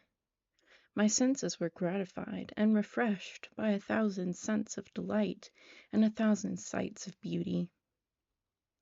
It was on one of these days, when my cottagers periodically rested from labor, the old man played on his guitar, and the children listened to him, that I observed the countenance of Felix was melancholy beyond expression. He sighed frequently, and once his father paused in his music, and I conjectured by his manner that he inquired the cause of his son's sorrow. Felix replied in a cheerful accent, and the old man was recommencing his music when someone tapped at the door. It was a lady on horseback, accompanied by a countryman as a guide. The lady was dressed in a dark suit and covered with a thick black veil. Agatha asked a question, to which the stranger only replied by pronouncing, in a sweet accent, the name of Felix. Her voice was musical, but unlike that of either of my friends. On hearing this word, Felix came up hastily to the lady, who, when she saw him, threw up her veil, and I beheld a countenance of angelic beauty and expression. Her hair of a shining raven black, and curiously braided. Her eyes were dark, but gentle, although animated. Her features of a regular proportion, and her complexion wondrously fair, each cheek tinged with a lovely pink. Felix seemed ravished with delight when he saw her. Every trait of sorrow vanished from his face, and instantly expressed a degree of ecstatic joy, of which I could hardly have believed it capable. His eyes sparkled as his cheeks flushed with pleasure, and at that moment I thought him as beautiful as the stranger. She appeared affected by different feelings. Wiping a few tears from her lovely eyes, she held out her hand to Felix, who kissed it rapturously, and called her, as well as I could distinguish, his sweet Arabian. She did not appear to understand him, but smiled. He assisted her to dismount, and dismissing her guide, conducted her into the cottage. Some conversation took place between him and his father, and the young stranger knelt at the old man's feet, and would have kissed his hand, but he raised her, and embraced her affectionately. I soon perceived that, although the stranger uttered articulate sounds, and appeared to have a language of her own, she was neither understood by, nor herself understood, the cottagers. They made many signs which I did not comprehend, but I saw her presence diffused gladness through the cottage, dispelling their sorrow as the sun dissipates the morning mists. Felix seemed peculiarly happy, and with smiles of delight welcomed his Arabian. Agatha, the ever-gentle Agatha, kissed the hands of the lovely stranger, and, pointing to her brother, made signs which appeared to me to mean that he had been sorrowful until she came. Some hours passed thus, while they, by their countenances, expressed joy, the cause of which I did not comprehend. Presently I found, by the frequent recurrence of some sound which the stranger repeated after them, that she was endeavoring to learn their language, and the idea instantly occurred to me that I should make use of the same instructions to the same end. The stranger learned about 20 words at the first lesson. Most of them, indeed, were those which I had before understood, but I profited by the others. As night came on, Agatha and the Arabian retired early. When they separated, Felix kissed the hand of the stranger, and said, "Good night, sweet Safie." He sat up much longer, conversing with his father, and by the frequent repetition of her name, I conjectured that their lovely guest was the subject of their conversation. I ardently desired to understand them, and bent every faculty towards that purpose, but found it utterly impossible. The next morning Felix went out to his work, and after the usual occupations of Agatha were finished, the Arabian sat at the feet of the old man, and taking his guitar, played some airs so entrancingly beautiful that they at once drew tears of sorrow and delight from my eyes. She sang, and her voice flowed in a rich cadence, swelling or dying away like a nightingale of the woods. When she had finished, she gave the guitar to Agatha, who at first declined it. She played a simple air, and her voice accompanied it in sweet accents, but unlike the wondrous strain of the stranger. The old man appeared enraptured, and said some words which Agatha endeavored to explain to Safie, and by which he appeared to express that she bestowed on him the greatest delight by her music. The days now passed as peaceably as before, with the sole alteration that joy had taken place of sadness in the countenances of my friends. Safie was always gay and happy. She and I improved rapidly in the knowledge of language, so that in 2 months I began to comprehend most of the words uttered by my protectors. In the meanwhile, also the black ground was covered with herbage, and the green banks interspersed with innumerable flowers, sweet to the scent and the eyes, stars of pale radiance among the moonlit woods. The sun became warmer, the nights clear and balmy, and my nocturnal rambles were an extreme pleasure to me, although they were considerably shortened by the late setting and early rising of the sun, for I never ventured abroad during daylight, fearful of meeting with the same treatment I had formerly endured in the first village which I entered.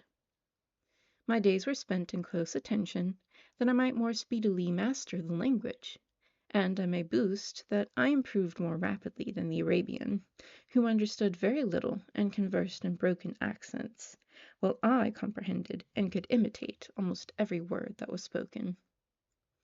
While I improved in speech, I also learned the science of the letters as it was taught to the stranger, and this opened before me a wide field for wonder and delight.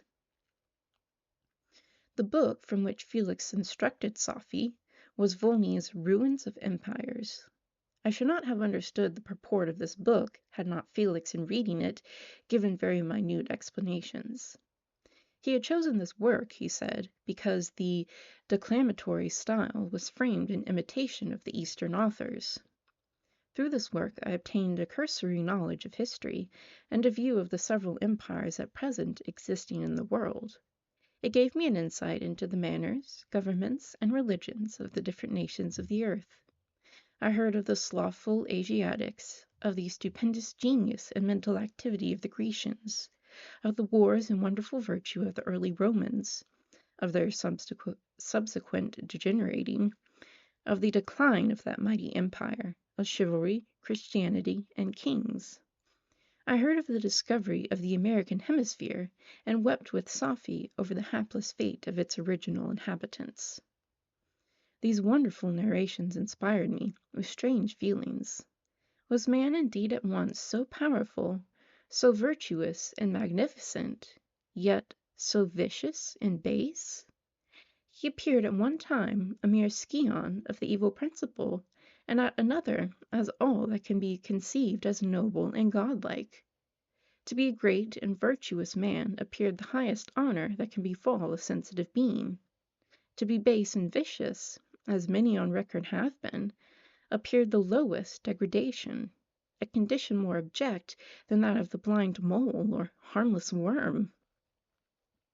For a long time I could not conceive how one man could go forth to murder his fellow, or even why there were laws and governments. But when I heard details of vice and bloodshed, my wonder ceased, and I turned away with disgust and loathing. Every conversation of the cottagers now opened new wonders to me. While I listened to the instructions which Felix bestowed upon the Arabian, the strange system of human society was explained to me. I heard of the division of property, of immense wealth and squalid poverty, of rank, descent, and noble blood. The words induced me to turn towards myself. I learned that the possessions most esteemed by your fellow creatures were high and unsullied descent united with riches. A man might be respected with only one of these advantages, but without either he was considered, except in very rare instances, as a vagabond and a slave, doomed to waste his powers for the profits of the chosen few. And what was I? Of my creation and creator I was absolutely ignorant, but I knew that I possessed no money, no friends, no kind of property. I was, besides, endued with a figure hideously deformed and loathsome. I was not even of the same nature as man. I was more agile than they, and could subsist upon coarser diet. I bore the extremes of heat and cold with less injury to my frame. My stature far exceeded theirs. When I looked around, I saw and heard of none like me. Was I then a monster, a blot upon the earth, from which all men fled, and whom all man disowned? I cannot describe to you the agony that these reflections inflicted upon me. I tried to dispel them, but sorrow only increased with knowledge. Oh, that I had forever remained in my native wood, nor known nor felt beyond the sensations of hunger, thirst, and heat. Of what a strange nature is knowledge! It clings to the mind, when it has once seized on it, like a lichen on the rock. I wished sometimes to shake off all thought and feeling, but I learned that there was but one means to overcome the sensation of pain, and that was death, a state which I feared yet did not understand. I admired virtue and good feelings, and loved the gentle manners and amiable qualities of my cottagers, but I was shut out from intercourse with them, except through means which I had obtained by stealth when I was unseen and unknown, and which rather increased than satisfied the desire I had of becoming one among my fellows. The gentle words of Agatha and the animated smiles of the charming Arabian were not for me. The mild exhortations of the old man and the lively conversation of the loved Felix were not for me. Miserable, unhappy wretch! Other lessons were impressed upon me even more deeply. I heard of the difference of sexes, and the birth and growth of children, how the father doted on the smiles of the infant and the lively sallies of the older child, how all the life and cares of the mother were wrapped up in precious charge, how the mind of the youth expanded and gained knowledge of brother, sister, and all the various relationships which bind one human being to another in mutual bonds. But where were my friends and relations? No father had watched my infant days. No mother had blessed me with smiles and caresses. Or, if they had, all my past life was now a blot, a blind vacancy in which I distinguished nothing. From my earliest remembrance, I had been as I then was in height and proportion. I had never seen a being resembling me, or who claimed any intercourse with me. What was I? The question again recurred, to be answered only with groans. I will soon explain to what these feelings tended, but allow me now to return to the cottagers, whose story excited in me such various feelings of indignation, delight, and wonder, but which all terminated in additional love and reverence for my protectors, for I so loved, in an innocent, half painful self-deceit, to call them. Chapter 6. Some time elapsed before I learned the history of my friends.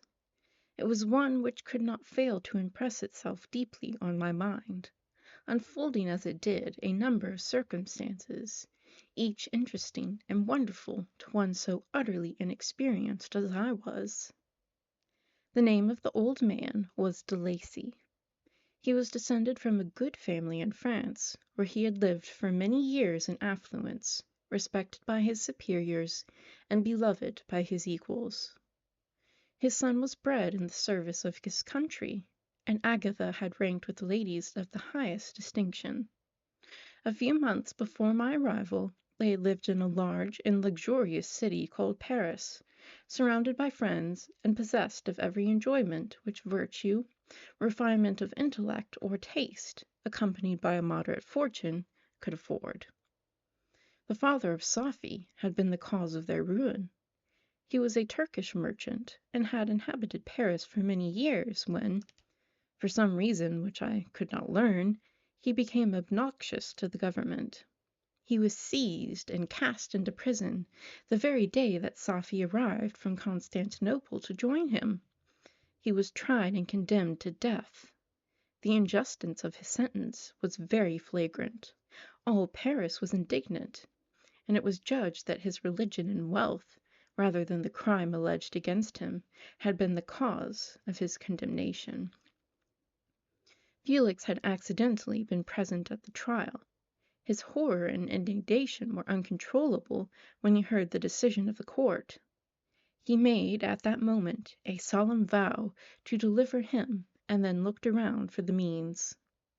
After many fruitless attempts to gain admittance to the prison, he found a strongly grated window in an unguarded part of the building, which lighted the dungeon of the unfortunate, who, loaded with chains, waited in despair the execution of the barbarous sentence. Felix visited the grate at night, and made known to the prisoner his intentions in his favor. The Turk, amazed and delighted, endeavored to kindle the zeal of his deliverer by promises of reward and wealth. Felix rejected his offers with contempt. Yet, when he saw the lovely Safie, who was allowed to visit her father, and who, by her gestures, expressed her lively gratitude, the youth could not help owning to his own mind that the captive possessed a treasure which would fully reward his toil and hazard. The Turk quickly perceived the impression that his daughter had made on the heart of Felix, and endeavored to secure him more entirely in his interests by the promise of her hand in marriage, so soon as he should be conveyed to a place of safety. Felix was too delicate to accept his offer, yet he looked forward to the probability of the event, as to the consummation of his happiness. During the ensuing days, while the preparations were going forward for the escape of the merchant, the zeal of Felix was warmed by several letters that he received from this lovely girl, who found means to express her thoughts in the language of her lover by the aid of an old man, a servant of her father, who understood French. She thanked him in the most ardent terms for his intended services toward her parent, and at the same time she gently deplored her own fate.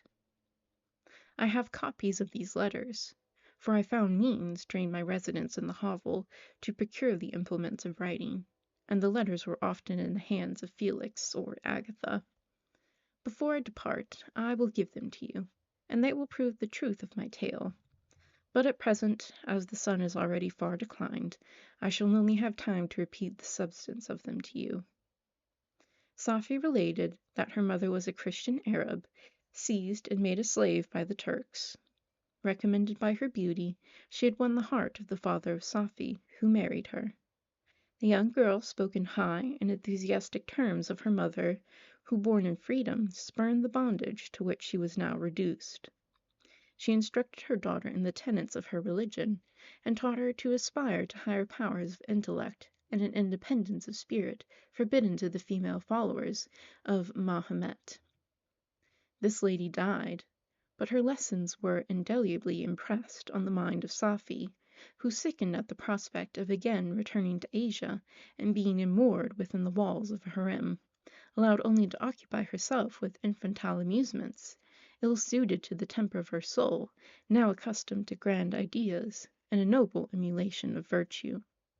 The prospect of marrying a Christian and remaining in a country where women were allowed to take a rank in society was enchanting to her. The day for the execution of the Turk was fixed, but on the night previous to it he quitted his prison, and before morning was distant many leagues from Paris. Felix had procured passports in the name of his father, sister, and himself. He had previously communicated his plan to the former, who aided the deceit by quitting his house, under the pretense of a journey, and concealing himself with his daughter in an obscure part of Paris.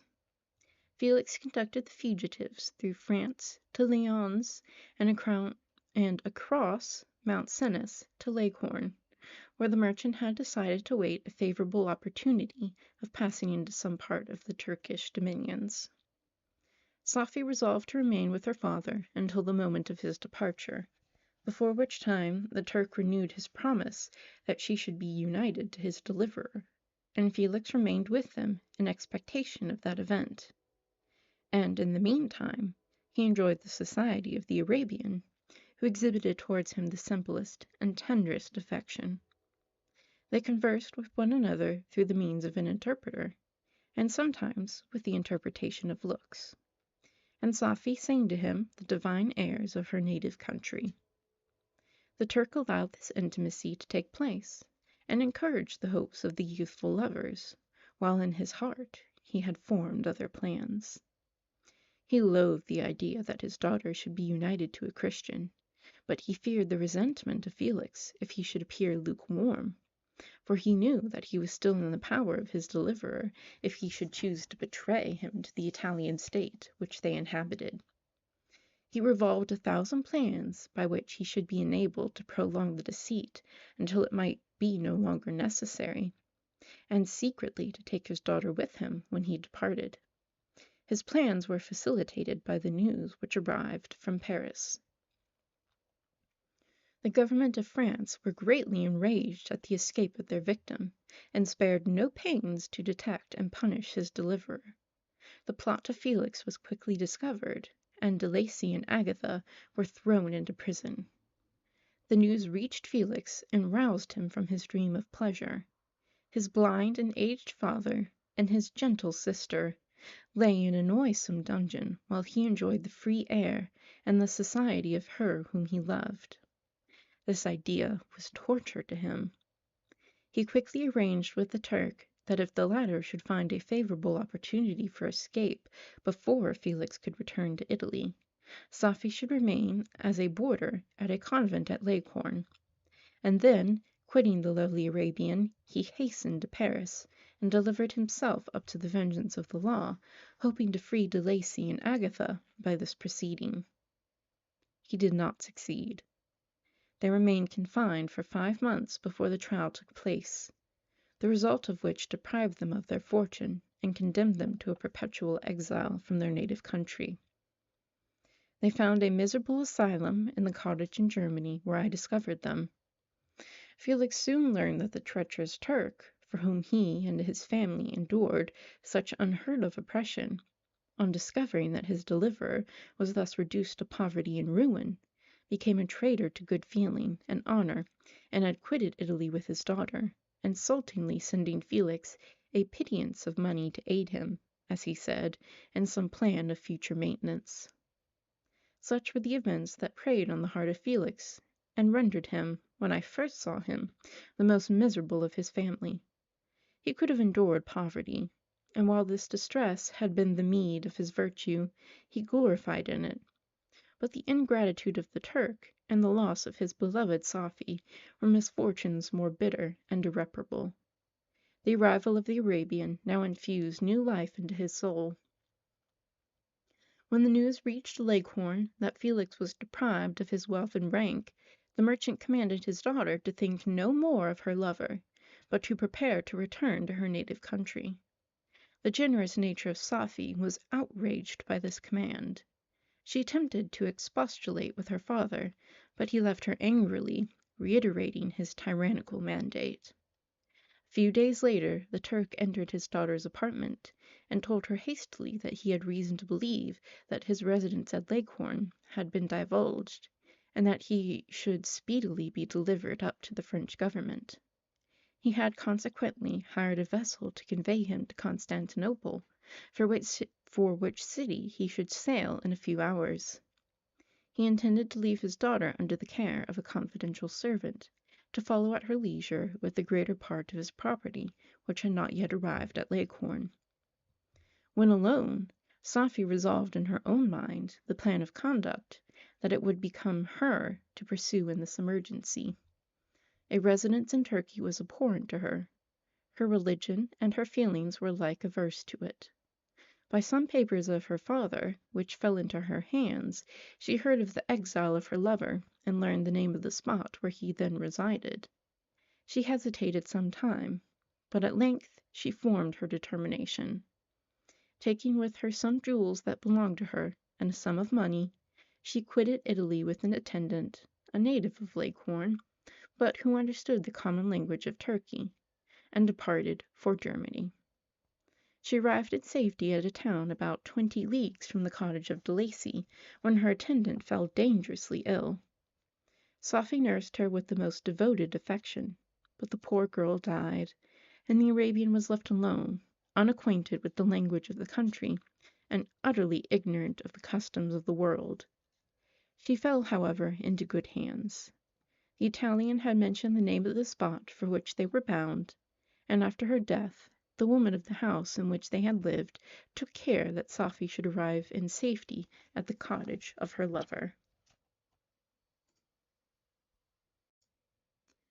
Chapter 7. Such was the history of my beloved cottagers. It impressed me deeply, I learned, from the views of social life which it developed, to admire their virtues, and to depreciate the vices of mankind. As yet I looked upon crime as a distant evil. Benevolence and generosity were ever present before me, inciting within me a desire to become an actor in the busy scene where so many admirable qualities were called forth and displayed. But in giving an account of the progress of my intellect, I must not omit a circumstance which occurred in the beginning of the month of August of the same year. One night, during my accustomed visit to the neighboring wood, where I collected my own food and brought home firing for my protectors, I found on the ground a leathern portmanteau containing several articles of dress and some books. I eagerly seized the prize and returned with it to my hovel. Fortunately, the books were written in the language, the elements of which I had acquired at the cottage. They consisted of Paradise Lost, a volume of Plutarch's Lives, and the Sorrows of Werther. The possession of these treasures gave me extreme delight. I now continually studied and exercised my mind upon these histories, while my friends were employed in their ordinary occupations. I can hardly describe to you the effect of these books. They produced in me an infinity of new images and feelings that sometimes raised me to ecstasy, but more frequently sunk me into the lowest dejection. In the Sorrows of Werther, besides the interest of its simple and affecting story, so many opinions are canvassed, and so many lights thrown upon what had hitherto been to me obscure subjects, that I found in it a never-ending source of speculation and astonishment. The gentle and domestic manners it described, combined with lofty sentiments and feelings, which had for their object something out of self, accorded well with my experience among my protectors, and with the wants which were forever alive in my own bosom. But I thought Werther himself a more divine being than I had ever beheld or imagined. His character contained no pretension, but it sunk deep. The disquisitions upon death and suicide were calculated to fill me with wonder. I did not pretend to enter into the merits of the case, yet I inclined towards the opinions of the hero, whose extinction I wept, without precisely understanding it. As I read, however, I applied much personally to my own feelings and condition. I found myself similar, yet at the same time strangely unlike, to the beings concerning whom I read, and to whose conversation I was a listener. I sympathized with, and partly understood them, but I was unformed in mind. I was dependent on none, and related to none. The path of my departure was free, and there was none to lament my annihilation. My person was hideous, and my stature gigantic. What did this mean? Who was I? What was I? Whence did I come? What was my destination? These questions continually recurred, but I was unable to solve them. The volume of Plutarch's Lives which I possessed contained the history of the first founders of the ancient republics. This book had a far different effect upon me from the Sorrows of Werter. I learned from Werter's imaginations despondency and gloom, but Plutarch taught me high thoughts. He elevated me above the wretched sphere of my own reflections to admire and love the heroes of past ages. Many things I read surpassed my understanding and experience. I had a very confused knowledge of kingdoms, wide extents of country, mighty rivers, and boundless seas. But I was perfectly unacquainted with towns and large assemblages of men.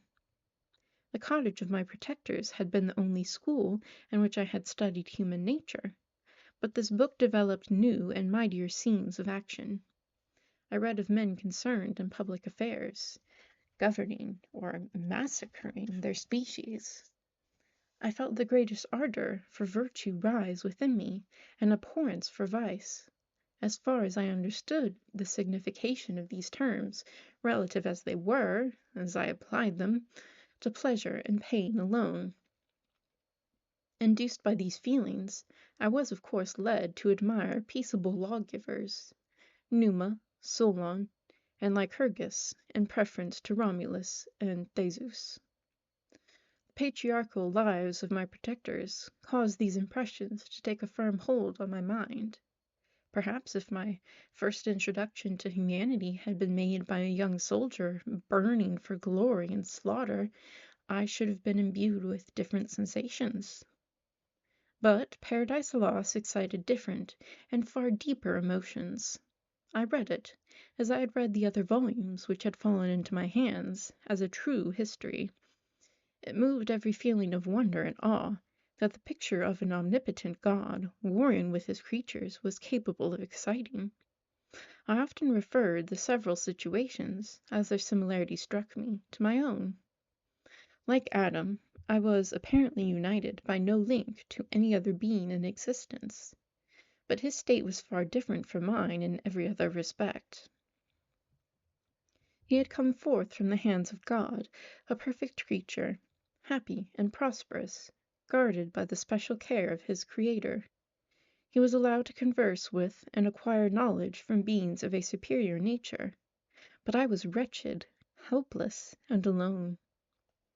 Many times I considered Satan as the fitter emblem of my condition, for often like him, when I viewed the bliss of my protectors, the bitter gall of envy rose within me.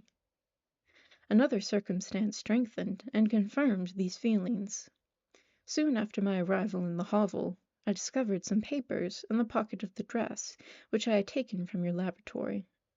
At first I had neglected them, but now that I was able to decipher the characters in which they were written, I began to study them with diligence. It was your journal of the 4 months that preceded my creation. You minutely described in these papers every step you took in the progress of your work. This history was mingled with accounts of domestic occurrences. You doubtless recollect these papers. Here they are. Everything in them which bears reference to my accursed origin, the whole detail of that series of disgusting circumstances which produced it is set in view, the minutest description of my odious and loathsome person is given, in language which painted your own horrors and rendered mine indelible. I sickened as I read. "Hateful day when I received life!" I exclaimed in agony. "Accursed Creator! Why did you form a monster so hideous that even you turned from me in disgust? God, in pity, made man beautiful and alluring after his own image, but my form is a filthy type of yours, more horrid even from the very resemblance. Satan had his companions, fellow devils, to admire and encourage him, but I am solitary and abhorred." These were the reflections of my hours of despondency and solitude. But when I contemplated the virtues of the cottagers, their amiable and benevolent dispositions, I persuaded myself that when they should become acquainted with my admiration of their virtues, they would compassionate me and overlook my personal deformity. Could they turn from their door one, however monstrous, who solicited their compassion and friendship? I resolved, at least, not to despair, but in every way to fit myself for an interview with them, which would decide my fate. I postponed this attempt for some months longer, for the importance attached to its success inspired me with a dread lest I should fail. Besides, I found that my understanding improved so much with every day's experience that I was unwilling to commence this undertaking until a few more months should have added to my sagacity. Several changes in the meantime took place in the cottage.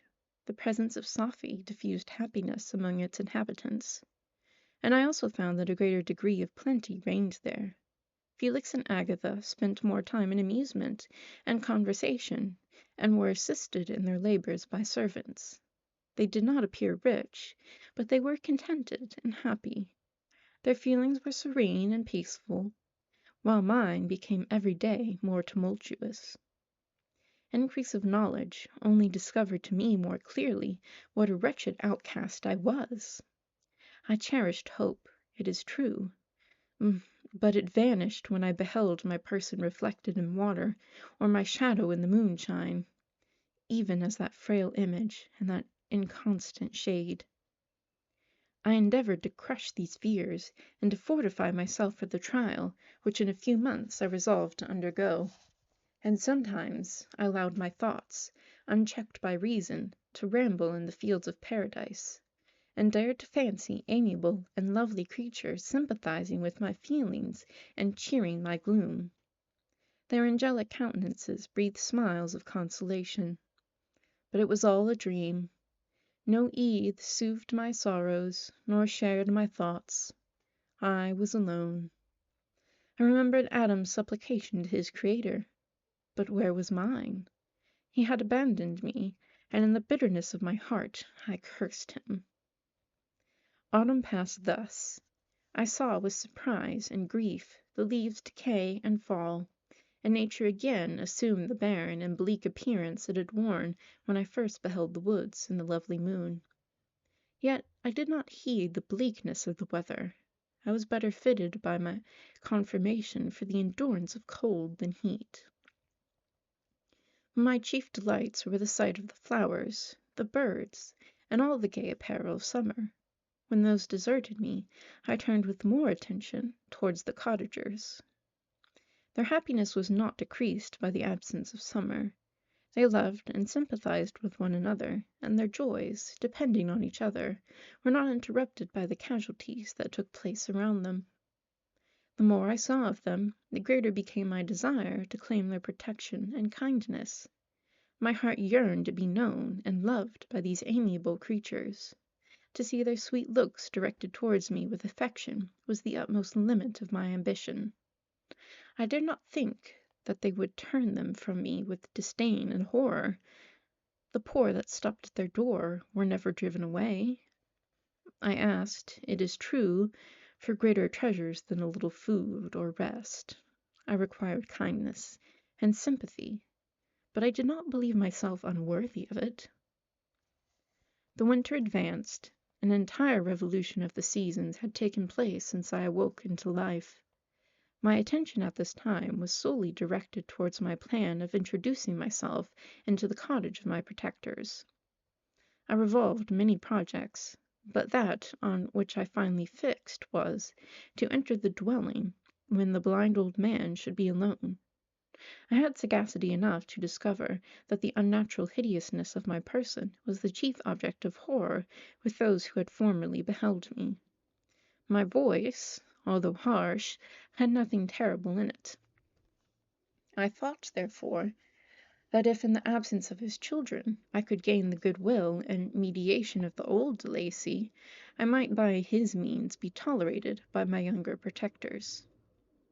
One day, when the sun shone on the red leaves that strewed the ground and diffused cheerfulness, although it denied warmth, Safie, Agatha, and Felix departed on a long country walk. and the old man, at his own desire, was left alone in the cottage. When his children had departed, he took up his guitar and played several mournful but sweet airs, more sweet and mournful than I had ever heard him play before. At first his countenance was illuminated with pleasure, but as he continued, thoughtfulness and sadness succeeded. At length, laying aside the instrument, he sat, absorbed in reflection. My heart beat quick. This was the hour and moment of trial, which would decide my hopes or realize my fears. The servants were gone to a neighboring fair. All was silent in and around the cottage. It was an excellent opportunity. Yet, when I proceeded to execute my plan, my limbs failed me, and I sank to the ground. Again I rose, and exerting all the firmness of which I was master, removed the planks which I had placed before my hovel to conceal my retreat. The fresh air revived me, and with renewed determination I approached the door of their cottage. I knocked. "Who is there?" said the old man. "Come in." I entered. "Pardon this intrusion," said I. "I am a traveller in want of a little rest. You would greatly oblige me if you would allow me to remain a few minutes before the fire." "Enter," said De Lacy, "and I will try in what manner I can to relieve your wants. But unfortunately my children are far from home, and as I am blind, I am afraid I should find it difficult to procure food for you." "Do not trouble yourself, my kind host. I have food. It is warmth and rest only that I need." I sat down, and a silence ensued. I knew that every minute was precious to me, yet I remained irresolute in what manner to commence the interview, when the old man addressed me. "By your language, stranger, I suppose you are my countryman. Are you French?" "No, but I was educated by a French family, and understand that language only. I am now going to claim the protection of some friends, whom I sincerely love, and of whose favor I have some hopes." "Are they Germans?" "No, they are French. But let us change the subject. I am an unfortunate and deserted creature. I look around, and I have no relation or friend upon earth. These amiable people to whom I go have never seen me, and know little of me. I am full of fears, for if I fail there, I am an outcast in the world forever." "Do not despair. To be friendless is indeed to be unfortunate, but the hearts of men, when unprejudiced by any obvious self-interest, are full of brotherly love and charity. Rely, therefore, on your hopes, and if these friends are good and amiable, do not despair." "They are kind. They are the most excellent creatures in the world, but unfortunately they are prejudiced against me. I have good dispositions. My life has been hitherto harmless, and in some degree beneficial, but a fatal prejudice clouds their eyes, and where they ought to see a feeling and kind friend, they behold only a detestable monster." "That is indeed unfortunate. But if you are really blameless, cannot you undeceive them?" "I am about to undertake that task, and it is on that account that I feel so many overwhelming terrors. I tenderly love these friends. I have, unknown to them, been for many months in the habits of daily kindness towards them, but they believe that I wish to injure them, and it is that prejudice which I wish to overcome." "Where do these friends reside?" "Near the spot." The old man paused, and then continued. "If you will unreservedly confide to me the particulars of your tale, I perhaps may be of use in undeceiving them. I am blind, and cannot judge of your countenance, but there is something in your words which persuades me that you are sincere. I am poor and an exile, but it will afford me true pleasure to be in any way serviceable to a human creature." "Excellent man! I thank you, and accept your generous offer. You raise me from the dust by this kindness, and I trust that by your aid I shall not be driven from the society and sympathy of your fellow creatures. Heaven forbid! Even if you were really criminal, for that can only drive you to desperation and not instigate you to virtue. I also am unfortunate. I and my family have been condemned, although innocent. Judge, therefore, if I do not feel for your misfortunes. How can I thank you, my best and only benefactor? From your lips first, I have heard the voice of kindness directed towards me. I shall be forever grateful, and your present humanity assures me of success with those friends whom I am on the point of meeting. May I know the names and residence of those friends? I paused. This, I thought, was the moment of decision, which was to rob me of, or bestow happiness on me forever. I struggled vainly for firmness sufficient to answer him, but the effort destroyed all my remaining strength. I sank on the chair and sobbed aloud. At that moment I heard the steps of my younger protectors. I had not a moment to lose, but seizing the hand of the old man, I cried, "Now is the time! Save and protect me! You and your family are the friends whom I seek. Do not you desert me in the hour of trial." "Great God!" exclaimed the old man, "who are you?" At that instant the cottage door was opened, and Felix, Safie, and Agatha entered. Who can describe their horror and consternation on beholding me? Agatha fainted, and Safie, unable to attend to her friend, rushed out of the cottage. Felix darted forward, and with supernatural force tore me from his father, to whose knees I clung. In a transport of fury he dashed me to the ground, and struck me violently with a stick. I could have torn him limb from limb, as the lion rends the antelope, but my heart sunk within me as with bitter sickness, and I refrained.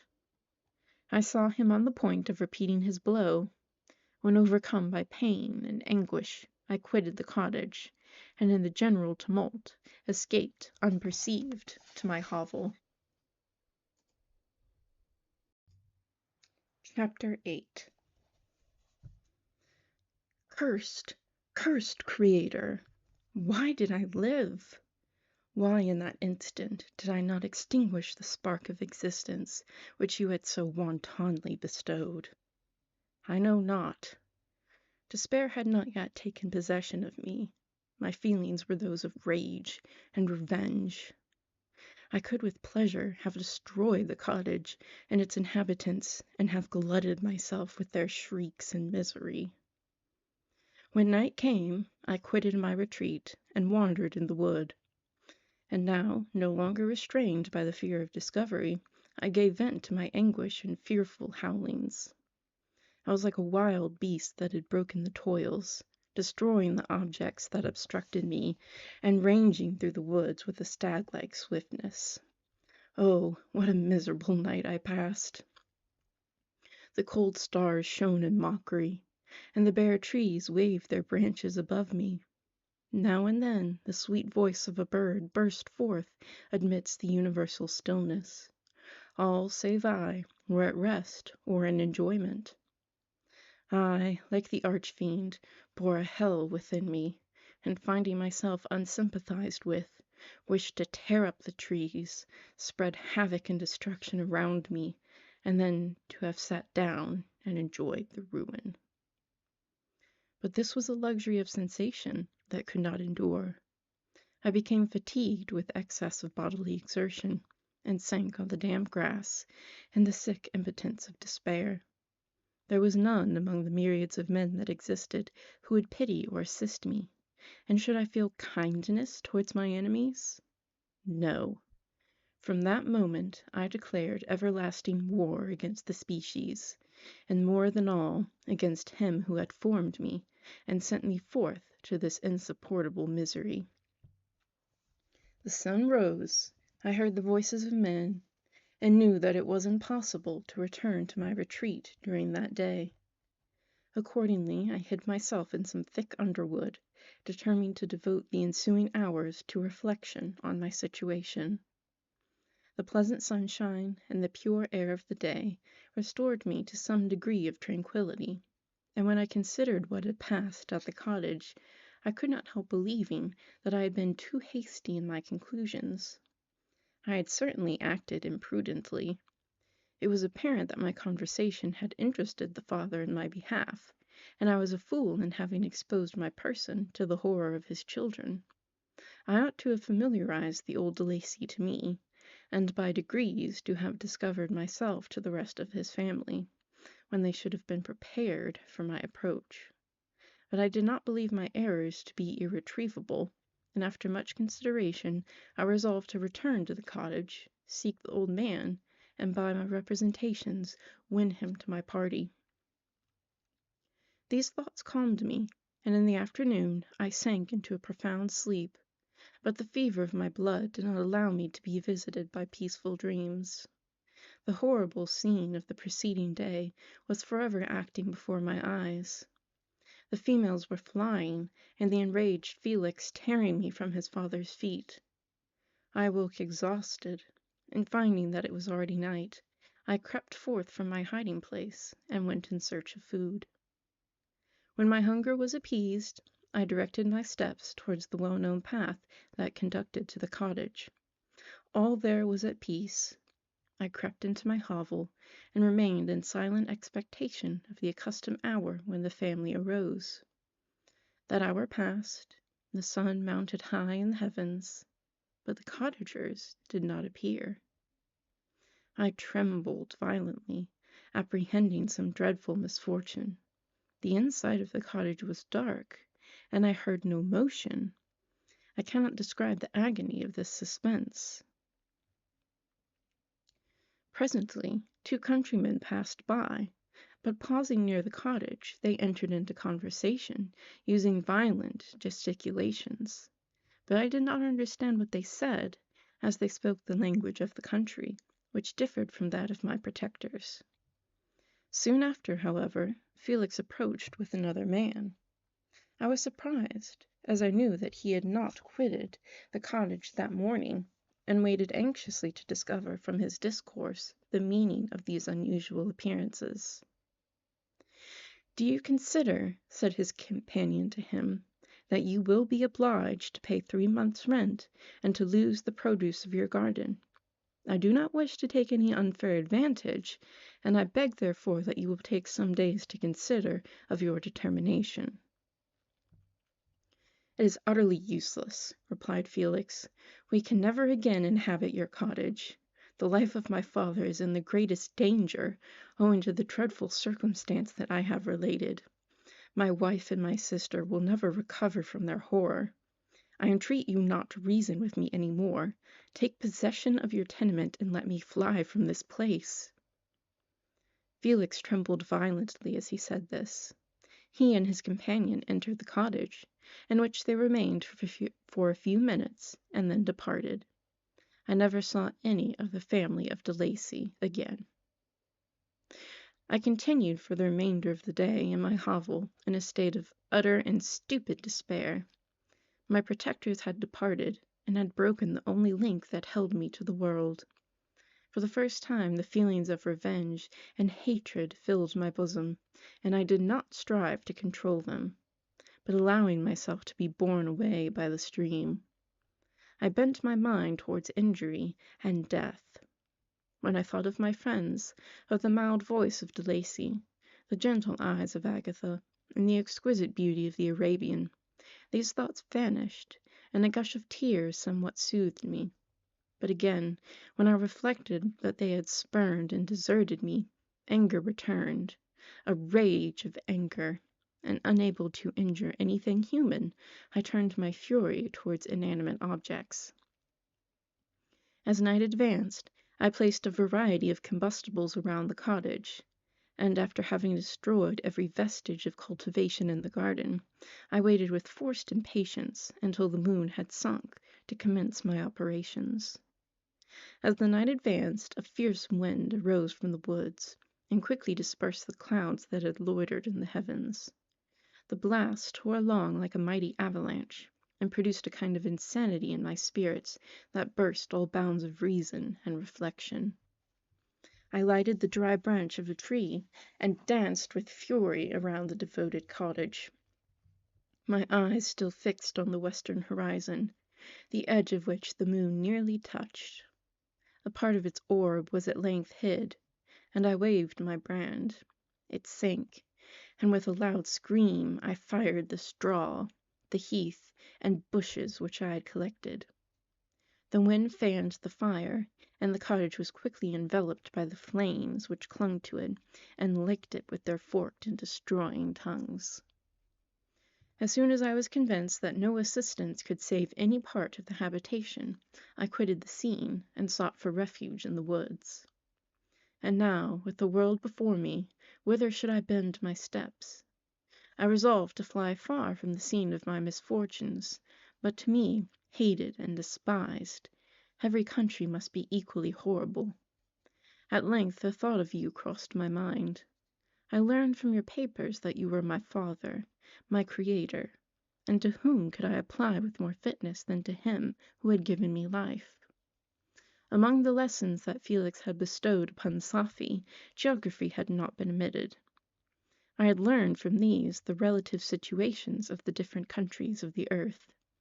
You had mentioned Geneva as the name of your native town, and towards this place I resolved to proceed. But how was I to direct myself? I knew that I must travel in a southwesterly direction to reach my destination, but the sun was my only guide. I did not know the names of the towns that I was to pass through, nor could I ask for information from a single human being. But I did not despair. From you only could I hope for succor, although towards you I felt no sentiment but that of hatred. Unfeeling, heartless creator! You had endowed me with perceptions and passions, and then cast me abroad on an object for the scorn and horror of mankind.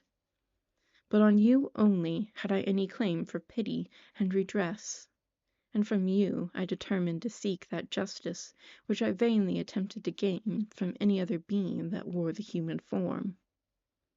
My travels were long, and the sufferings I endured intense. It was late in autumn when I quitted the district where I had so long resided. I travelled only at night, fearful of encountering the visage of a human being. Nature decayed around me, and the sun became heatless. Rain and snow poured around me. Mighty rivers were frozen. The surface of the earth was hard, and chill, and bare, and I found no shelter. Earth, how often did I imprecate curses on the cause of my being! The mildness of my nature had fled, and all within me was turned to gall and bitterness. The nearer I approached your habitation, the more deeply did I feel the spirit of revenge enkindled in my heart. Snow fell, and the waters were hardened, but I rested not. A few incidents now and then directed me, and I possessed a map of the country, but I often wandered wide from my path. The agony of the feelings allowed me no respite. No incident occurred from which my rage and misery could not extract its food. But a circumstance that happened when I arrived on the confines of Switzerland, when the sun had recovered its warmth, and the earth again began to look green, confirmed in a special manner the bitterness and horror of my feelings. I generally rested during the day, and travelled only when I was secured by night from the view of man. One morning, however, finding that my path lay through a deep wood, I ventured to continue my journey after the sun had risen. The day, which was one of the first of spring, cheered even me by the loveliness of its sunshine and the balminess of the air. I felt emotions of gentleness and pleasure that had long appeared dead revive within me. Half surprised by the novelty of these sensations, I allowed myself to be borne away by them, and forgetting my solitude and deformity, dared to be happy. Soft tears again bedewed my cheeks, and I even raised my humid eyes with thankfulness towards the blessed sun which bestowed such joy upon me. I continued to wind among the paths of the wood, until I came to its boundary, which was skirted by a deep and rapid river, into which many of the trees bent their branches, now budding with the fresh spring. Here I paused, not exactly knowing what path to pursue, when I heard the sound of voices that induced me to conceal myself under the shade of a cypress. I was scarcely hid when a young girl came running towards the spot where I was concealed, laughing as if she ran from someone in sport. She continued her course along the precipitous sides of the river, when suddenly her foot slipped, and she fell into the rapid stream. I rushed from my hiding place, and with extreme labor from the force of the current, saved her and dragged her to shore. She was senseless, and I endeavored by every means in my power to restore animation, when I was suddenly interrupted by the approach of a rustic, who was probably the person from whom she had playfully fled. On seeing me, he darted towards me, and tearing the girl from my arms, hastened towards the deeper parts of the wood. I followed speedily. I hardly knew why, but when the man saw me draw near, he aimed a gun, which he carried, at my body, and fired. I sank to the ground, and my injurer, with increased swiftness, escaped into the wood. This was then the reward of my benevolence. I had saved a human being from destruction, and as recompense I now writhed under the miserable pain of a wound which shattered the flesh and bone. The feelings of kindness and gentleness which I had entertained but a few moments before gave place to hellish rage and gnashing of teeth. Inflamed by pain, I vowed an eternal hatred and vengeance to all mankind, but the agony of my wound overcame me. My pulses paused, and I fainted. For some weeks I led a miserable life in the woods, endeavoring to cure the wound which I had received. The ball had entered my shoulder, and I knew not whether it remained or passed through. At any rate, I had no means of extracting it. My sufferings were augmented also by the oppressive sense of the injustice and ingratitude of their affliction. My daily vows rose for revenge, a deep and deadly revenge, such as would alone compensate for the outrages and anguish I had endured. After some weeks my wound healed, and I continued my journey. The labors I endured were no longer to be alleviated by the bright sun or gentle breezes of spring. All joy was but a mockery which insulted my desolate state, and made me feel more painfully that I was not made for the enjoyment of pleasure. But my toils now drew near a close, and in 2 months from this time I reached the environs of Geneva. It was evening when I arrived, and I retired to a hiding place among the fields that surround it, to meditate in what manner I should apply to you. I was oppressed by fatigue and hunger, and far too unhappy to enjoy the gentle breezes of evening, or the prospect of the sun setting behind the stupendous mountains of Jura. At this time a slight sleep relieved me from the pain of reflection, which was disturbed by the approach of a beautiful child, who came running into the recess I had chosen, with all the sportiveness of infancy. Suddenly, as I gazed on him, an idea seized me that this little creature was unprejudiced, and had lived too short a time to have imbibed a horror of deformity. If therefore I could seize him and educate him as my companion and friend, I should not be so desolate in this peopled earth. Urged by this impulse, I seized on the boy as he passed, and drew him towards me. As soon as he beheld my form, he placed his hands before his eyes, and uttered a shrill scream. I drew his hand forcibly from his face, and said, "Child, what is the meaning of this? I do not intend to hurt you. Listen to me." He struggled violently. "Let me go!" he cried. "Monster! Ugly wretch! You wish to eat me and tear me to pieces. You are an ogre. Let me go, or I will tell my papa." "Boy, you will never see your father again. You must come with me." "Hideous monster! Let me go!" My papa is a syndic. He is Mr. Frankenstein. He will punish you. You dare not keep me. Frankenstein, you belong then to my enemy, to him towards whom I have sworn eternal revenge. You shall be my first victim. The child still struggled, and loaded me with epithets which carried a despair to my heart. I grasped his throat to silence him, and in a moment he lay dead at my feet. I gazed on my victim, and my heart swelled with exultation and hellish triumph. Clapping my hands, I exclaimed, I, too, can create desolation. My enemy is not invulnerable.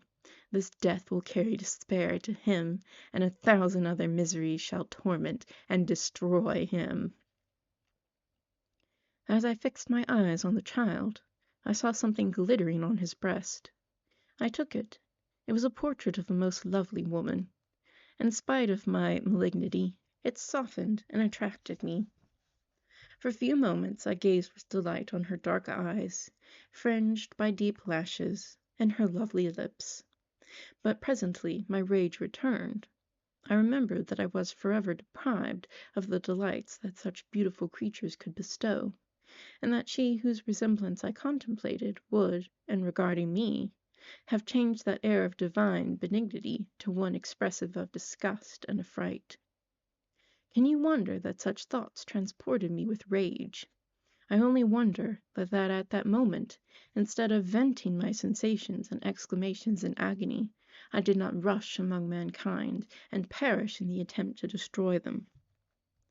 While I was overcome by these feelings, I left the spot where I had committed the murder, and seeking a more secluded hiding place, I entered a barn which had appeared to me to be empty. A woman was sleeping on some straw. She was young, not indeed so beautiful as her whose portrait I held, but of an agreeable aspect, and blooming in the loveliness of youth and health. Here, I thought, is one of those whose joy and parting smiles are bestowed on all but me. And then I bent over her and whispered, Awake, fairest, thy lover is near, he who would give his life but to obtain one look of affection from thine eyes. My beloved, awake! The sleeper stirred. A thrill of terror ran through me. Should she indeed awake, and see me, and curse me, and denounce the murderer? Thus would she assuredly act if her darkened eyes opened, and she beheld me. The thought was madness. It stirred the fiend within me. Not I, but she, shall suffer. The murder I have committed because I am forever robbed of all that she could give me, she shall atone. The crime had its source in her. Be hers the punishment. Thanks to the lessons of Felix and the sanguinary laws of man, I had learned how to work mischief. I bent over her and placed the portrait securely in one of the folds of her dress. She moved again, and I fled. For some days I haunted the spot where these scenes had taken place, sometimes wishing to see you, sometimes resolved to quit the world and its miseries forever. At length I wandered towards these mountains, and have ranged through their immense recesses, consumed by a burning passion which you alone can gratify. We may not part until you have promised to comply with my requisition. I am alone and miserable. Man will not associate with me, but one as deformed and horrible as myself would not deny herself to me. My companion must be of the same species and have the same defects. This being you must create. Chapter 9. The being finished speaking, and fixed his looks upon me in the expectation of a reply. But I was bewildered, perplexed, and unable to arrange my ideas sufficiently to understand the full extent of his proposition. He continued, You must create a female for me, with whom I can live in the interchange of those sympathies necessary for my being. This alone you can do, and I demand it of you as a right which you must not refuse to concede. The latter part of his tale had kindled anew in me the anger that had died away while he narrated his peaceful life among the cottagers. And as he said this, I could no longer suppress the rage that burned within me.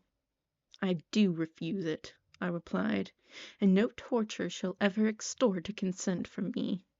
You may render me the most miserable of men, but you shall never make me base in my own eyes. Shall I create another like yourself, whose joint wickedness might desolate the world? Begone! I have answered you. You may torture me, but I will never consent." "You are in the wrong," replied the fiend, "and instead of threatening, I am content to reason with you.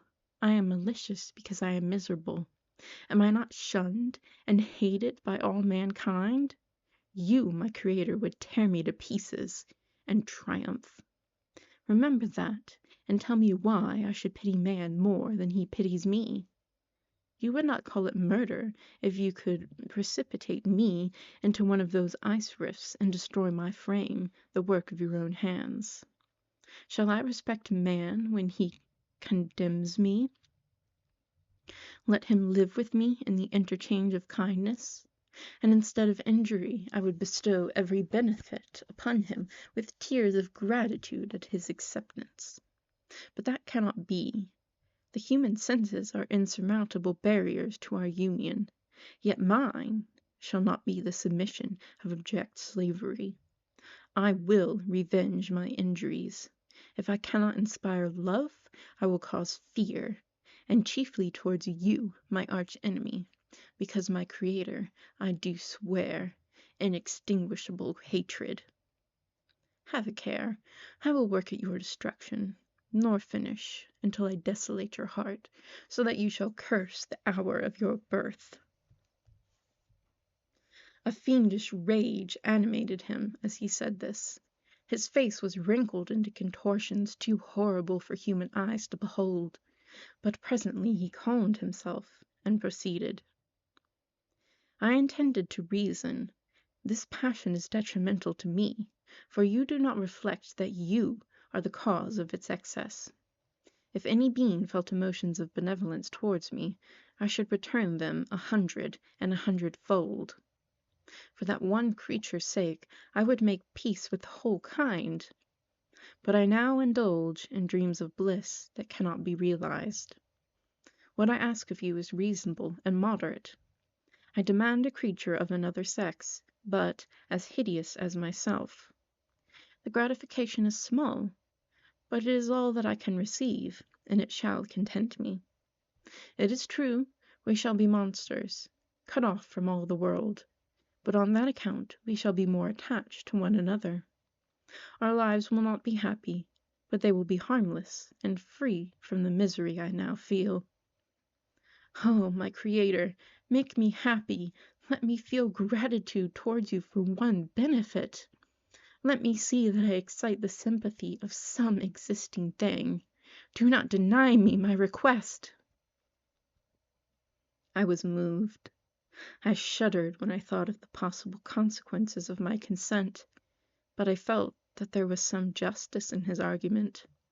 His tale, and the feelings he now expressed, proved him to be a creature of fine sensations, and did I not, as his maker, owe him all the portion of happiness that it was in my power to bestow? He saw my change of feeling, and continued, "If you consent, neither you nor any other being shall ever see us again. I will go to the vast wilds of South America. My food is not that of man. I do not destroy the lamb and the kid to glut my appetite. Acorns and berries afford me sufficient nourishment. My companion will be of the same nature as myself, and will be content with the same fare. We shall make our bed of dried leaves. The sun will shine on us as on man, and will ripen our food. The picture I present to you is peaceful and human, and you must feel that you could deny it only in the wantonness of power and cruelty. Pitiless as you have been towards me, I now see compassion in your eyes. Let me seize the favorable moment, and persuade you to promise what I so ardently desire." "You propose," replied I, to fly from the habitations of man, to dwell in those wilds where the beasts of the field will be your only companions. How can you, who long for the love and sympathy of man, persevere in this exile? You will return and again seek their kindness, and you will meet with their detestation. Your evil passions will be renewed, and you will then have a companion to aid you in the task of destruction. This may not be. Cease to argue the point, for I cannot consent.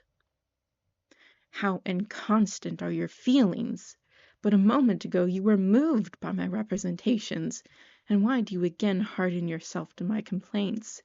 I swear to you, by the earth which I inhabit, and by you that made me, that with the companion you bestow, I will quit the neighborhood of man, and dwell, as it may chance, in the most savage of places.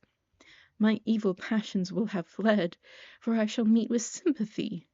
My life will flow quietly away, and in my dying moments I shall not curse my Maker. His words had a strange effect upon me. I compassionated him, and sometimes felt to wish to console him. But when I looked upon him, when I saw the filthy mass that moved and talked, my heart sickened, and my feelings were altered to those of horror and hatred. I tried to stifle these sensations. I thought that, as I could not sympathize with him, I had no right to withhold from him the small portion of happiness which was yet in my power to bestow. "You swear," I said, "to be harmless. But have you not already shown a degree of malice that should reasonably make me distrust you? May not even this be a feint that will increase your triumph by affording a wider scope for your revenge?" "How is this? I must not be trifled with, and I demand an answer. If I have no ties and no affections, hatred and vice must be my portion. The love of another will destroy the cause of my crimes, and I shall become a thing of whose existence every one will be ignorant. My vices are the children of a forced solitude that I abhor, and my virtues will necessarily arise when I live in communion with an equal. I shall feel the affections of a sensitive being, and become linked to the chain of existence and events from which I am now excluded." I paused some time to reflect on all he had related, and the various arguments which he had employed. I thought of the promise of virtues which he had displayed on the opening of his existence, and the subsequent blight of all kindly feeling by the loathing and scorn which his protectors had manifested toward him. His power and threats were not omitted to my calculations. A creature who could exist in the ice caves of the glaciers, and hide himself from pursuit among the ridges of inaccessible precipices, was a being possessing faculties it would be vain to cope with. After a long pause of reflection, I concluded that the justice due both to him and my fellow creatures demanded of me that I should comply with his request. Turning to him, therefore, I said, "I consent to your demand, on your solemn oath to quit Europe forever, and every other place in the neighborhood of man, as soon as I shall deliver into your hands a female who will accompany you in your exile." "I swear," he cried, "by the sun, and by the blue sky of heaven, and by the fire of love that burns my heart, that if you grant my prayer, while they exist you shall never behold me again. Depart to your home, and commence your labors. I shall watch their progress with unutterable anxiety, but fear not, but that when you are ready I shall appear." Saying this, he suddenly quitted me, fearful, perhaps, of any change in my sentiments. I saw him descend the mountain with greater speed than the flight of an eagle, and quickly lost among the undulations of the sea of ice. His tale had occupied the whole day, and the sun was upon the verge of the horizon when he departed. I knew that I ought to hasten my descent towards the valley, as I should soon be encompassed in darkness, but my heart was heavy, and my steps slow. The labor of winding among the little paths of the mountain, and fixing my feet firmly as I advanced, perplexed me. occupied as I was by the emotions which the occurrences of the day had produced. Night was far advanced when I came to the halfway resting place and seated myself beside the fountain. The stars shone at intervals as the clouds passed from over them. The dark pines rose before me, and every here and there a broken tree lay on the ground. It was a scene of wonderful solemnity, and stirred strange thoughts within me. I wept bitterly, and clasping my hands in agony, I exclaimed, "Oh, stars and clouds and winds, ye are all about to mock me. If ye really pity me, crush sensation and memory, let me become as naught. But if not, depart, depart and leave me in darkness." These were wild and miserable thoughts, but I cannot describe to you how the eternal twinkling of the stars weighed upon me, and how I listened to every blast of wind, as if it were a dull, ugly sirocco on its way to consume me. Morning dawned before I arrived at the village of Chamounix. I took no rest, but it returned immediately to Geneva. Even in my own heart I could give no expression to my sensations. They weighed on me with a mountain's weight, and their excess destroyed my agony beneath them. Thus I returned home, and entering the house, presented myself to the family. My haggard and wild appearance awoke intense alarm, but I answered no questions. Scarcely did I speak. I felt as if I were placed under a ban, as if I had no right to claim their sympathies, as if never more might I enjoy companionship with them. Yet, even thus, I loved them to adoration, and to save them I resolved to dedicate myself to my most abhorred task. The prospect of such an occupation made every other circumstance of existence pass before me like a dream, and that thought only had to me the reality of life. End of Volume 2.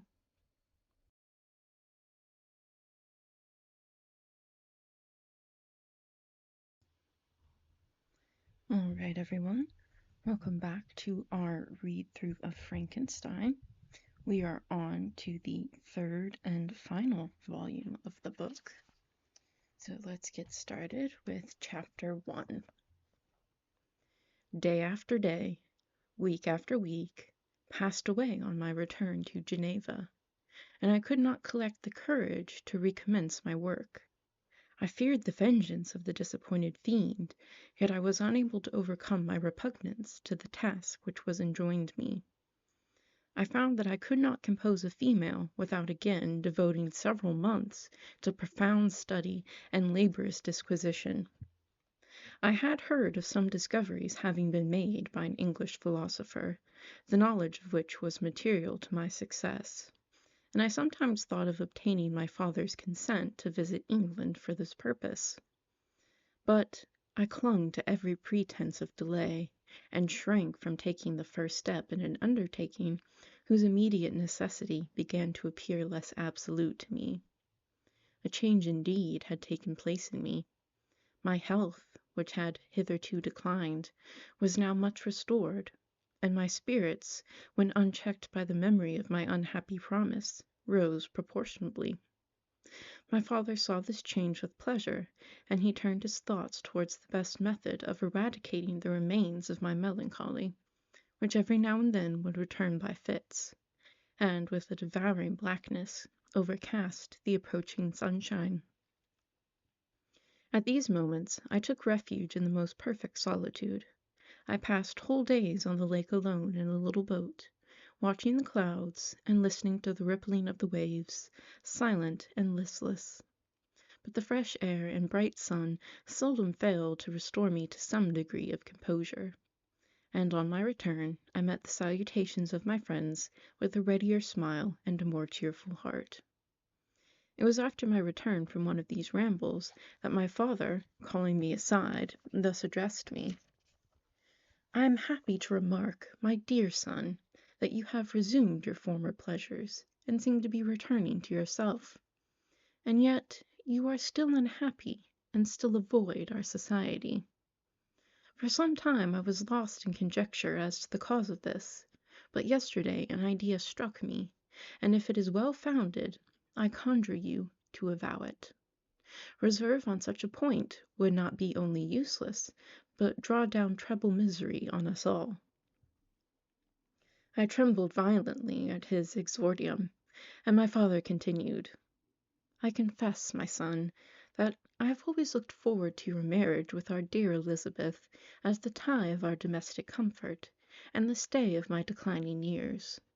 You were attached to each other from your earliest infancy. You studied together, and appeared, in dispositions and taste, entirely suited to one another.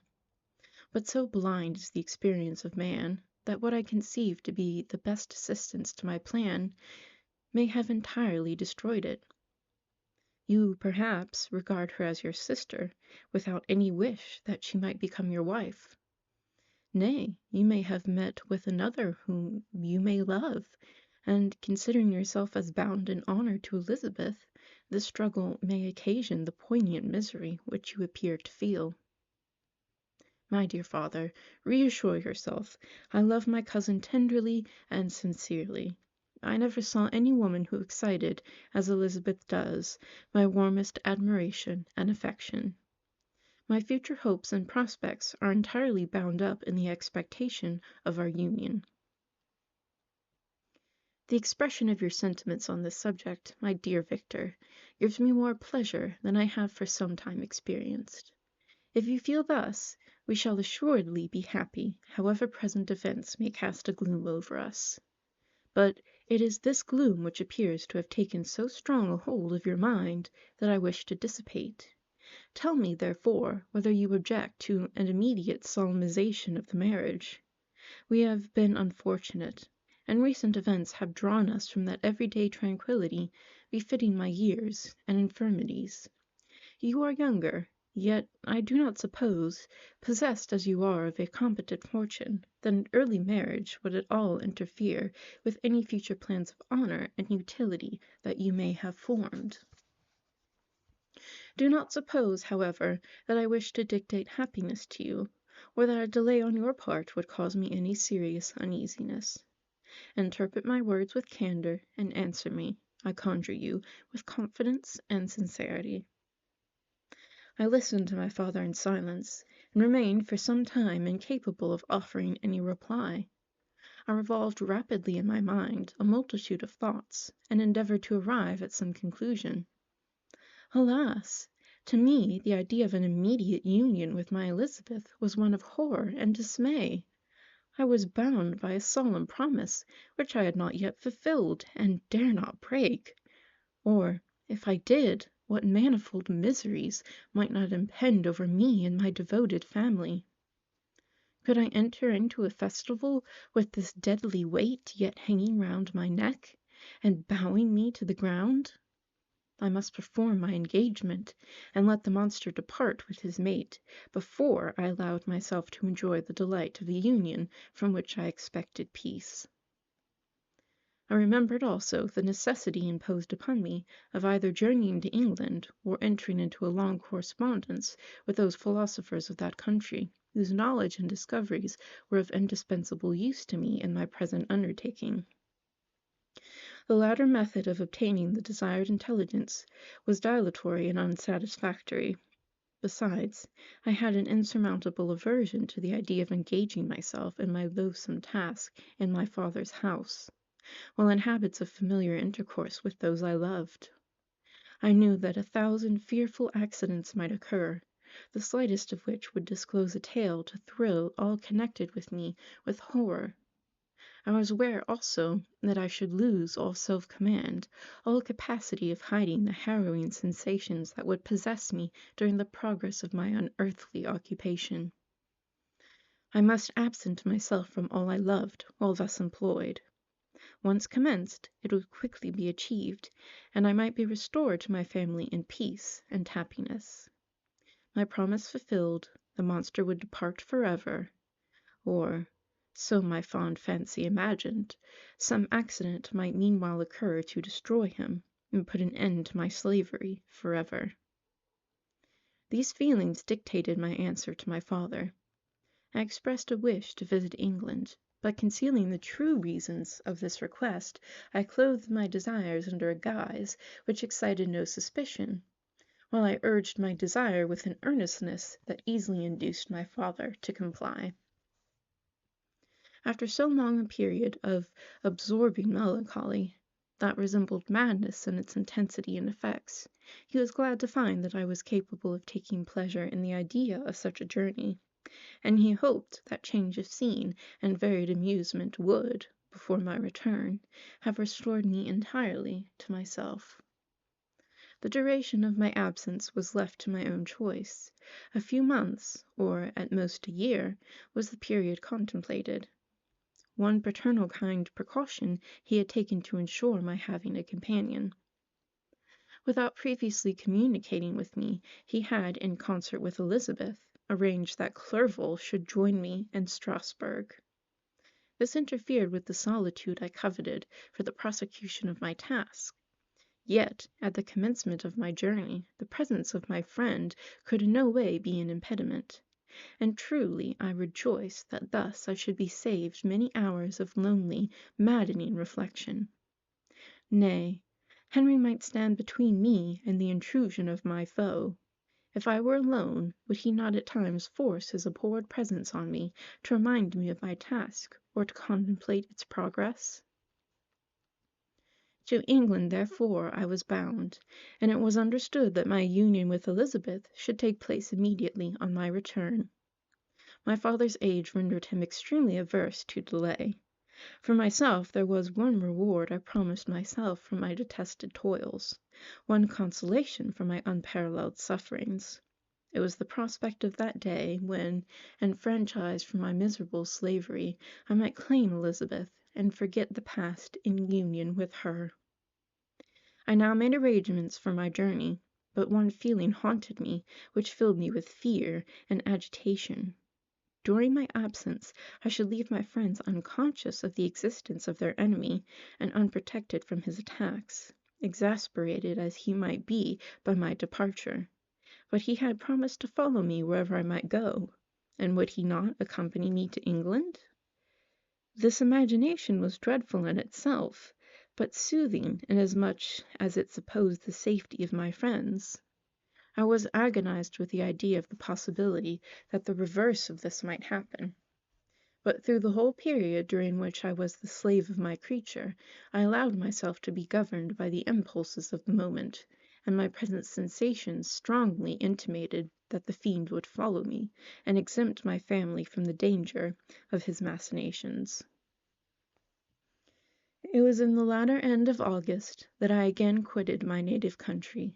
My journey had been my own suggestion, and Elizabeth therefore acquiesced, but she was filled with disquiet at the idea of my suffering, away from her, the inroads of misery and grief.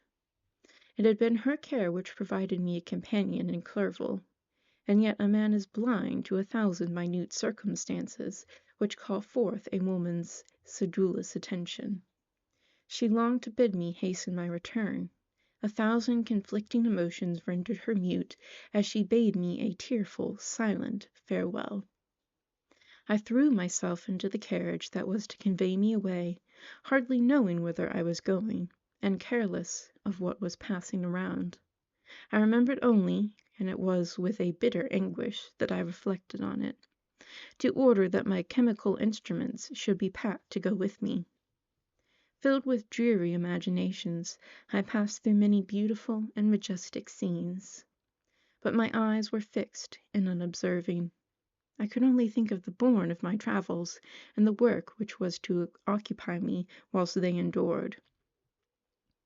After some days spent in listless indolence, during which I traversed many leagues, I arrived in Strasbourg, where I waited 2 days for Clerval. He came. Alas, how great was the contrast between us!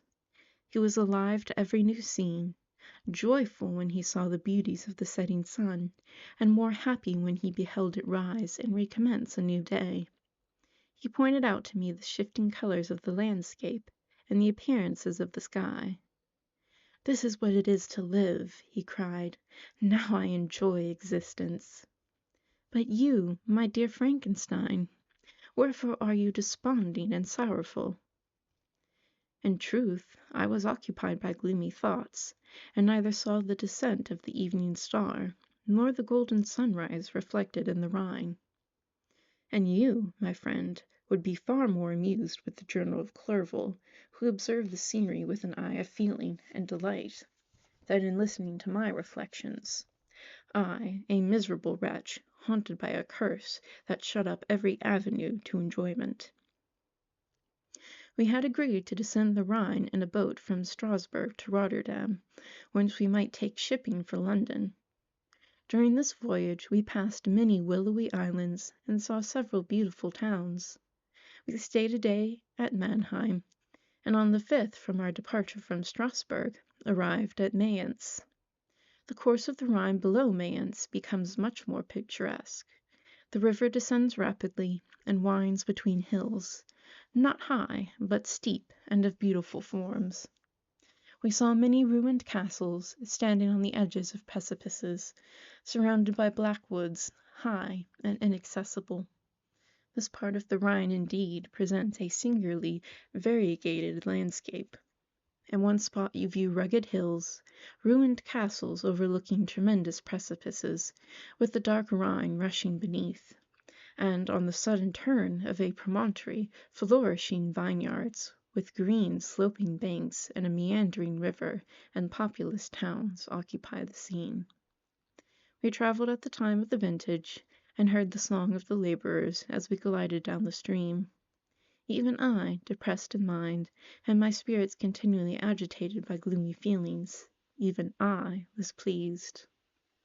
I lay at the bottom of the boat, and as I gazed on the cloudless blue sky, I seemed to drink in a tranquillity to which I had long been a stranger. And if these were my sensations, who can describe those of Henry?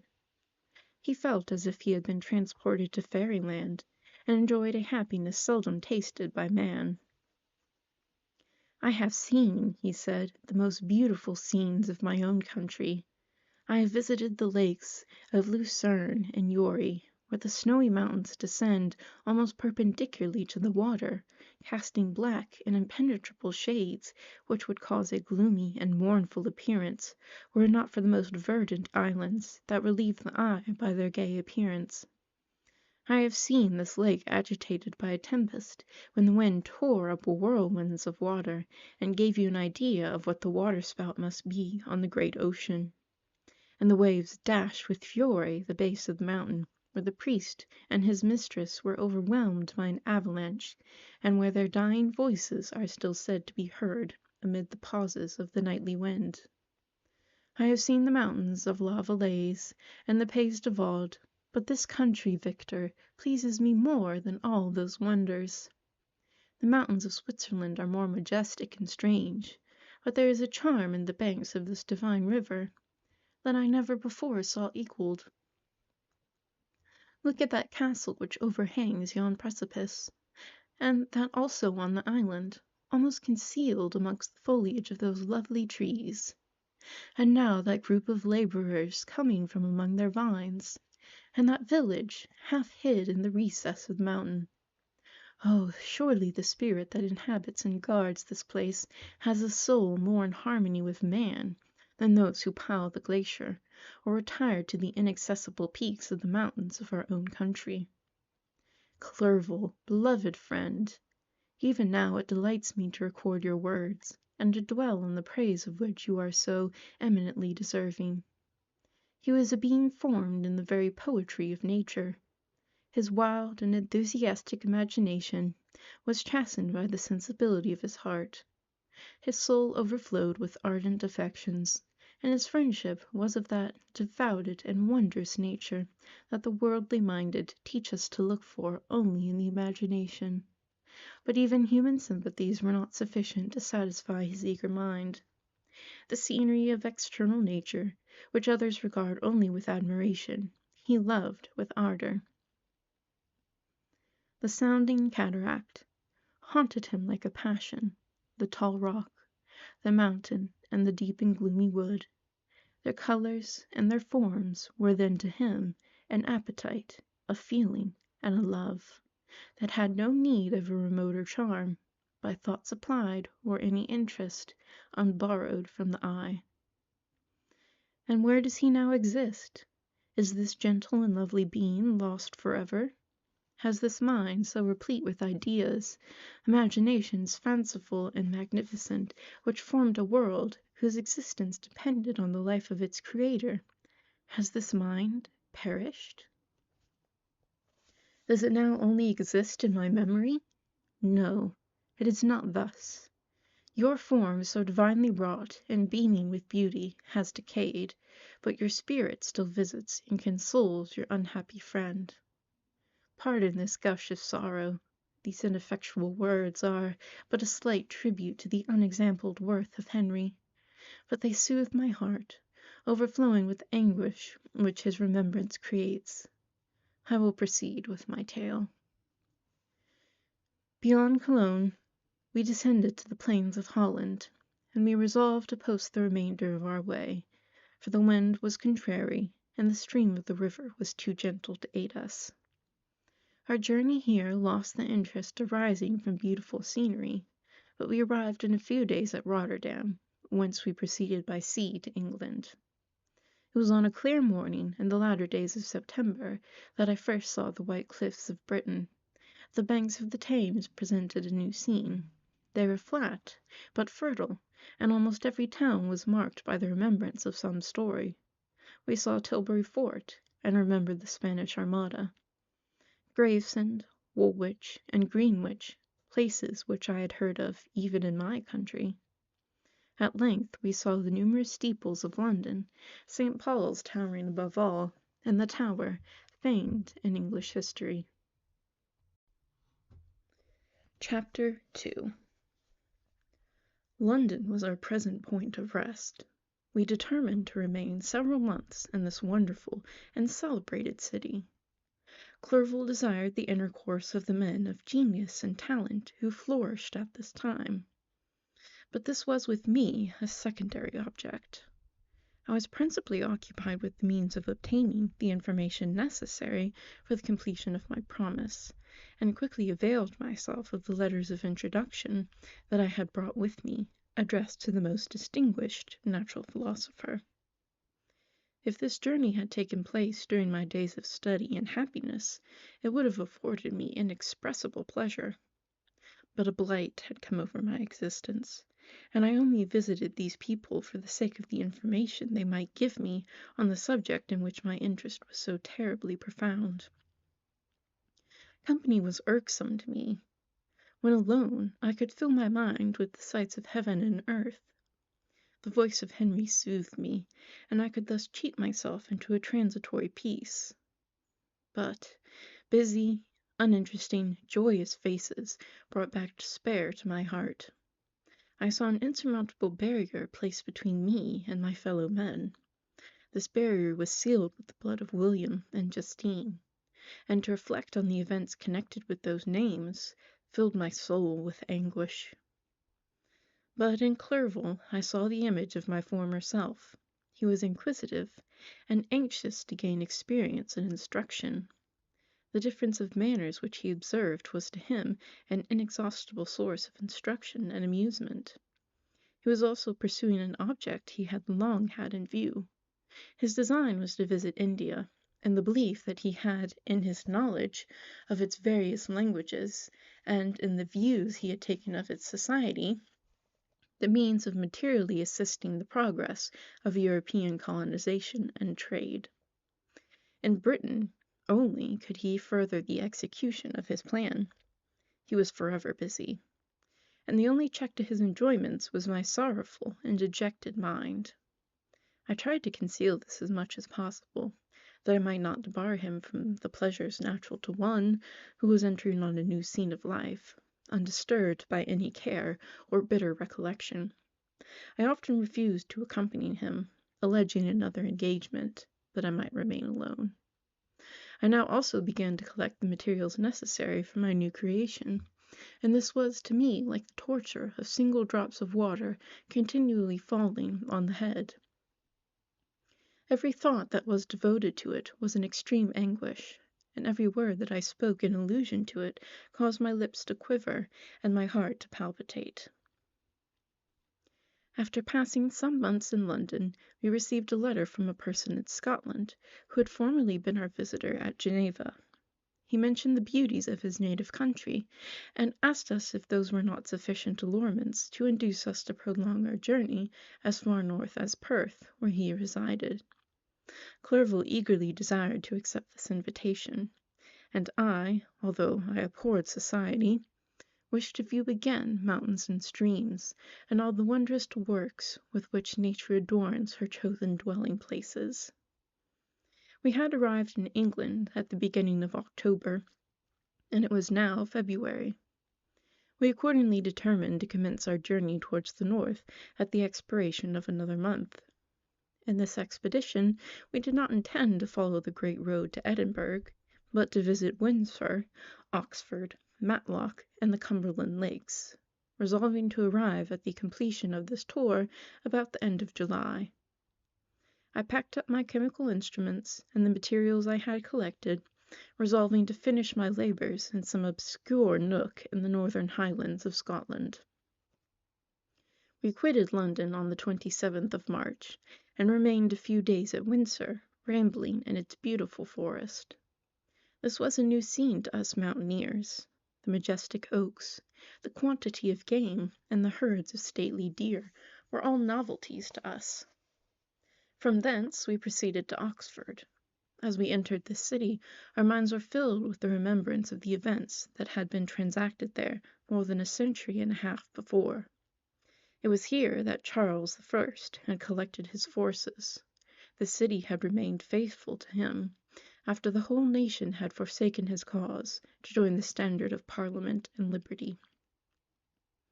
The memory of that unfortunate king and his companions, the amiable Falkland, the insolent Goring, his queen and son, gave a peculiar interest to every part of the city which they might be supposed to have inhabited.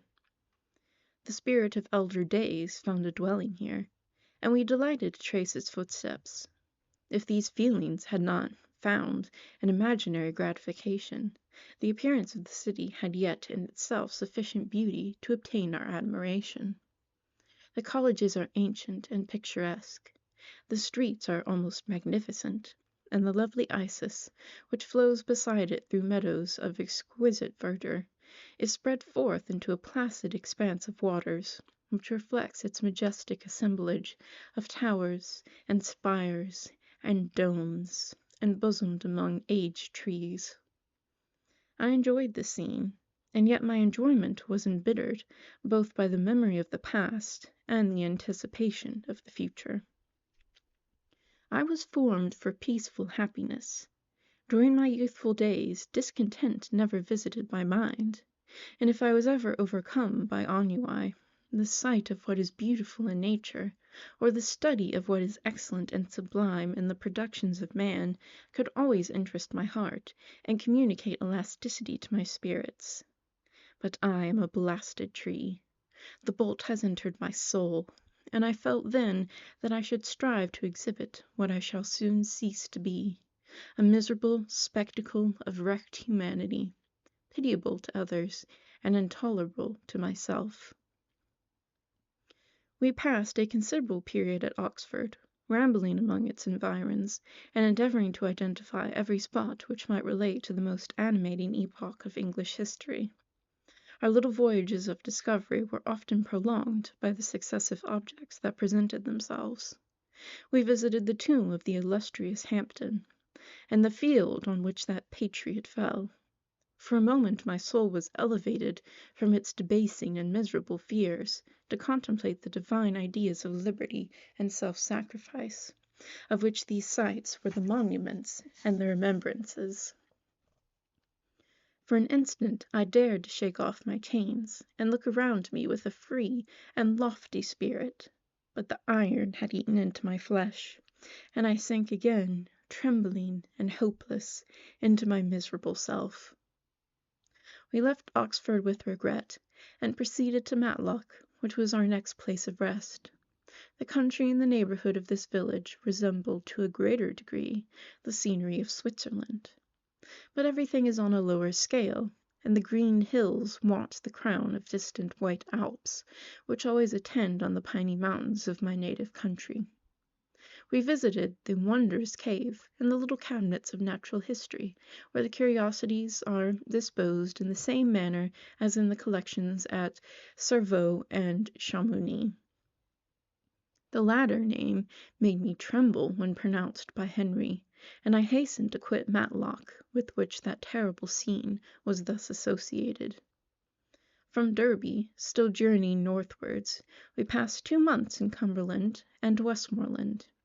I could now almost fancy myself among the Swiss mountains. The little patches of snow which yet lingered on the northern sides of the mountains, the lakes, and the dashing of the rocky streams, were all familiar and dear sights to me. Here also we made some acquaintances, who almost contrived to cheat me into happiness. The delight of Clerval was proportionably greater than mine. His mind expanded in the company of men of talent, and he found in his own nature greater capacities and resources than he could have imagined himself to have possessed while he associated with his inferiors. "I could pass my life here," said he to me, "and among these mountains I should scarcely regret Switzerland and the Rhine." But he found that a traveller's life is one that includes much pain amidst its enjoyments. His feelings are forever on the stretch, and when he begins to sink into repose, he finds himself obliged to quit that on which he rests in pleasure for something new which again engages his attention, and which also he forsakes for other novelties. We had scarcely visited various lakes of Cumberland and Westmoreland, and conceived an affection for some of the inhabitants, when the period of our appointment with our Scotch friend approached, and we left them to travel on. For my own part, I was not sorry. I had now neglected my promise for some time, and I feared the effects of the Damon's disappointment. He might remain in Switzerland, and wreak his vengeance on my relatives. This idea pursued me, and tormented me at every moment from which I might otherwise have snatched repose and peace. I waited for my letters with feverish impatience. If they were delayed, I was miserable, and overcome by 1,000 fears.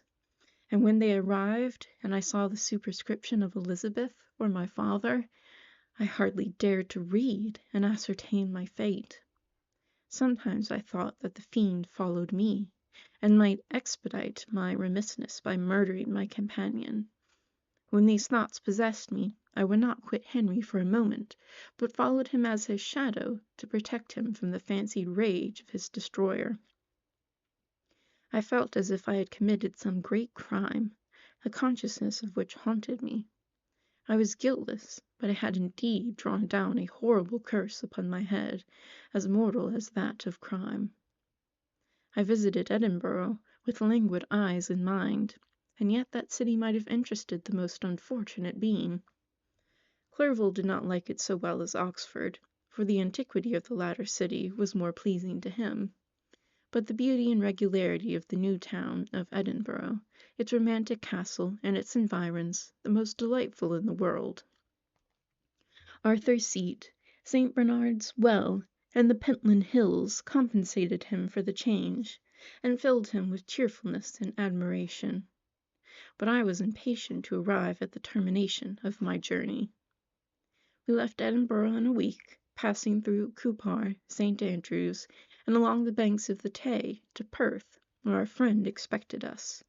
But I was in no mood to laugh and talk with strangers, or enter into their feelings or plans with the good humour expected from a guest. And accordingly I told Clerval that I wished to make the tour of Scotland alone. "Do you," said I, "enjoy yourself, and let this be our rendezvous. I may be absent a month or two, but do not interfere with my motions. I entreat you, leave me to peace and solitude for a short time, and when I return, I hope it will be with a lighter heart, more congenial to your own temper." Henry wished to dissuade me, but, seeing me bent on this plan, ceased to remonstrate. He entreated me to write often. "I'd rather be with you," he said, "in your solitary rambles than with these Scotch people, whom I do not know. Hasten then, my dear friend, to return, that I may again feel myself somewhat at home, which I cannot do in your absence." Having parted from my friend, I determined to visit some remote spot of Scotland, and finish my work in solitude. I did not doubt but that the monster followed me, and would discover himself to me when I should have finished, that he might receive his companion. With this resolution, I traversed the northern Highlands, and fixed on one of the remotest of the Orkneys as the scene of my labours.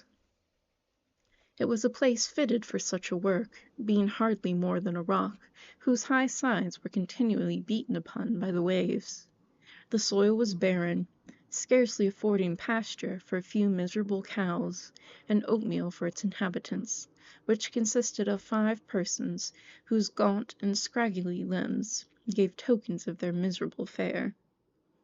Vegetables and bread, when they indulged in such luxuries, and even fresh water, was to be procured from the mainland, which was about 5 miles distant. On the whole island there were but 3 miserable huts, and one of these was vacant when I arrived. This I hired. It contained but 2 rooms, and these exhibited all the squalidness of the most miserable penury. The thatch had fallen in, the walls were unplastered, and the door was off its hinges. I ordered it to be repaired, bought some furniture, and took possession. An incident which would doubtless have occasioned some surprise, had not all the senses of the cottagers been benumbed by want and squalid poverty. As it was, I lived ungazed at and unmolested, heartily thanked for the pittance of food and clothes which I gave. So much does suffering blunt even the coarsest sensations of men. In this retreat I devoted the morning to labor, but in the evening, when the weather permitted, I walked on the stony beach of the sea to listen to the waves as they roared and dashed at my feet. It was a monotonous yet ever-changing scene. I thought of Switzerland. It was far different from this desolate and appalling landscape. Its hills are covered with veins, and its cottages are scattered thickly in the plains. Its fair lakes reflect a blue and gentle sky, and when troubled by the winds, their tumult is but as the play of a lively infant when compared to the roarings of the giant ocean. In this manner I distributed my occupations when I first arrived, but as I proceeded in my labor, it became every day more horrible and irksome to me. Sometimes I could not prevail on myself to enter my laboratory for several days, and at other times I toiled day and night in order to complete my work. It was indeed a filthy process in which I was engaged. During my first experiment, a kind of enthusiastic frenzy had blinded me to the horror of my employment. My mind was intently fixed on the consummation of my labors, and my eyes shut to the horror of my proceedings.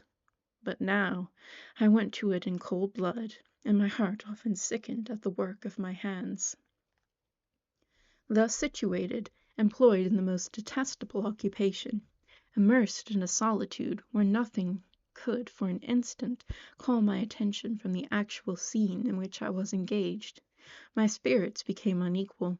I grew restless and nervous. Every moment I feared to meet my persecutor. Sometimes I sat with my eyes fixed on the ground, fearing to raise them, lest they should encounter the object which I so much dreaded to behold. I feared to wander from the sight of my fellow creatures, lest when alone he should come to claim his companion. In the meantime I worked on, and my labor was already considerably advanced. I looked towards its completion with a tremulous and eager hope, which I dared not trust myself to question, but which was intermixed with obscure forebodings of evil that made my heart sicken in my bosom. Chapter 3. I sat one evening in my laboratory. The sun had set, and the moon was just rising from the sea. I had not sufficient light for my employment, and I remained idle in a pause of consideration of whether I should leave my labor for the night, or hasten its conclusion by an unremitting attention to it. As I sat, a train of reflection occurred to me, which led me to consider the effects of what I was now doing. 3 years before, I was engaged in the same manner, and had created a fiend whose unparalleled barbarity had desolated my heart, and filled it forever with the bitterest remorse. I was now about to form another being, of whose dispositions I was alike ignorant. She might become 10,000 times more malignant than her mate, and delight for its own sake in murder and wretchedness. He had sworn to quit the neighborhood of man, and hide himself in deserts, but she had not, and she, who in all probability was to become a thinking and reasoning animal, might refuse to comply with the compact made before her creation. They might even hate each other. The creature who already lived loathed his own deformity, and might he not conceive a greater abhorrence for it when it came before his eyes in the female form? She also might turn with disgust from him to the superior beauty of man. She might quit him, and he be again alone, exasperated by the fresh provocation of being deserted by one of his own species. Even if they were to leave Europe and inhabit the deserts of the New World, yet one of the first results of those sympathies for which the daemon thirsted would be children, and a race of devils would be propagated upon the earth, who might make the very existence of the species of man a condition precarious and full of terror. Had I a right, for my own benefit, to inflict this curse upon everlasting generations? I had before been moved by the sophisms of the being I had created. I had been struck senseless by his fiendish threats. But now, for the first time, the wickedness of my promise burst upon me. I shuddered to think that future ages might curse me as their pest, whose selfishness had not hesitated to buy its own peace at the price, perhaps, of the existence of the whole human race. I trembled, and my heart failed within me, when, on looking up, I saw by the light of the moon the daemon at the casement. A ghastly grin wrinkled his lips as he gazed on me, where I sat fulfilling the task which he had allotted to me. Yes, he had followed me in my travels. He had loitered in forest, hid himself in caves, or taken refuge in wide and desert heaths. And he now came to mark my progress and claim the fulfillment of my promise. As I looked on him, his countenance expressed the utmost extent of malice and treachery.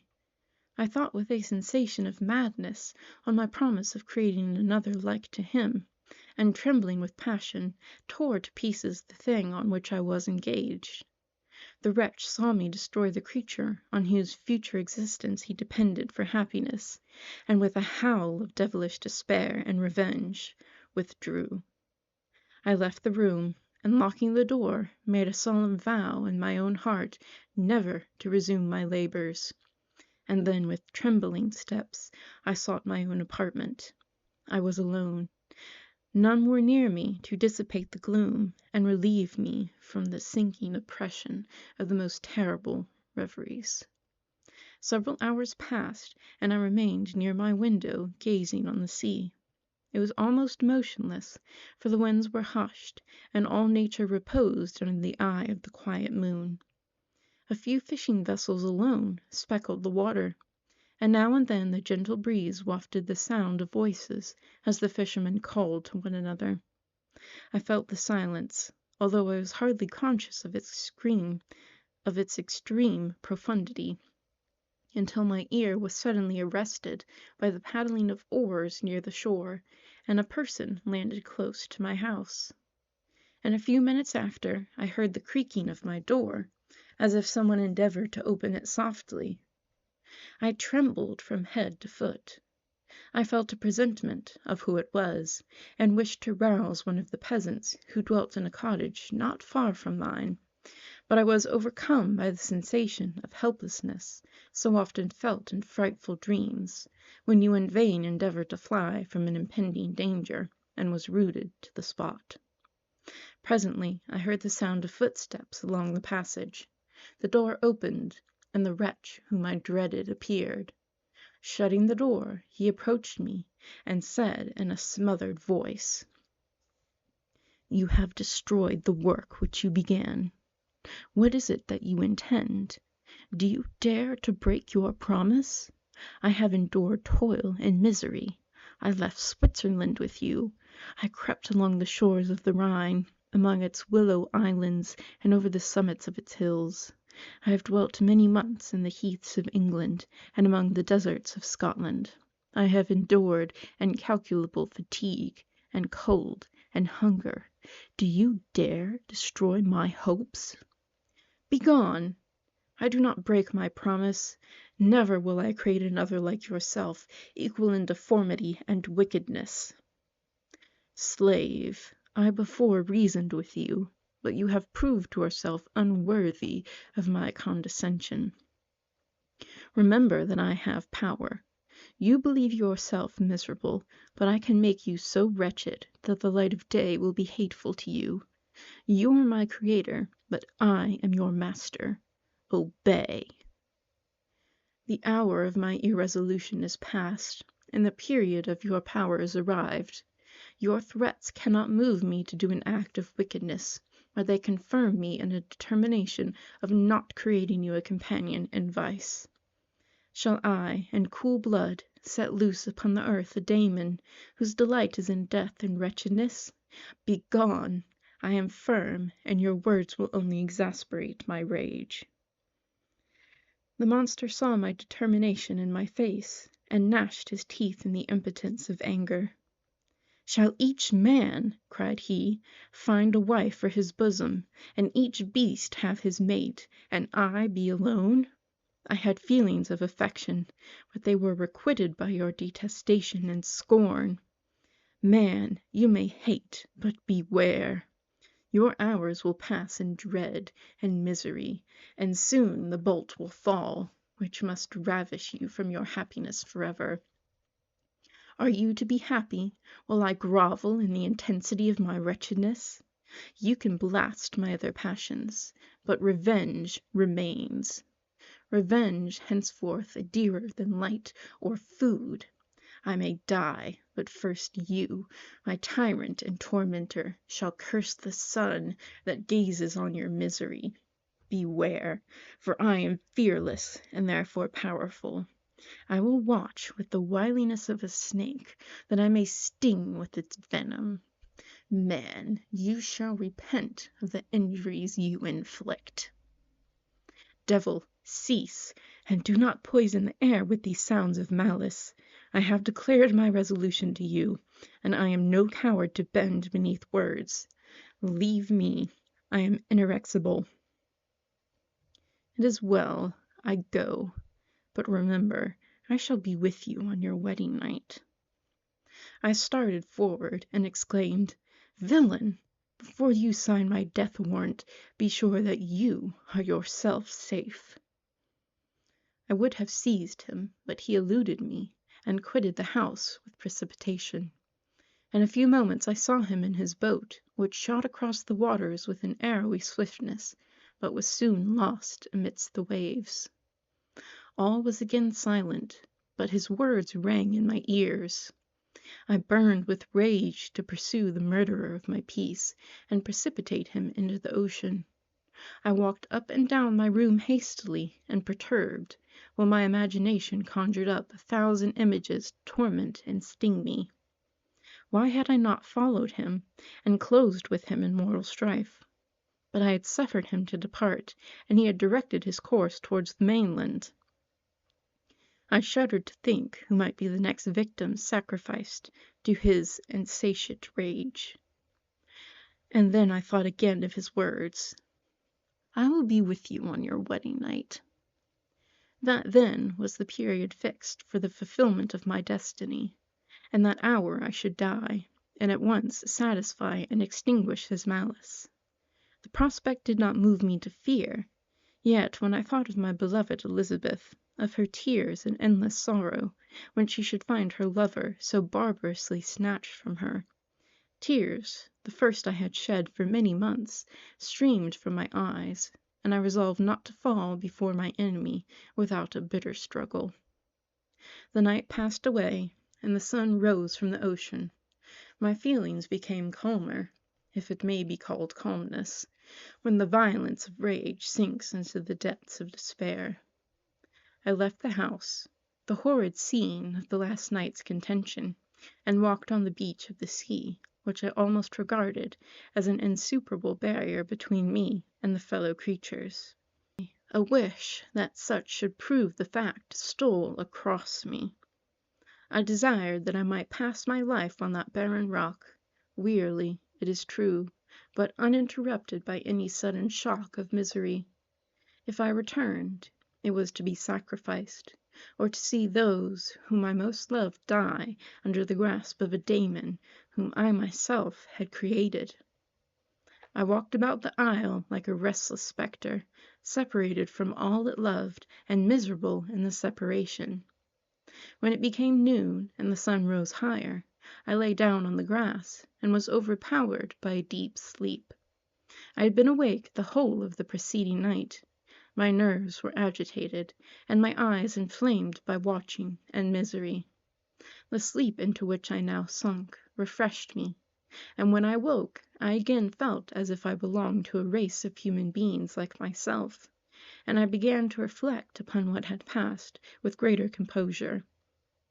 Yet still, the words of the fiend rung in my ears like a death knell. They appeared like a dream, yet distinct and oppressive as a reality. The sun had far descended, and I still sat on the shore, satisfying my appetite, which had become ravenous, with an oaten cake, when I saw a fishing boat land close to me, and one of the men brought me a packet. It contained letters from Geneva, and one from Clerval entreating me to join him. He said that he was wearing away his time fruitlessly where he was, that letters from the friends he had formed in London desired his return to complete the negotiation they had entered into for his Indian enterprise.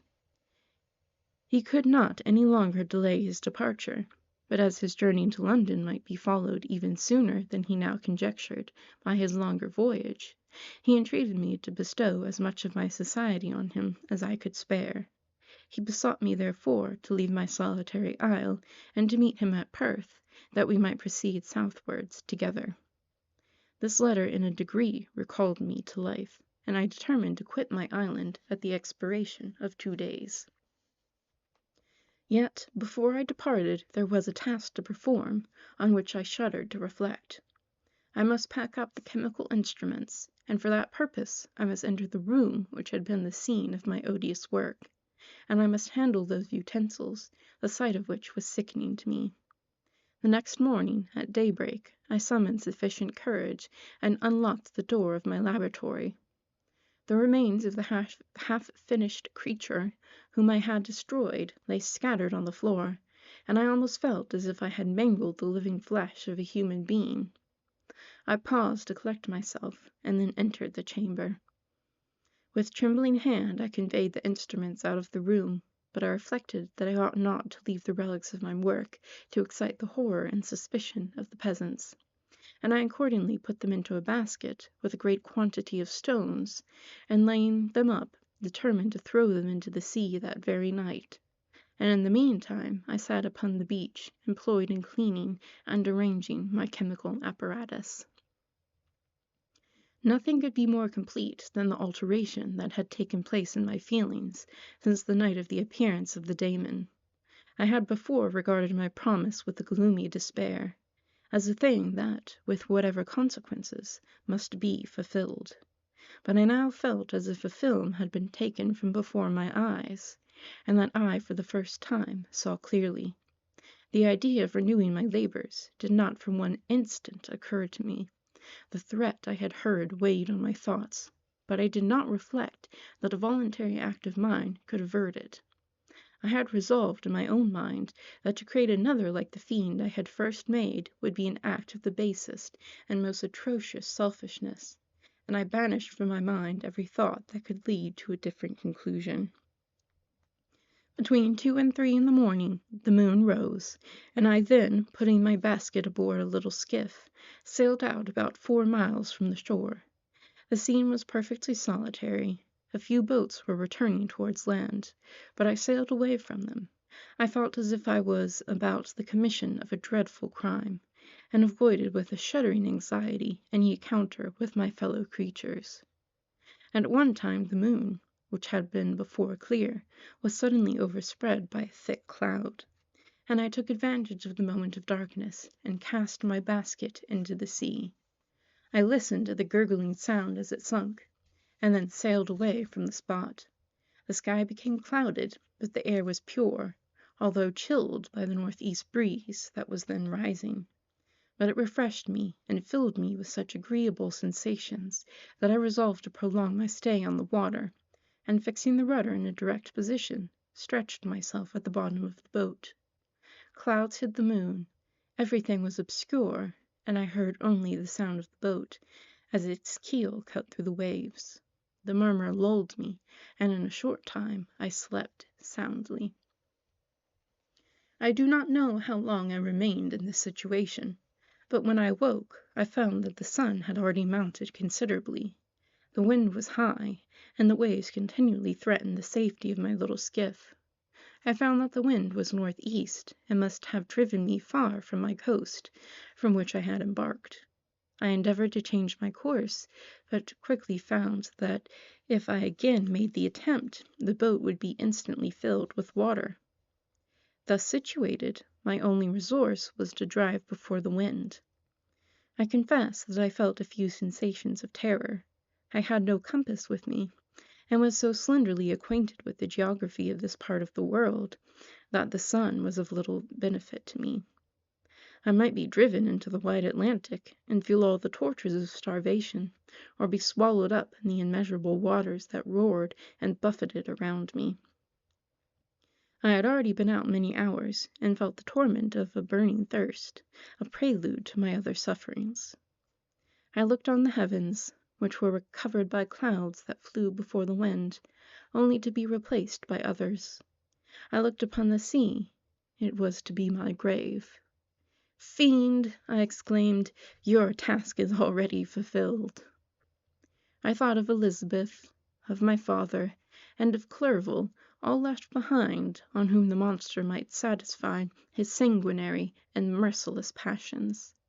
This idea plunged me into a reverie, so despairing and frightful, that even now, when the scene is on the point of closing before me forever, I shudder to reflect on it. Some hours passed thus, but by degrees, as the sun declined towards the horizon, the wind died away into a gentle breeze, and the sea became free from breakers. But these gave place to a heavy swell. I felt sick, and hardly able to hold the rudder, when suddenly I saw a line of highland towards the south. Almost spent as I was by fatigue and the dreadful suspense I endured for several hours, the sudden certainty of life rushed like a flood of warm joy to my heart, and tears gushed from my eyes. How mutable are our feelings, and how strange is that clinging love we have of life, even in the excess of misery! I constructed another sail with a part of my dress, and eagerly steered my course towards the land. It had a wild and rocky appearance, but as I approached nearer I easily perceived the traces of cultivation. I saw vessels near the shore, and found myself suddenly transported back to the neighborhood of civilized man. I carefully traced the windings of the land, and hailed a steeple which I at length saw issuing from behind a small promontory. As I was in a state of extreme debility, I resolved to sail directly towards the town, as a place where I could most easily procure nourishment. Fortunately, I had money with me. As I turned the promontory, I perceived a small, neat town and a good harbor, which I entered, my heart bounding with joy at my unexpected escape. As I was occupied in fixing the boat and arranging the sails, Several people crowded towards the spot. They seemed much surprised at my appearance, but instead of offering me any assistance, whispered together with gestures that at any other time might have produced me in a slight sensation of alarm. As it was, I merely remarked that they spoke English, and I therefore addressed them in that language. "My good friends," said I, "will you be so kind as to tell me the name of this town, and inform me where I am?" "You will know that soon enough," replied a man with a hoarse voice. "May be you are come to a place that will not prove much to your taste, but you will not be consulted as to your quarters, I promise you." I was exceedingly surprised on receiving so rude an answer from a stranger, and I was also disconcerted on perceiving the frowning and angry countenances of his companions. "Why do you answer me so roughly?" I replied. "Surely it is not the custom of Englishmen to receive strangers so inhospitably." "I do not know," said the man, "what the custom of the English may be, but it is the custom of the Irish to hate villains." While this strange dialogue continued, I perceived the crowd rapidly increase. Their faces expressed a mixture of curiosity and anger, which annoyed, and in some degree alarmed me. I inquired the way to an inn, but no one replied. I then moved forward, and a murmuring sound arose from the crowd as they followed and surrounded me, when an ill-looking man approaching me tapped me on the shoulder and said, "Come, sir, you must follow me to Mr. Curwen's to give an account of yourself." "Who is Mr. Curwen? Why am I to give an account of myself? Is not this a free country?" "Aye, sir, free enough for honest folks. Mr. Curwen is a magistrate, and you are to give an account of the death of a gentleman who was found murdered here last night."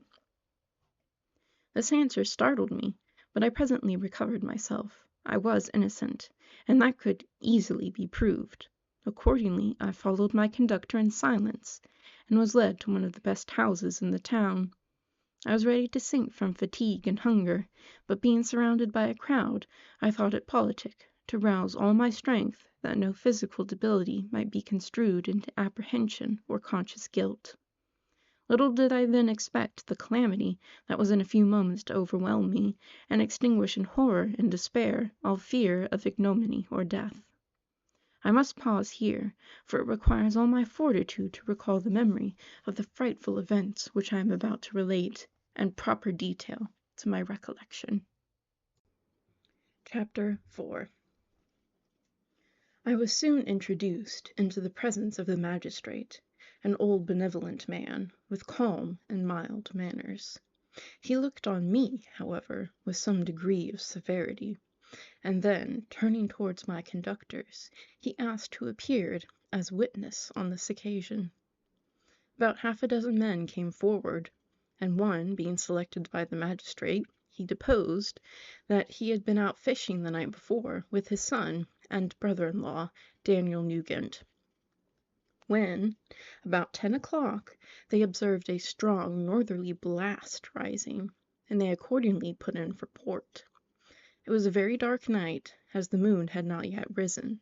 Land at the harbor, but, as they had been accustomed, at a creek about 2 miles below. He walked on first, carrying a part of the fishing tackle, and his companions followed him at some distance. As he was proceeding along the sands, he struck his foot against something, and fell at his length on the ground. His companions came up to assist him, and, by the light of their lantern, they found that he had fallen on the body of a man, who was to all appearance dead. Their first supposition was that it was the corpse of some person who had been drowned, and was thrown on shore by the waves. But on examination they found that the clothes were not wet, and even that the body was not then cold. They instantly carried it to the cottage of an old woman near the spot, and endeavored, but in vain, to restore it to life. It appeared to be a handsome young man, about 25 years of age. He had apparently been strangled, for there was no sign of any violence, except the black mark of fingers on his neck. The first part of his deposition did not in the least interest me, but when the mark of the fingers was mentioned, I remembered the murder of my brother, and felt myself extremely agitated.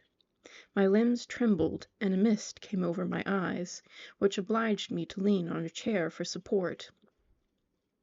The magistrate observed me with a keen eye, and of course drew an unfavourable augury from my manner. The son confirmed his father's account, but when Daniel Nugent was called, he swore positively that just before the fall of his companion he saw a boat with a single man in it at a short distance from the shore, and as far as he could judge by the light of the stars, it was the same boat in which I had just landed. A woman deposed that she lived near the beach, and was standing at the door of her cottage, waiting for the return of the fishermen, about an hour before she heard of the discovery of the body, when she saw a boat with only one man in it push off from that part of the shore where the corpse was afterwards found. Another woman confirmed the account of the fishermen having brought the body into her house. It was not cold. They put it into a bed and rubbed it, and Daniel went to the town for an apothecary, but life was quite gone. Several other men were examined concerning my landing, and they agreed that, with the strong north wind that had arisen during the night, it was very probable that I had been beaten about for many hours, and had been obliged to return nearly to the same spot from which I had departed. Besides, they observed that it appeared that I had brought the body from another place, and it was likely that as I did not appear to know the shore, I might have put it into the harbour, ignorant of the distance of the town from the place where I had deposited the corpse. Mr. Kirwin, on hearing this evidence, desired that I should be taken into the room where the body lay for interment, that it might be observed what effect the sight of it would produce upon me. This idea was probably suggested by the extreme agitation I had exhibited when the mode of murder had been described. I was accordingly conducted by the magistrate and several other persons to the inn. I could not help being struck by the strange coincidences that had taken place during this eventful night, but knowing that I had been conversing with several persons in the island I had inhabited about the time that the body had been found, I was perfectly tranquil as to the consequences of the affair. I entered the room where the corpse lay, and was led up to the coffin. How can I describe my sensations of beholding it? I feel yet parched with horror, nor can I reflect on that terrible moment without shuddering and agony. The examination, the presence of the magistrate and witnesses, passed like a dream from my memory when I saw the lifeless form of Henry Clerval stretched before me. I gasped for breath, and throwing myself on the body, I exclaimed, "Have my murderous machinations deprived you also, my dearest Henry, of life? Two I have already destroyed, other victims await their destiny, but you, Clerval, my friend, my benefactor." The human frame could no longer support the agonies that I endured, and I was carried out of the room in strong convulsions. A fever succeeded to this. I lay for 2 months on the point of death. My ravings, as I afterwards heard, were frightful. I called myself the murderer of William, of Justine, and of Clerval. Sometimes I entreated my attendants to assist me in the destruction of the fiend by whom I was tormented, and at others I felt the fingers of the monster already grasping my neck, and screamed aloud with agony and terror. Fortunately, as I spoke my native language, Mr. Kirwin alone understood me, but my gestures and bitter cries were sufficient to affright the other witnesses. Why did I not die? More miserable than man ever was before, why did I not sink into forgetfulness and rest? Death snatches away many blooming children, the only hopes of their doting parents. How many brides and youthful lovers have been one day in the bloom of health and hope, and the next a prey for worms and the decay of the tomb? Of what materials was I made, that I could thus resist so many shocks, which, like the turning of the wheel, continually renewed the torture? But I was doomed to live, and in 2 months found myself as awaking from a dream, in a prison, stretched on a wretched bed, surrounded by gaolers, turnkeys, bolts, and all the miserable apparatus of a dungeon. It was morning, I remember, when I thus awoke to understanding. I had forgotten the particulars of what had happened, and only felt as if some great misfortune had suddenly overwhelmed me.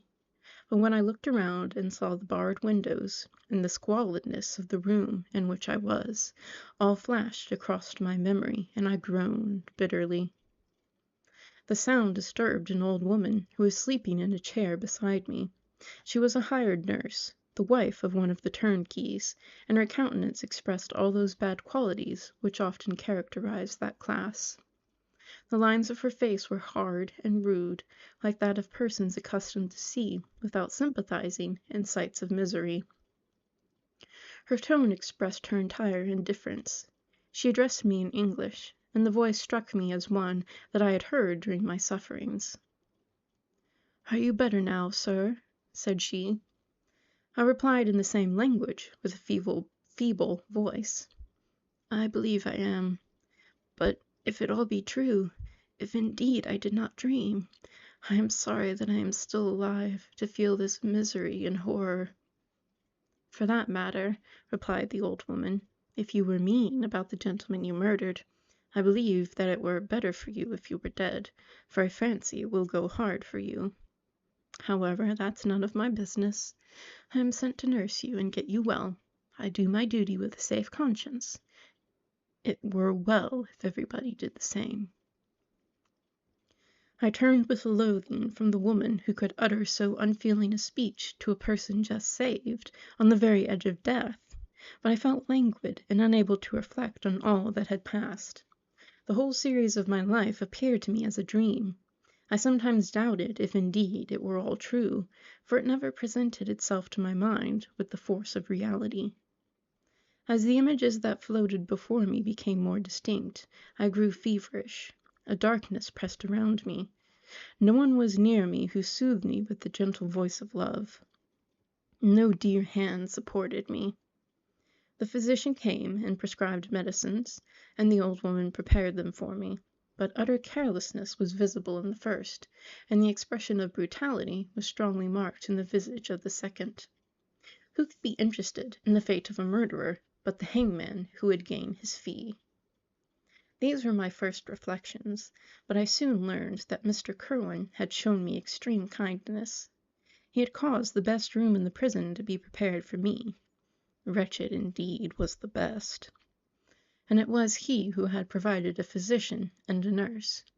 It is true, he seldom came to see me, for although he ardently desired to relive the sufferings of every human creature, he did not wish to be present at the agonies and miserable ravings of a murderer.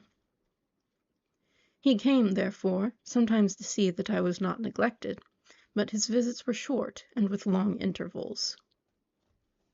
One day, while I was gradually recovering, I was seated in a chair, my eyes half open, and my cheeks livid like those in death. I was overcome by gloom and misery, and often reflected I had better seek death than desire to remain in a world which to me was replete with wretchedness. At one time I considered whether I should not declare myself guilty and suffer the penalty of the law, less innocent than poor Justine had been. Such were my thoughts when the door of my apartment was opened, and Mr. Kirwin entered. His countenance expressed sympathy and compassion. He drew a chair close to mine, and addressed me in French. "I fear that this place is very shocking to you. Can I do anything to make you more comfortable?" "I thank you, but all that you mention is nothing to me. On the whole earth there is no comfort which I am capable of receiving." I know that the sympathy of a stranger can be but of little relief to one borne down as you are by so strange a misfortune, but you will, I hope, soon quit this melancholy abode, for doubtless evidence can easily be brought to free you from the criminal charge. That is my least concern. I am, by a course of strange events, become the most miserable of mortals. persecuted and tortured as I am, and have been, can death by any evil to me? Nothing indeed could be more unfortunate and agonizing than the strange chances that have lately occurred.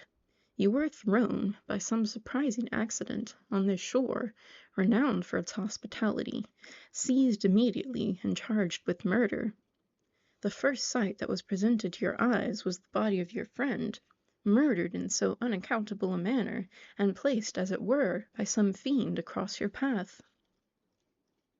As Mr. Kerwin said this, notwithstanding the agitation I endured on this retrospect of my sufferings, I also felt considerable surprise at the knowledge he seemed to possess concerning me.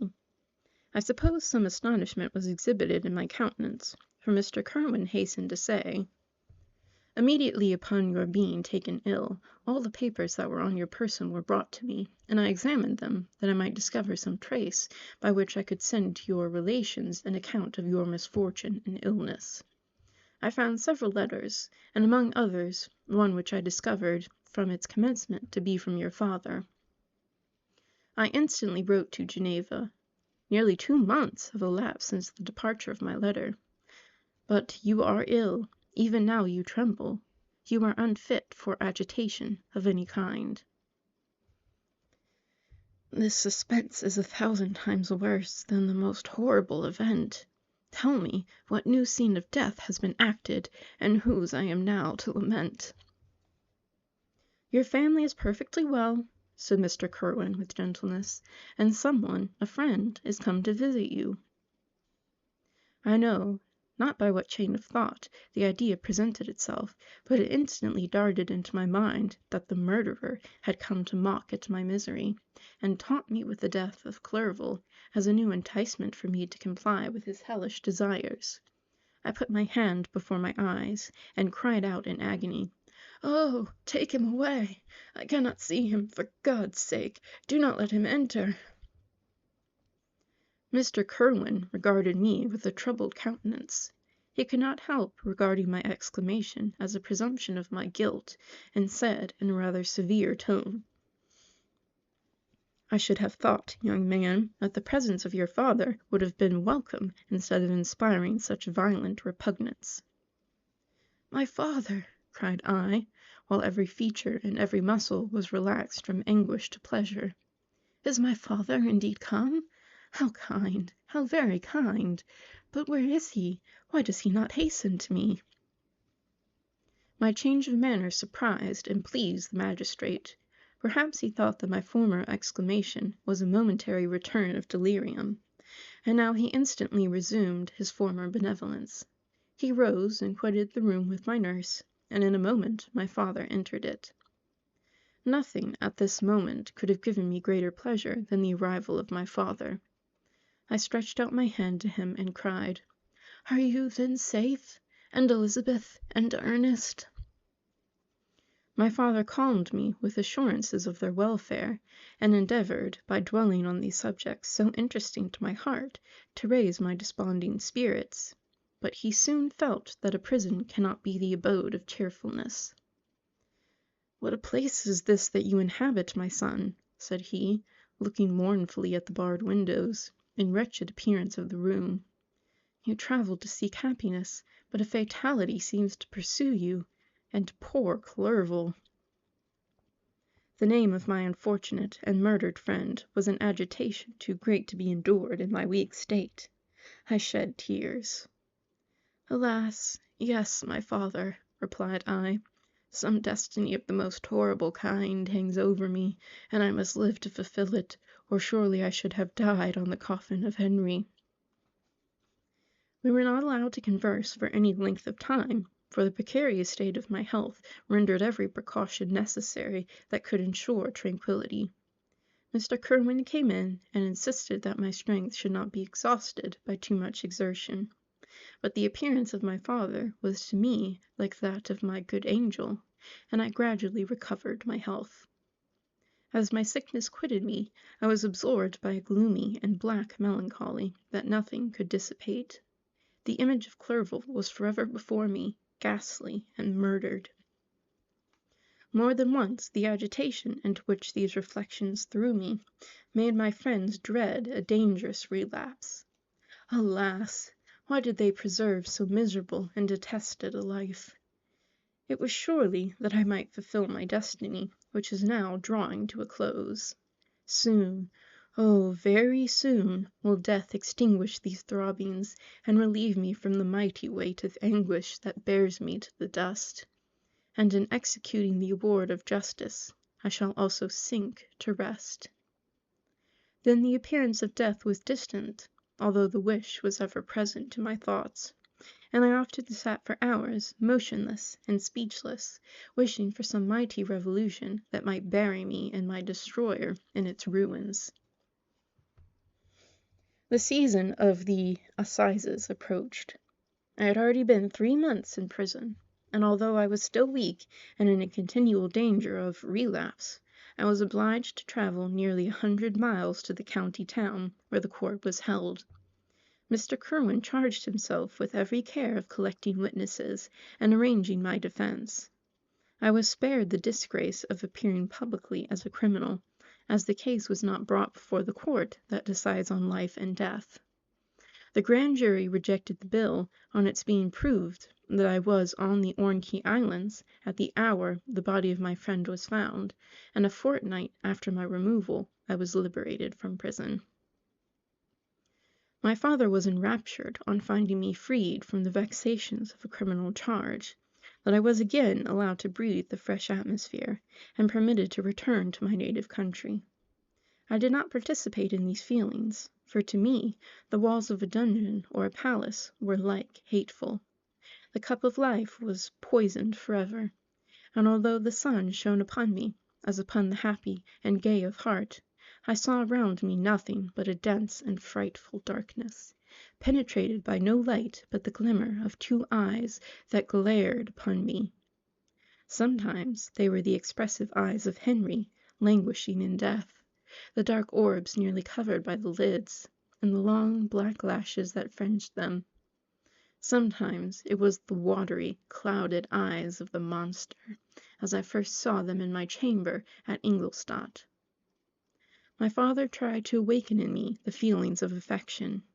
He talked of Geneva, which I should soon visit, of Elizabeth and Ernest, but these words only drew deep groans from me.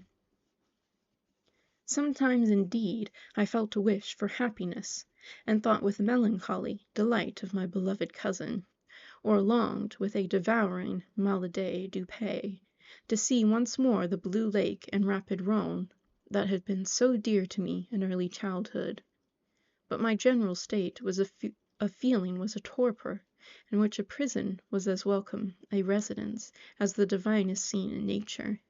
And these fits were seldom interrupted but by paroxysms of anguish and despair. At these moments I often endeavored to put an end to the existence I loathed, and it required unceasing attendance and vigilance to restrain me from committing some dreadful act of violence. Yet one duty remained to me, the recollection of which finally triumphed over my selfish despair.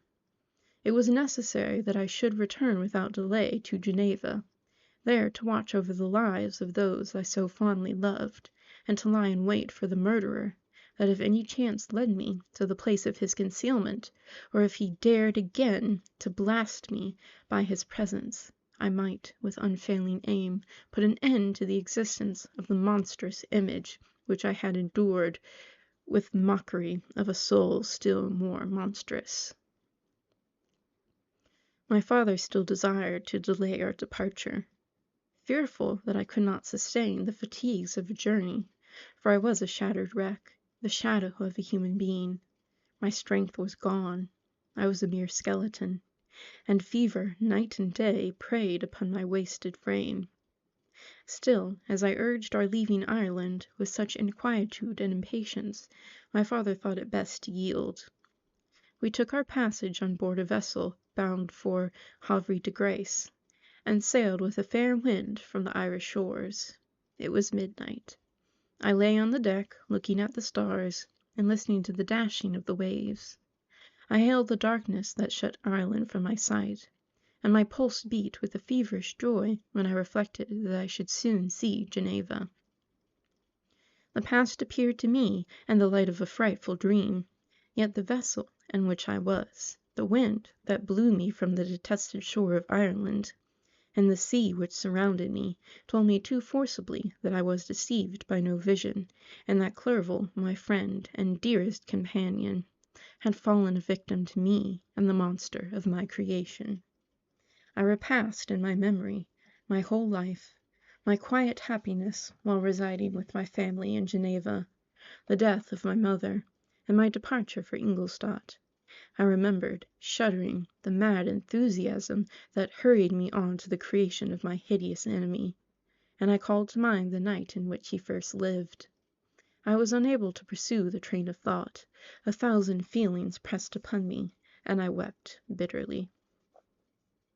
Ever since my recovery from the fever, I have been in the custom of taking every night a small quantity of laudanum, for it was by means of this drug only that I was enabled to gain the rest necessary for the preservation of life. Oppressed by the recollection of my various misfortunes, I now swallowed double my usual quantity, and soon slept profoundly. But sleep did not afford me respite from thought and misery. My dreams presented 1,000 objects that scared me. Towards morning I was possessed by a kind of nightmare. I felt the fiend's grasp in my neck, and could not free myself from it. Groans and cries rang in my ears. My father, who was watching over me, perceiving my restlessness, awoke me. The dashing waves were around, the cloudy sky above. The fiend was not here. A sense of security, a feeling that a truce was established between the present hour and the irresistible, disastrous future, imparted to me a kind of calm forgetfulness of which the human mind is by its structure peculiarly susceptible.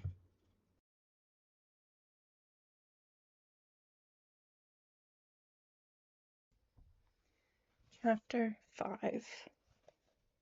The voyage came to an end. We landed and proceeded to Paris. I soon found that I had overtaxed my strength, and that I must repose before I could continue my journey. My father's care and attentions were indefatigable, but he did not know the origin of my sufferings, and sought erroneous methods to remedy the incurable ill. He wished me to seek amusement in society. I abhorred the face of man. Oh, not abhorred. They were my brethren, my fellow beings, and I felt attracted even to the most repulsive among them, as to creatures of an angelic nature and celestial mechanism. But I felt that I had no right to share their intercourse. I had unchained an enemy among them, whose joy it was to shed their blood and to revel in their groans. How they would, each and all, abhor me, and hunt me from the world! Did they know my unhallowed acts, and the crimes which had their source in me? My father yielded at length to my desire to avoid society, and strove by various arguments to banish my despair. Sometimes he thought that I felt deeply the degradation of being obliged to answer a charge of murder, and he endeavored to provide to me the futility of pride. "Alas, my father," said I, "how little do you know me! Human beings, their feelings and passions, would indeed be degraded if such a wretch as I felt pride. Justine, poor unhappy Justine, was as innocent as I, and she suffered the same charge. She died for it. And I am the cause of this. I murdered her. William, Justine, and Henry, they all died by my hands."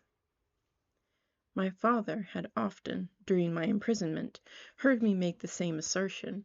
When I thus accused myself, he sometimes seemed to desire an explanation, and at others he appeared to consider it as the offspring of delirium, and that during my illness some idea of this kind had presented itself to my imagination, the remembrance of which I preserved in my convalescence. I avoided explanation, and maintained a continual silence concerning the wretch I had created. I had a persuasion that I should be supposed mad, and this in itself would forever have chained my tongue. But besides, I could not bring myself to disclose a secret which would fill my hearer with consternation, and make fear and unnatural horror the inmates of his breast. I checked, therefore, my impatient thirst for sympathy, and was silent when I would have given the world to have confided that fatal secret. Yet, still words like those I have recorded would burst uncontrollably from me. I could offer no explanation of them, but their truth in part relieved the burden of my mysterious woe. Upon this occasion my father said with an expression of unbounded wonder, "My dearest Victor, what infatuation is this? My dear son, I entreat you never to make such an assertion again." "I am not mad," I cried energetically. "The sun and the heavens who have viewed my operations can bear witness of my truth. I am the assassin of those most innocent victims. They died by my machinations. 1,000 times would I have shed my own blood, drop by drop, to have saved their lives. But I could not, my father. Indeed, I could not sacrifice the whole human race." The conclusion of the speech convinced my father that my ideas were deranged, and he instantly changed the subject of our conversation, and endeavored to alter the course of my thoughts. He wished, as much as possible, to obliterate the memory of the scenes that had taken place in Ireland, and never alluded to them, or suffered me to speak of my misfortunes. As time passed away, I became more calm. Misery had her dwelling in my heart, but I no longer talked in the same incoherent manner of my own crimes. Sufficient for me was the consciousness of them. By the utmost self-violence I curbed the imperious voice of wretchedness, which sometimes desired to declare itself to the whole world, and my manners were calmer and more composed than they had ever been since my journey to the sea of ice. A few days before we left Paris, on our way to Switzerland, I received the following letter from Elizabeth. My dear friend, it gave me the greatest pleasure to receive a letter from my uncle dated at Paris. You are no longer at a formidable distance, and I may hope to see you in less than a fortnight. My poor cousin, how much you must have suffered! I expect to see you looking even more ill than when you quitted Geneva. This winter has been passed more miserably, tortured as I have been by anxious suspense. Yet I hope to see peace in your countenance, and to find that your heart is not totally void of comfort and tranquillity. Yet I fear that even the same feelings now exist that made you so miserable a year ago, even perhaps augmented by time. I would not disturb you at this period, when so many misfortunes weigh upon you. But a conversation that I had with my uncle previous to his departure renders some explanation necessary before we meet. Explanation? You may possibly say, what can Elizabeth have to explain? If you really say this, my questions are answered, and all my doubts satisfied. But you are distant from me, and it is possible that you may dread, and yet be pleased with this explanation. And in the probability of this being the case, I dare not any longer postpone writing what, during your absence, I have often wished to express to you, but have never had the courage to begin. You well know, Victor, that our union has been the favorite plan of your parents ever since our infancy. We were told this when young, and taught to look forward to it as an event that would certainly take place. We were affectionate playfellows during childhood, and I believe dear and valued friends to one another as we grew older. But as brother and sister often entertain a lively affection towards each other without desiring a more intimate union, may not such also be our case? Tell me, dearest Victor. Answer me, I conjure you, by our mutual happiness with simple truth. Do you not love another? You have travelled, you have spent several years of your life at Ingolstadt, and I confess to you, my friend, that when I saw you last autumn so unhappy, flying to solitude from the society of every creature, I could not help supposing that you might regret our connection, and believe yourself bound in honor to fulfill the wishes of your parents, although they oppose themselves to your inclinations. But this is false reasoning. I confess to you, my friend, that I love you, and that in my airy dreams of futurity you have been my constant friend and companion. But it is your happiness I desire, as well as my own, when I declare to you that our marriage would render me eternally miserable unless it were the dictate of your own free choice. Even now I weep to think that, borne down as you are by the cruelest misfortunes, you may stifle by the word honor all hope of that love and happiness which would alone restore you to yourself. I, who have so disinterested an affection for you, may increase your miseries tenfold by being an obstacle to your wishes. Ah, Victor, be assured that your cousin and playmate has too sincere a love for you not to be made miserable by this supposition.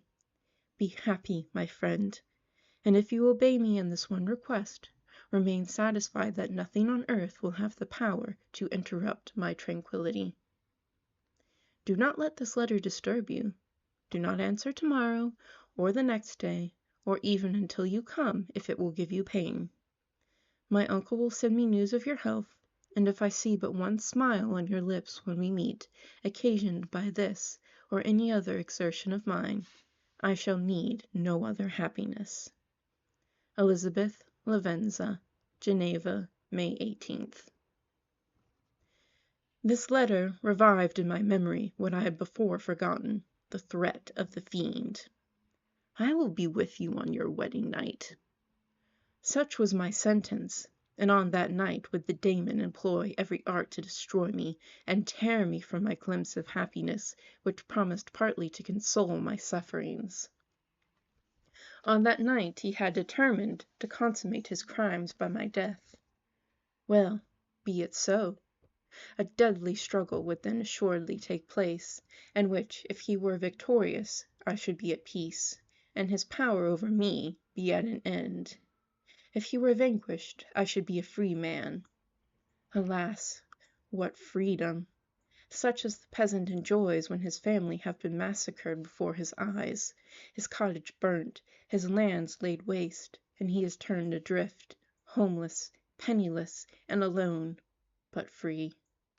Such would be my liberty, except that in my Elizabeth I possessed a treasure, alas!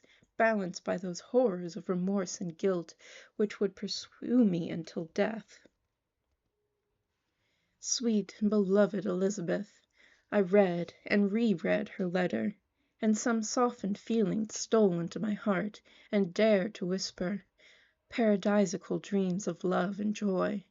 But the apple was already eaten, and the angel's arm barred to drive me from all hope. Yet I would die to make her happy. If the monster executed his threat, death was inevitable. Yet again I considered whether my marriage would hasten my fate. My destruction might indeed arrive a few months sooner, but if my torturer should suspect that I postponed it, influenced by his menaces, he would surely find other, and perhaps more dreadful means of revenge. He had vowed to be with me on my wedding night, yet he did not consider that threat as binding him to peace in the meantime. For as if to show me that he was not yet satiated with blood, he had murdered Clerval immediately after the enunciation of his threats. I resolved, therefore, that if my immediate union with my cousin would conduce either to hers or my family's happiness, my adversary's designs against my life should not retard it a single hour. In this state of mind I wrote to Elizabeth.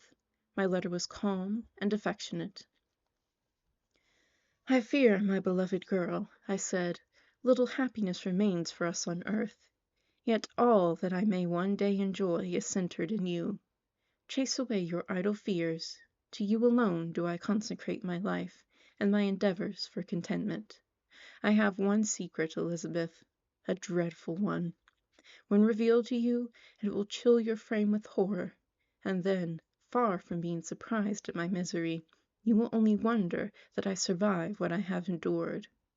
I will confide this tale of misery and terror to you the day after our marriage shall take place. For, my sweet cousin, there must be perfect confidence between us. But until then, I conjure you, do not mention or allude to it.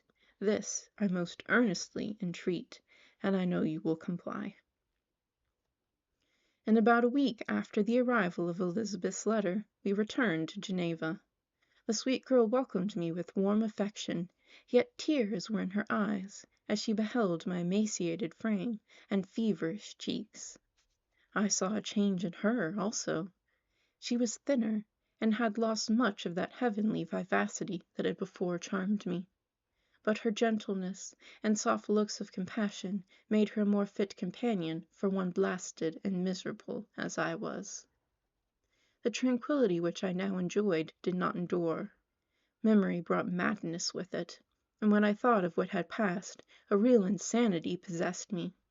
Sometimes I was furious and burnt with rage, sometimes low and despondent.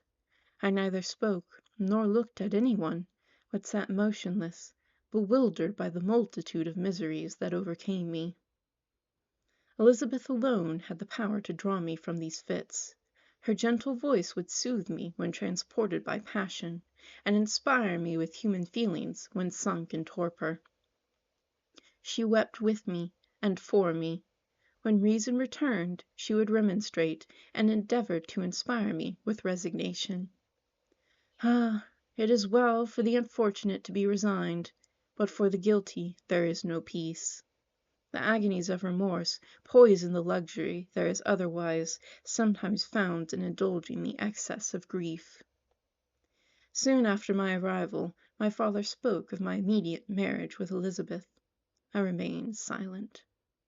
Have you, then, some other attachment? None on earth. I love Elizabeth, and look forward to our union with delight. Let the day therefore be fixed, and on it I will consecrate myself in life or death to the happiness of my cousin. My dear Victor, do not speak thus. Heavy misfortunes have befallen us, and let us only cling closer to what remains, and transfer our love to those whom we have lost, to those who yet live. Our circle will be small, but bound close by the ties of affection and mutual misfortune. And when time shall have softened your despair, new and dear objects of care will be born to replace those of whom we have been so cruelly deprived.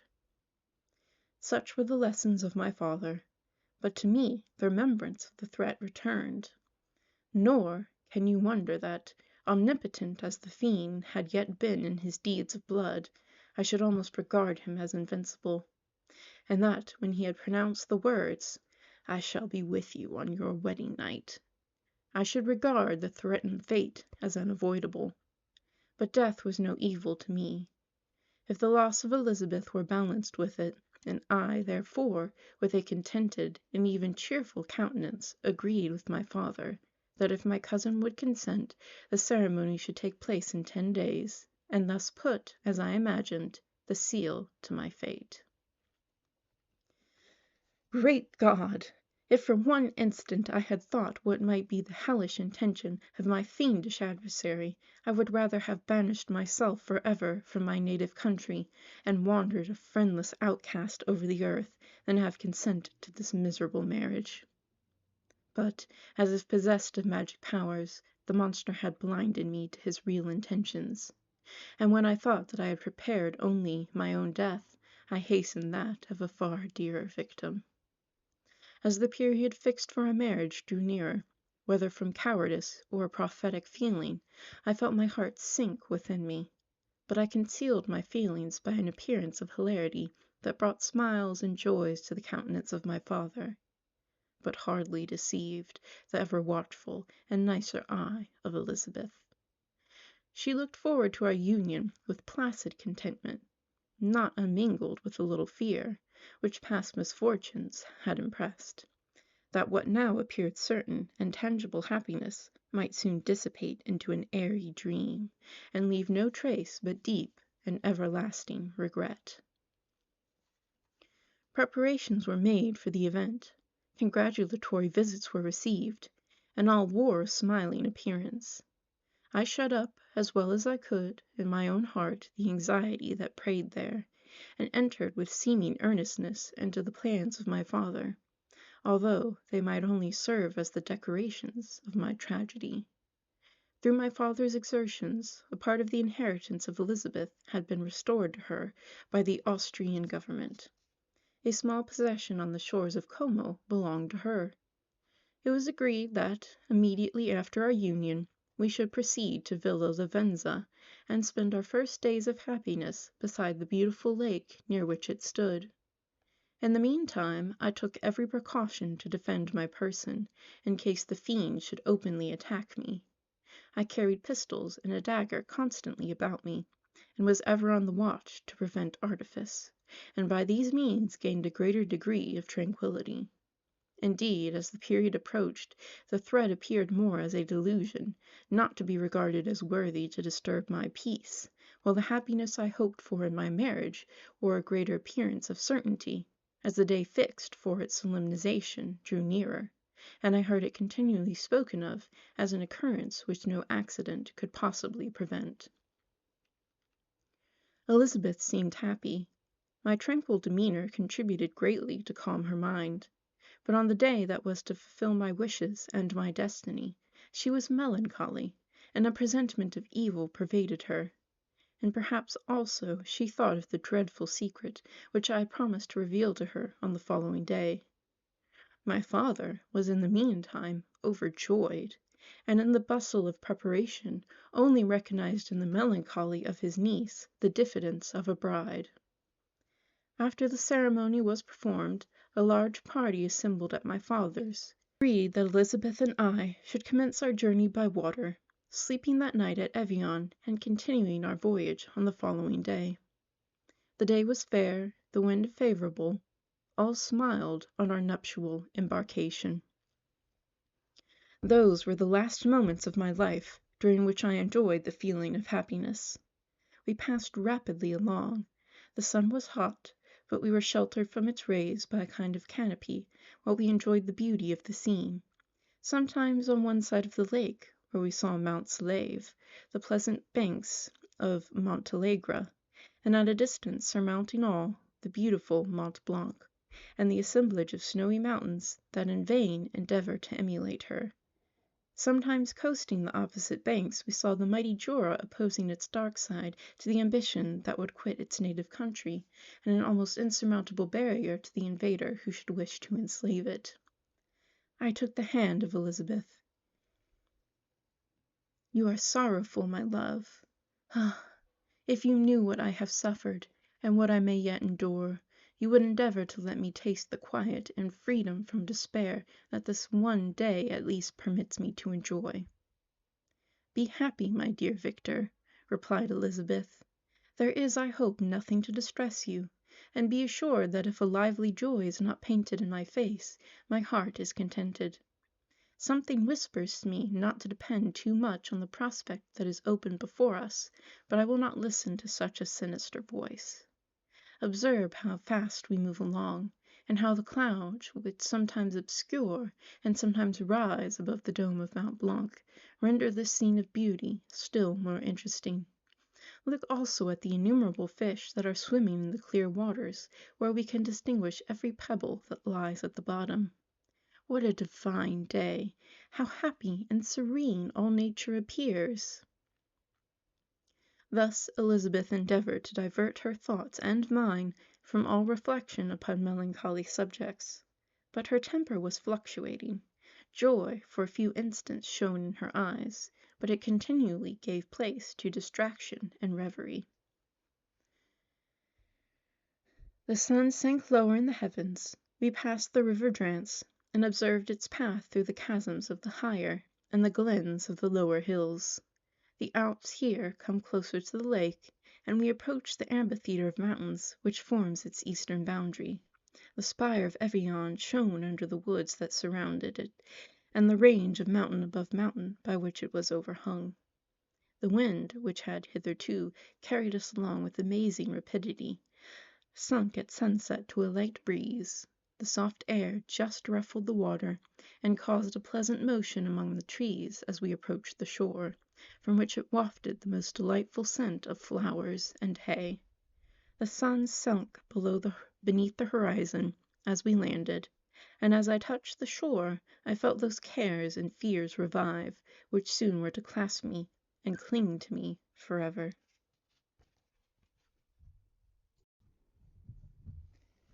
Chapter 6.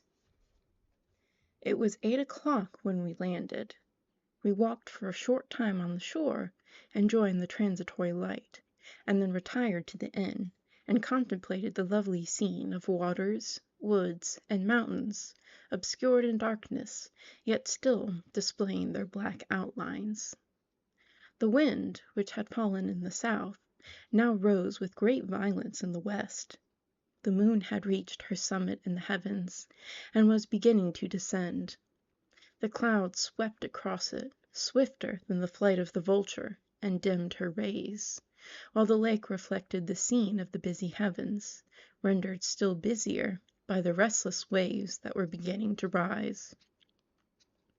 Suddenly a heavy storm of rain descended. I had been calm during the day, but, so soon as night obscured the shapes of objects, a thousand fears arose in my mind.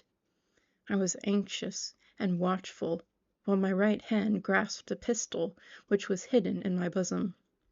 Every sound terrified me, but I resolved that I would sell my life dearly, and not shrink from the conflict until my own life or that of my adversary was extinguished.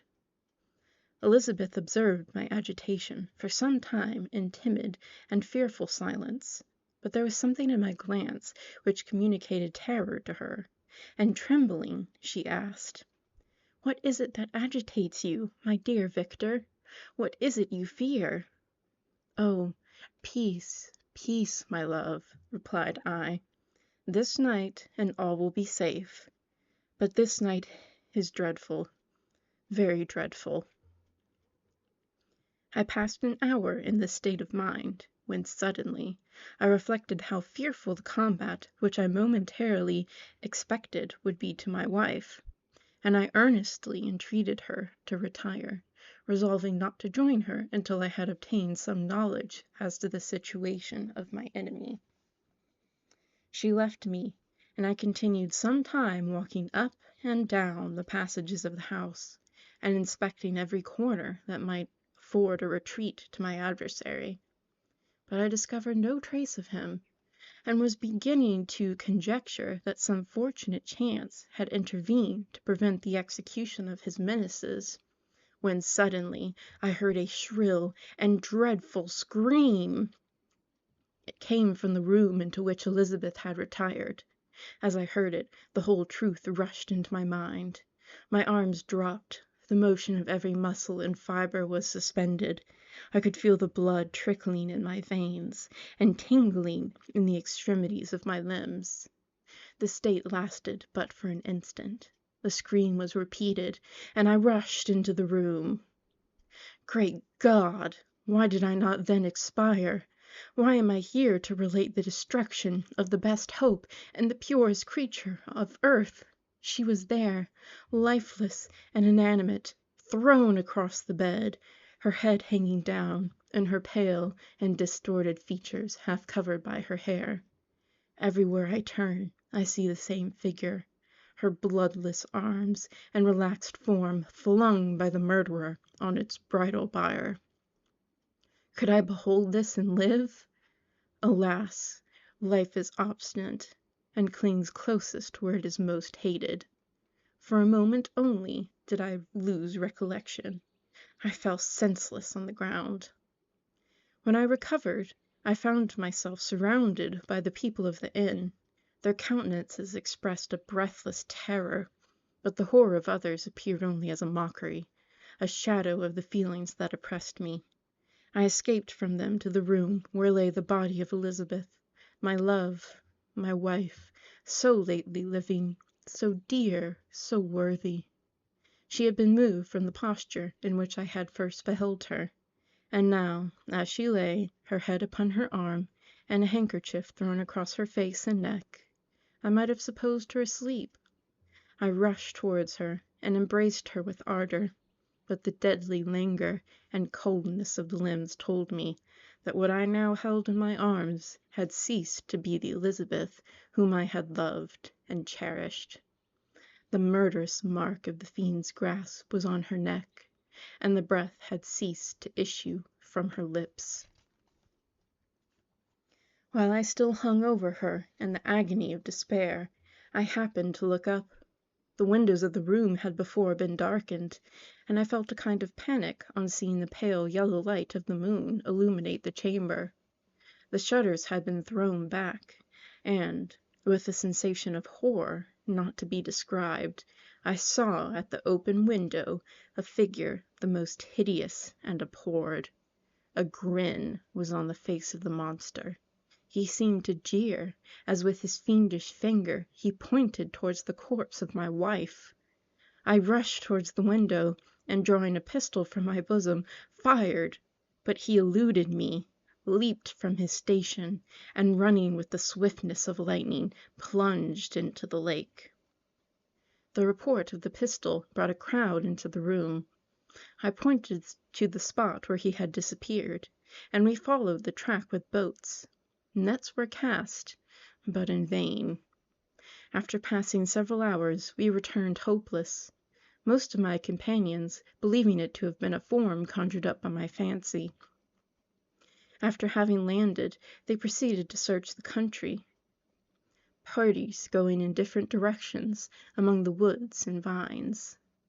I attempted to accompany them, and proceeded a short distance from the house, but my head whirled round. My steps were like those of a drunken man. I fell at last in a state of utter exhaustion. A film covered my eyes, and my skin was parched with the heat of fever. In this state I was carried back and placed on a bed, hardly conscious of what had happened. My eyes wandered round the room, as if to seek something that I had lost. After an interval I arose, and if by instinct crawled into the room where the corpse of my beloved lay. There were women weeping round. I hung over it, and joined my sad tears to theirs. All this time no distinct idea presented itself to my mind, but my thoughts rambled to various subjects, reflecting confusedly on my misfortunes and their cause. I was bewildered in a cloud of wonder and horror. The death of William, the execution of Justine, the murder of Clerval, and lastly of my wife. Even at that moment I knew not that my only remaining friends were safe from the malignity of the fiend. My father even now might be writhing under his grasp, and Ernest might be dead at his feet. This idea made me shudder, and recalled me to action. I started up, and resolved to return to Geneva with all possible speed. There were no horses to be procured, and I must return by the lake. But the wind was unfavorable, and the rain fell in torrents. However, it was hardly morning, and I might reasonably hope to arrive by night. I hired men to row, and took an oar myself, for I had always experienced relief from mental torment and bodily exercise.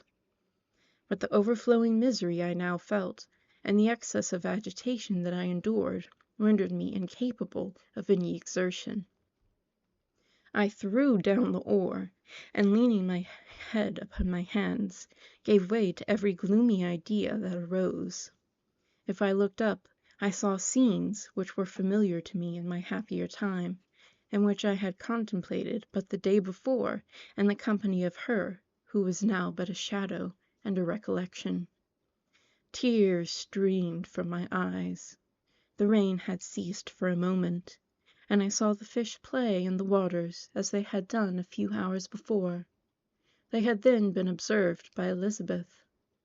Nothing is so painful to the human mind as a great and sudden change. The sun might shine, or the clouds might lower, but nothing could appear to me as it had done the day before. A fiend had snatched from me every hope of future happiness. No creature had ever been so miserable as I was. So frightful an event is single in the history of man. But why should I dwell upon the incidents that followed this last overwhelming event? Mine has been a tale of horrors. I have reached their acme, and what I must now relate can be but tedious to you. Know that one by one my friends were snatched away. I was left desolate. My own strength is exhausted, and I must tell in a few words what remains of my hideous narration.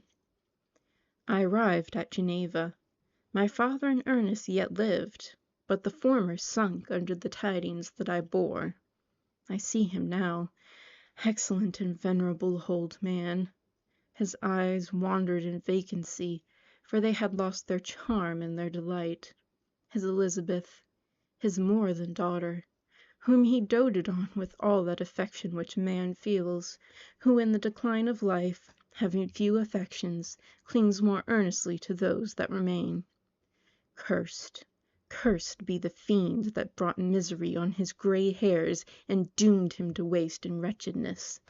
He could not live under the horrors that were accumulated around him.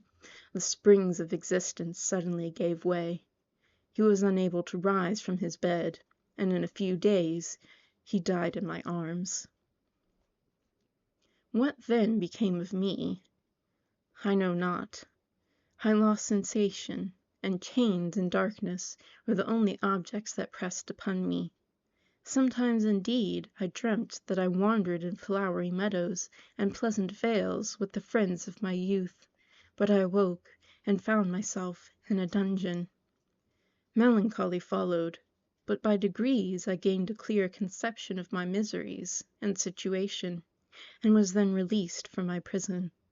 For they had called me mad, and during many months, as I understood, a solitary cell had been my habituation.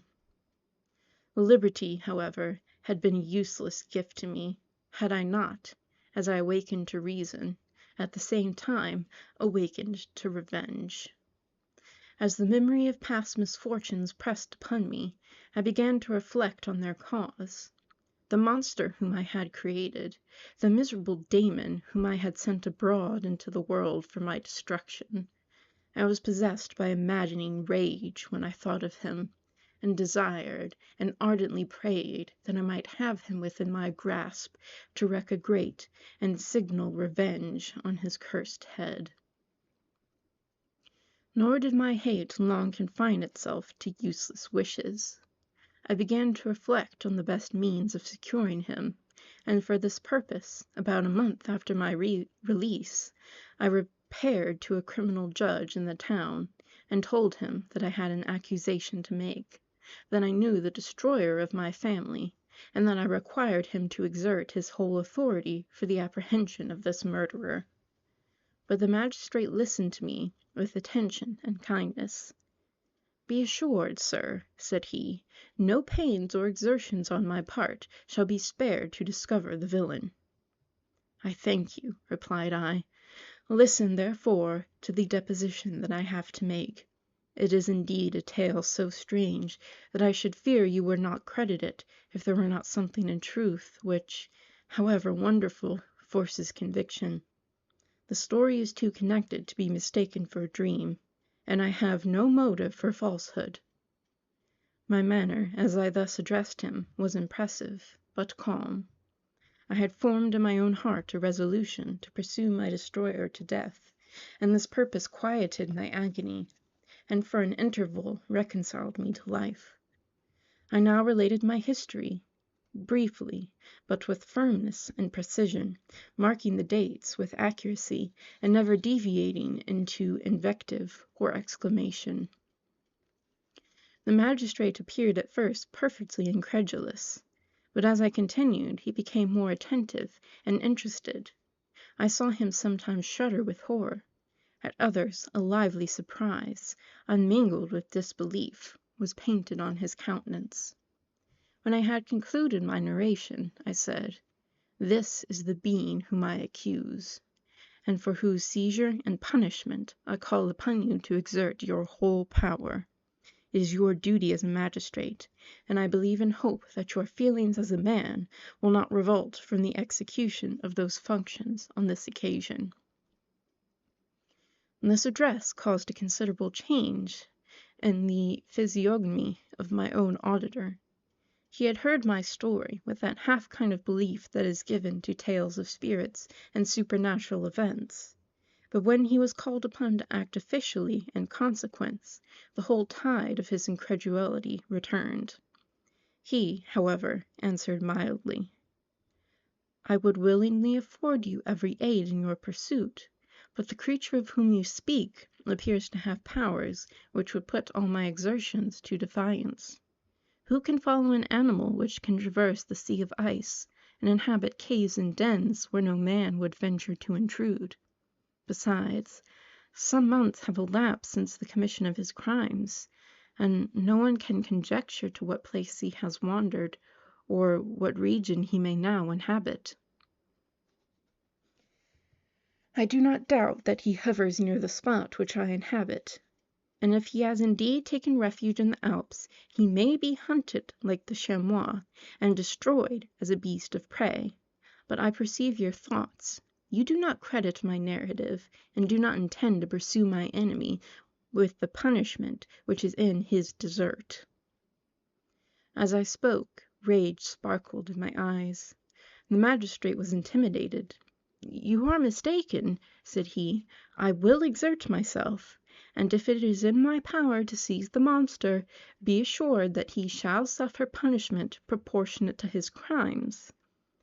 But I fear, from what you have yourself described to be his properties, that this will prove impracticable, and thus, while every proper measure is pursued, you should make up your mind to disappointment." "That cannot be. But all that I can say will be of little avail. My revenge is of no moment to you. Yet, while I allow it to be a vice, I confess that it is the devouring and only passion of my soul.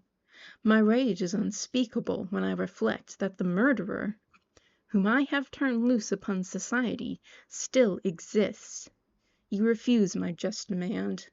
I have but one resource, and I devote myself, either in my life or death, to his destruction." I trembled with excess of agitation as I said this. There was a frenzy in my manner, and something, I doubt not, of that haughty fierceness which the martyrs of old are said to have possessed. But to a Genevan magistrate, whose mind was occupied by far other ideas than those of devotion and heroism, this elevation of mind had much the appearance of madness. He endeavored to soothe me as a nurse does a child, and reverted to my tale as the effects of delirium. "Man," I cried, "how ignorant art thou in thy pride of wisdom! Cease! You know not what it is you say." I broke from the house angry and disturbed, and retired to meditate on some other mode of action. Chapter 7.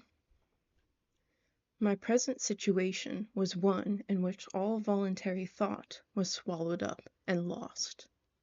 I was hurried away by fury. Revenge alone endowed me with strength and composure.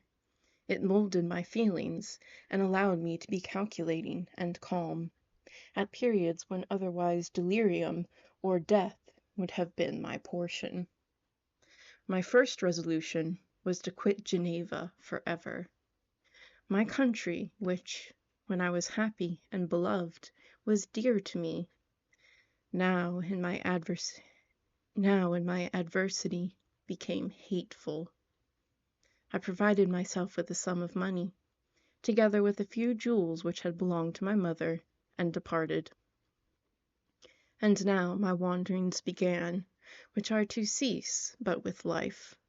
I have traversed a vast portion of the earth, and have endured all the hardships which travelers in deserts and barbarous countries are wont to meet. How I have lived I hardly know. Many times have I stretched my failing limbs upon the sandy plain, and prayed for death. But revenge kept me alive. I dared not die and leave my adversary in being. When I quitted Geneva, my first labor was to gain some clue by which I might trace the steps of my fiendish enemy. But my plan was unsettled, and I wandered many hours round the confines of the town, uncertain what path I should pursue. As night approached, I found myself at the entrance of the cemetery where William, Elizabeth, and my father reposed. I entered it, and approached the tomb which marked their graves. Everything was silent, except the leaves of the trees, which were gently agitated by the wind. The night was nearly dark, and the scene would have been solemn and affecting even to an uninterested observer. The spirits of the departed seemed to flit around and to cast a shadow, which was felt but not seen, around the head of the mourner. The deep grief which this scene had at first excited quickly gave way to rage and despair. They were dead, and I lived. Their murderer also lived, and to destroy him I must drag out my weary existence. I knelt on the grass and kissed the earth, and with quivering lips exclaimed, "By the sacred earth on which I kneel, by the shades that wander near me, by the deep and eternal grief that I feel, I swear, and by thee, O night, and the spirits that preside over thee, to pursue the daemon who caused this misery, until he or I shall perish in mortal conflict. For this purpose I will preserve my life. To execute this dear revenge will I again behold the sun, and tread the green herbage of earth, which otherwise should vanish from my eyes forever. And I call on you, spirits of the dead, and on you, wandering ministers of vengeance, to aid and conduct me in my work. Let the cursed and hellish monster drink deep of agony. Let him feel the despair that now torments me."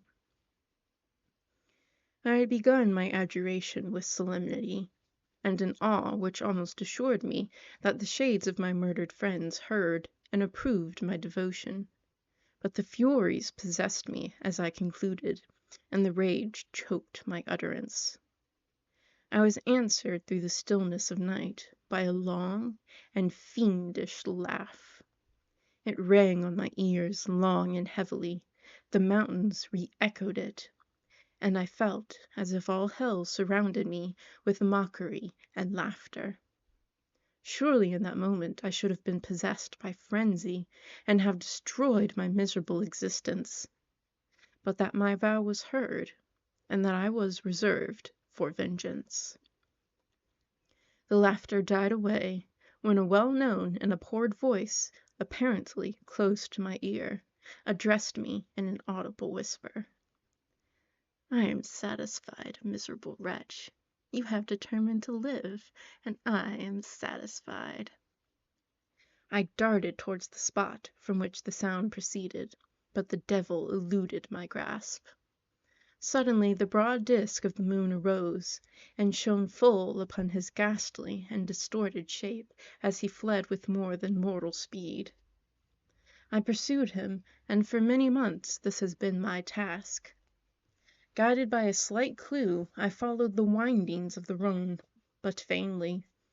The blue Mediterranean appeared, and by a strange chance I saw the fiend enter by night and hide himself in a vessel bound for the Black Sea. I took my passage in this same ship, but he escaped, I know not how. Amidst the wilds of Tartary and Russia, although he still evaded me, I have ever followed in his track. Sometimes the peasants, scared by this horrid apparition, informed me of his path. Sometimes he himself, who feared that if I lost all trace of him, I should despair and die, left some mark to guide me. The snows descended on my head, and I saw the print of his huge step on the white plain. To you, first entering on life, to whom care is new and agony unknown, how can you understand what I have felt and still feel? Cold, want, and fatigue were the least pains which I was destined to endure. I was cursed by some devil, and carried about with me my eternal hell. Yet still a spirit of good followed and directed my steps, and when I most murmured, he would suddenly extricate me from seemingly insurmountable difficulties. Sometimes, when nature, overcome by hunger, sunk under the exhaustion, a repast was prepared for me in the desert that restored and inspirited me. The fare was indeed coarse, such as the peasants of the country ate, but I will not doubt that it was set there by the spirits that I had invoked to aid me. Often, when all was dry, the heavens cloudless, and I was parched by thirst, a slight cloud would bedim the sky, shed the few drops that revived me, and vanish. I followed, when I could, the courses of the rivers, but the Damon generally avoided these, as it was here that the population of the county chiefly collected. In other places human beings were seldom seen, and I generally subsisted on the wild animals that crossed my path. I had money with me, and gained the friendship of the villagers by distributing it, or I brought with me some food that I had killed, which, after taking a small part, I always presented to those who had provided me with fire and utensils for cooking. My life, as it passed thus, was indeed hateful to me, and it was during sleep that I could taste joy. Oh, blessed sleep! Often, when most miserable, I sank to repose, and my dreams lulled me even to rapture. The spirits that guarded me had provided these moments, or rather hours, of happiness, that I might retain strength to fulfill my pilgrimage. Deprived of this respite, I should have sunk under my hardships. During the day I was sustained and inspirited by the hope of night, for in sleep I saw my friends, my wife, and my beloved country. Again I saw the benevolent countenance of my father, heard the silver tones of my Elizabeth's voice, and beheld Clerval enjoying health and youth.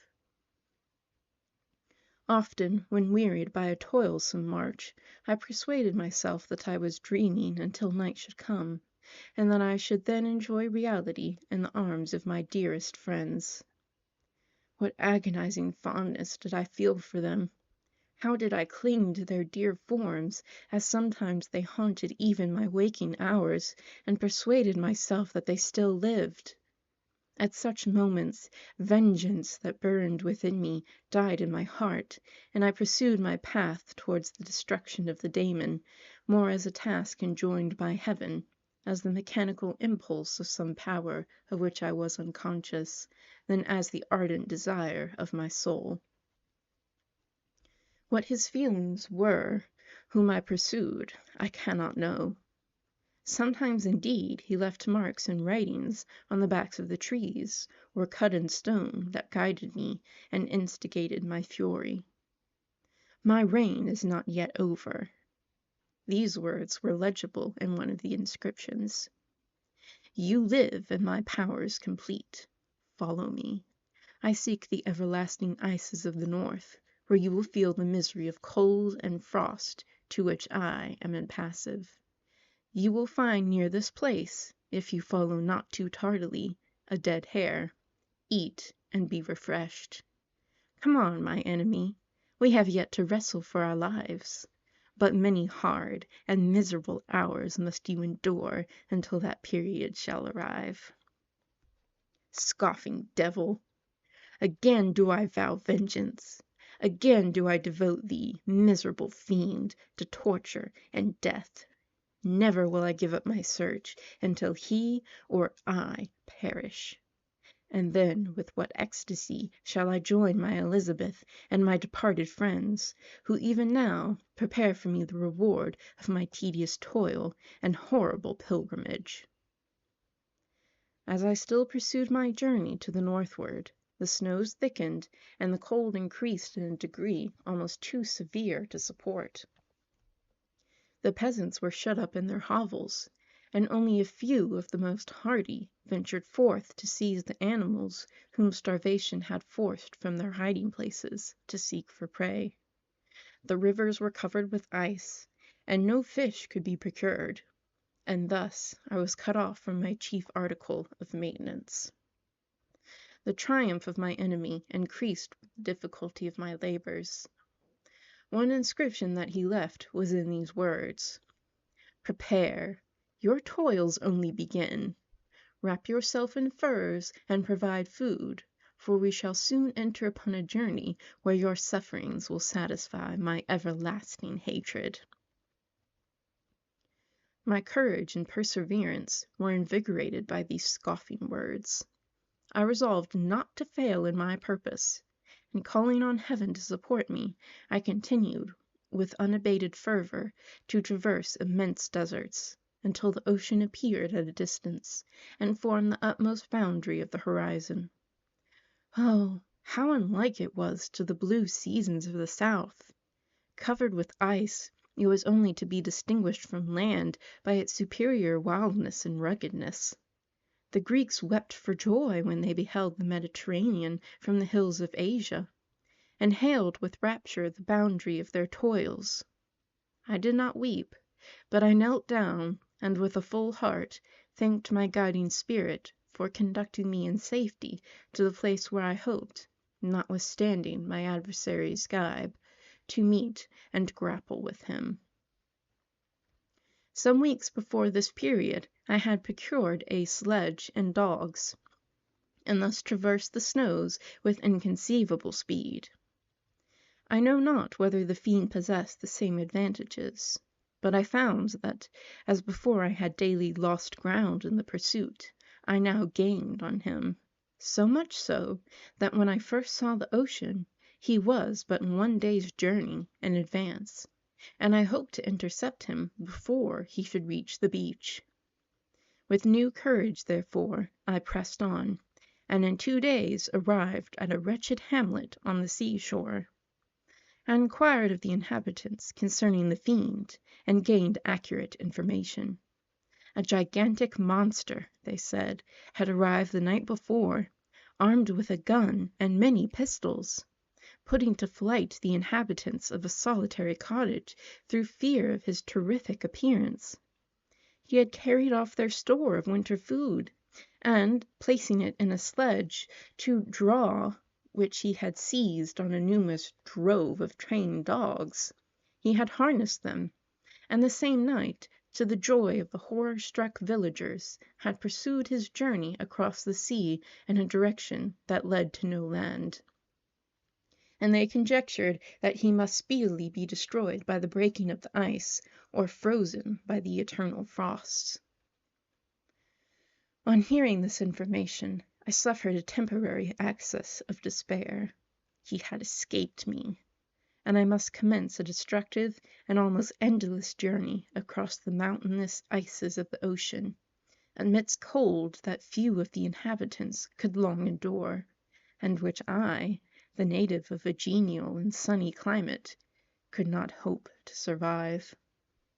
Yet, at the idea that the fiend should live and be triumphant, my rage and vengeance returned, and like a mighty tide overwhelmed every other feeling. After a slight repose, during which the spirits of the dead hovered round and instigated me to toil and revenge, I prepared for my journey. I exchanged my land sledge for one fashioned for the inequalities of the frozen ocean, and purchasing a plentiful stock of provisions, I departed from land. I cannot guess how many days have passed since then, but I have endured misery, which nothing but the eternal sentiment of a just retribution burning within my heart could have enabled me to support.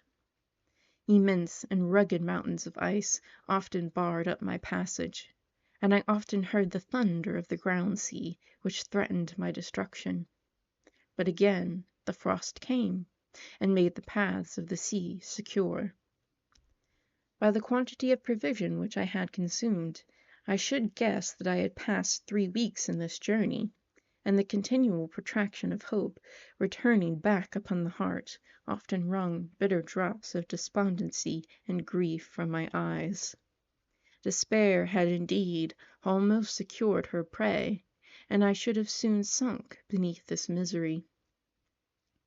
Once, after the poor animals that conveyed me had with incredible toil gained the summit of a sloping ice mountain, and one, sinking under his fatigue, died, I viewed the expanse before me with anguish, when suddenly my eye caught a dark speck upon the dusty plain. I strained my sight to discover what it could be, and uttered a wild cry of ecstasy when I distinguished a sledge and the distorted proportions of a well-known form within. Oh, with what a burning gush did hope revisit my heart! Warm tears filled my eyes, which I hastily wiped away, that they might not intercept the view I had of the daemon. But still my sight was dimmed by the burning drops, until, giving way to the emotions that oppressed me, I wept aloud. But this was not the time for delay. I disencumbered the dogs of their dead companion, gave them a plentiful portion of food, and after an hour's rest, which was absolutely necessary, and yet which was bitterly irksome to me, I continued my route. The sledge was still visible, nor did I again lose sight of it, except at the moments when for a short time some ice rock concealed it with its intervening crags. I indeed perceptibly gained on it, and when, after nearly 2 days' journey, I beheld my enemy at no more than a mile distant, my heart bounded within me. But now, when I appeared almost within grasp of my foe, my hopes were suddenly extinguished, and I lost all trace of him more utterly than I had ever done before. A ground sea was heard, the thunder of its progress, as the waters rolled and swelled beneath me, became every moment more ominous and terrific. I pressed on, but in vain. The wind arose, the sea roared, and, as with the mighty shock of an earthquake, it split and cracked with a tremendous and overwhelming sound. The work was soon finished, and in a few minutes a tumultuous sea rolled between me and my enemy, and I was left drifting on a scattered piece of ice that was continually lessening, and thus preparing me for a hideous death. In this manner many appalling hours passed. Several of my dogs died, and I myself was about to sink under the accumulation of distress, when I saw your vessel riding at anchor, and holding forth to me hopes of succor and life. I had no conception that vessels ever came so far north, and was astounded at the sight. I quickly destroyed part of my sledge to construct oars, and by these means was enabled, with infinite fatigue, to move my ice raft in the direction of your ship. I had determined, if you were going southwards, still to trust myself to the mercy of the seas, rather than abandon my purpose.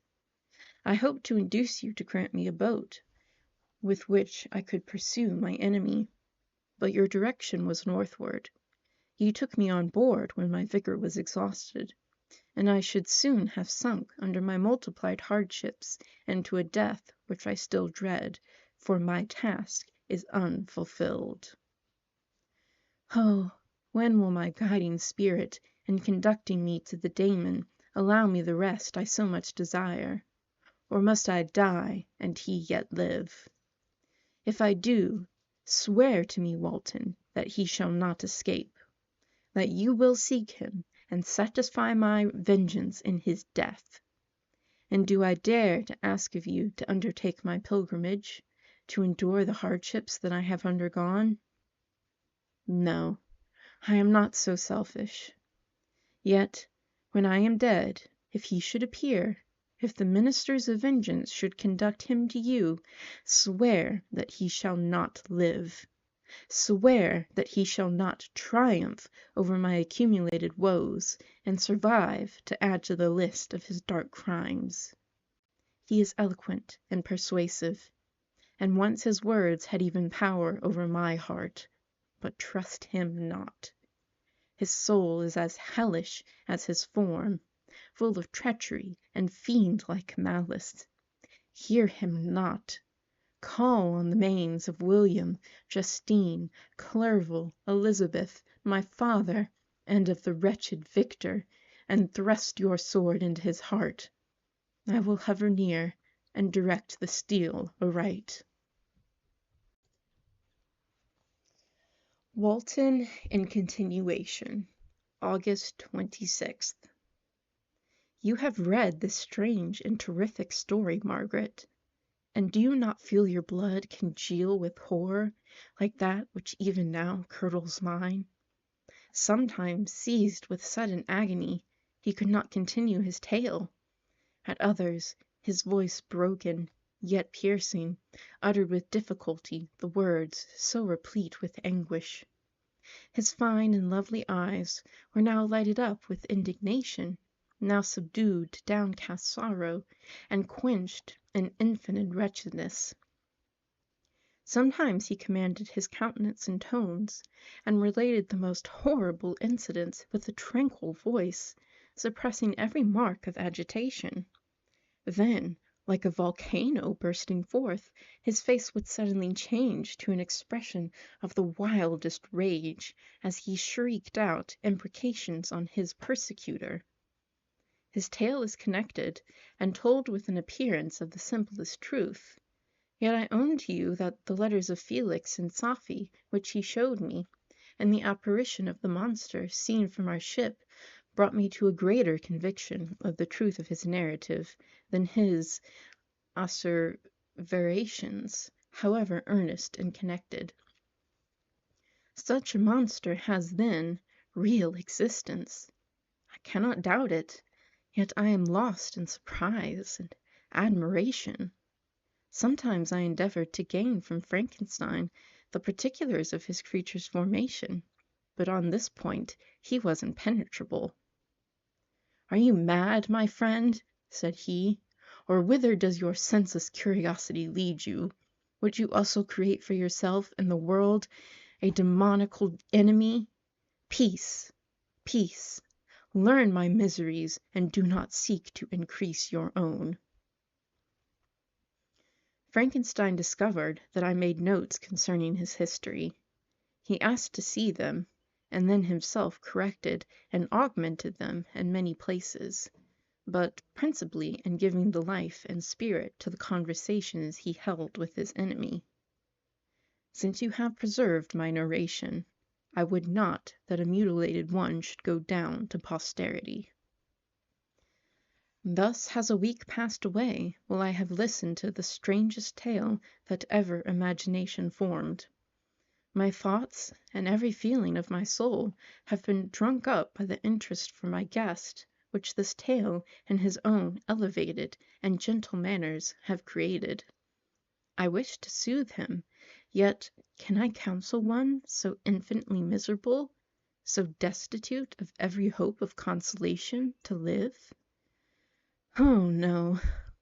The only joy that he can now know will be when he composes his shattered spirit to peace and death. Yet he enjoys one comfort, the offspring of solitude and delirium. He believes that when in dreams he holds converse with his friends, and derives from that communion consolation for his miseries, or excitements to his vengeance, that they are not the creations of his fancy, but the beings themselves who visit him from the regions of a remote world. This faith gives a solemnity to his reveries that render them to me almost as imposing and interesting as truth. Our conversations are not always confined to his own history and misfortunes. On every point of general literature he displays unbounded knowledge, and a quick and piercing apprehension. His eloquence is forcible and touching.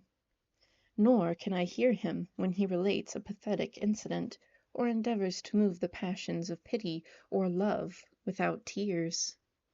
What a glorious creature he must have been in the days of his prosperity, when he is thus noble and godlike in ruin.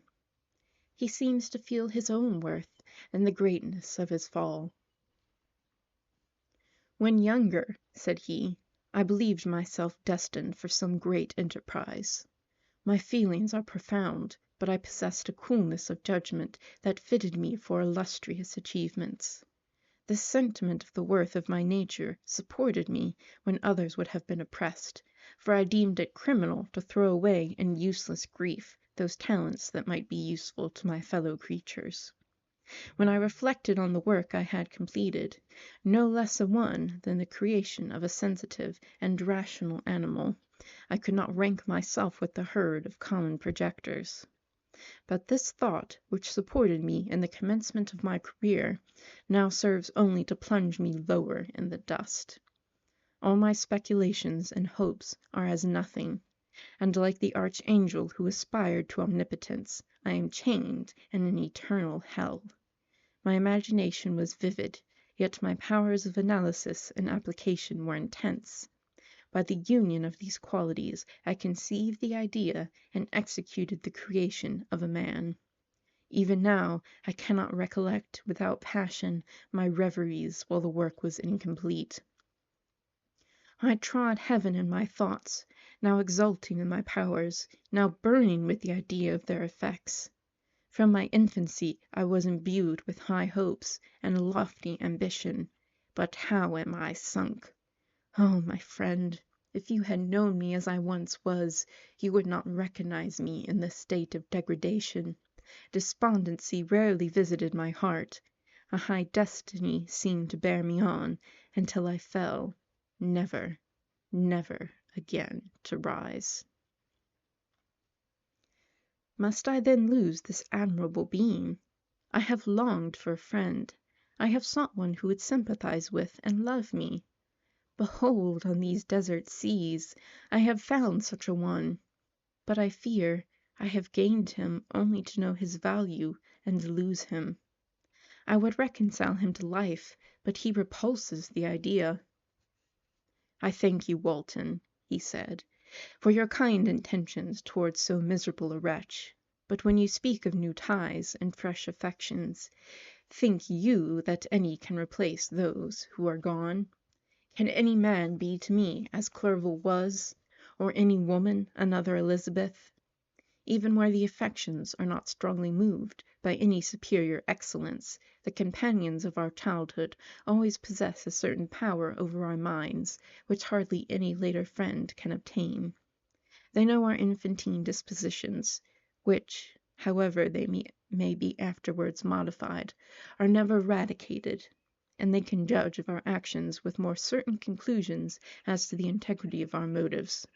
A sister or a brother can never, unless indeed such symptoms have been shown earlier, suspect the other of fraud or false dealing, when another friend, however strongly he may be attached, may, in spite of himself, be contemplated with suspicion. But I enjoyed friends, dear not only through habit and association, but from their own merits, and wherever I am, the soothing voice of Elizabeth and the conversation of Clerval will be ever whispered in my ear. They are dead, and but one feeling in such a solitude can persuade me to preserve my life. If I were engaged in any high undertaking or design, fraught with extensive utility to my fellow creatures, then I could live to fulfill it. But such is not my destiny. I must pursue and destroy the being to whom I gave existence. Then my lot on earth will be fulfilled, and I may die. September 2nd.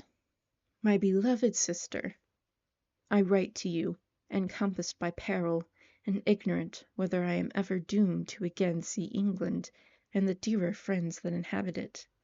I am surrounded by mountains of ice, which admit of no escape, and threaten every moment to crush my vessel. The brave fellows whom I have persuaded to be my companions look towards me for aid, but I have none to bestow. There is something terribly appalling in our situation, yet my courage and hopes do not desert me. Yet it is terrible to reflect that the lives of all these men are endangered through me. If we are lost, my mad schemes are the cause. And what, Margaret, will be the state of your mind? You will not hear of my destruction, and you will anxiously await my return. Years will pass, and you will have visitings of despair, and yet be tortured by hope. Oh, my beloved sister, the sickening failing of your heartfelt expectations is, in prospect, more terrible to me than my own death. But you have a husband and lovely children. You may be happy. Heaven bless you and make you so. My unfortunate guest regards me with the tenderest compassion. He endeavors to fill me with hope, and talks as if life were a possession which he valued. He reminds me how often the same accidents have happened to other navigators who have attempted this sea, and in spite of myself, he fills me with cheerful auguries. Even the sailors feel the power of his eloquence. When he speaks, they no longer despair. He rouses their energies, and while they hear his voice, they believe these vast mountains of ice are mole-hills which will vanish before the resolutions of man. These feelings are transitory. Each day of expectation delayed fills them with fear, and I almost dread a mutiny caused by this despair. September 5th. A scene has just passed of such uncommon interest that although it is highly probable that these papers may never reach you, yet I cannot forbear recording it. We are still surrounded by mountains of ice, still in imminent danger of being crushed in their conflict. The cold is excessive, and many of my unfortunate comrades have already found a grave amidst this scene of desolation. Frankenstein has daily declined in health. A feverish fire still glimmers in his eyes, but he is exhausted, and when suddenly roused to any exertion, he speedily sinks again into apparent lifelessness. I mentioned in my last letter the fears I entertained of a mutiny. This morning, as I sat watching the wan countenance of my friend, his eyes half closed and his limbs hanging listlessly, I was roused by half a dozen of the sailors, who demanded admission into the cabin. They entered, and their leader addressed me.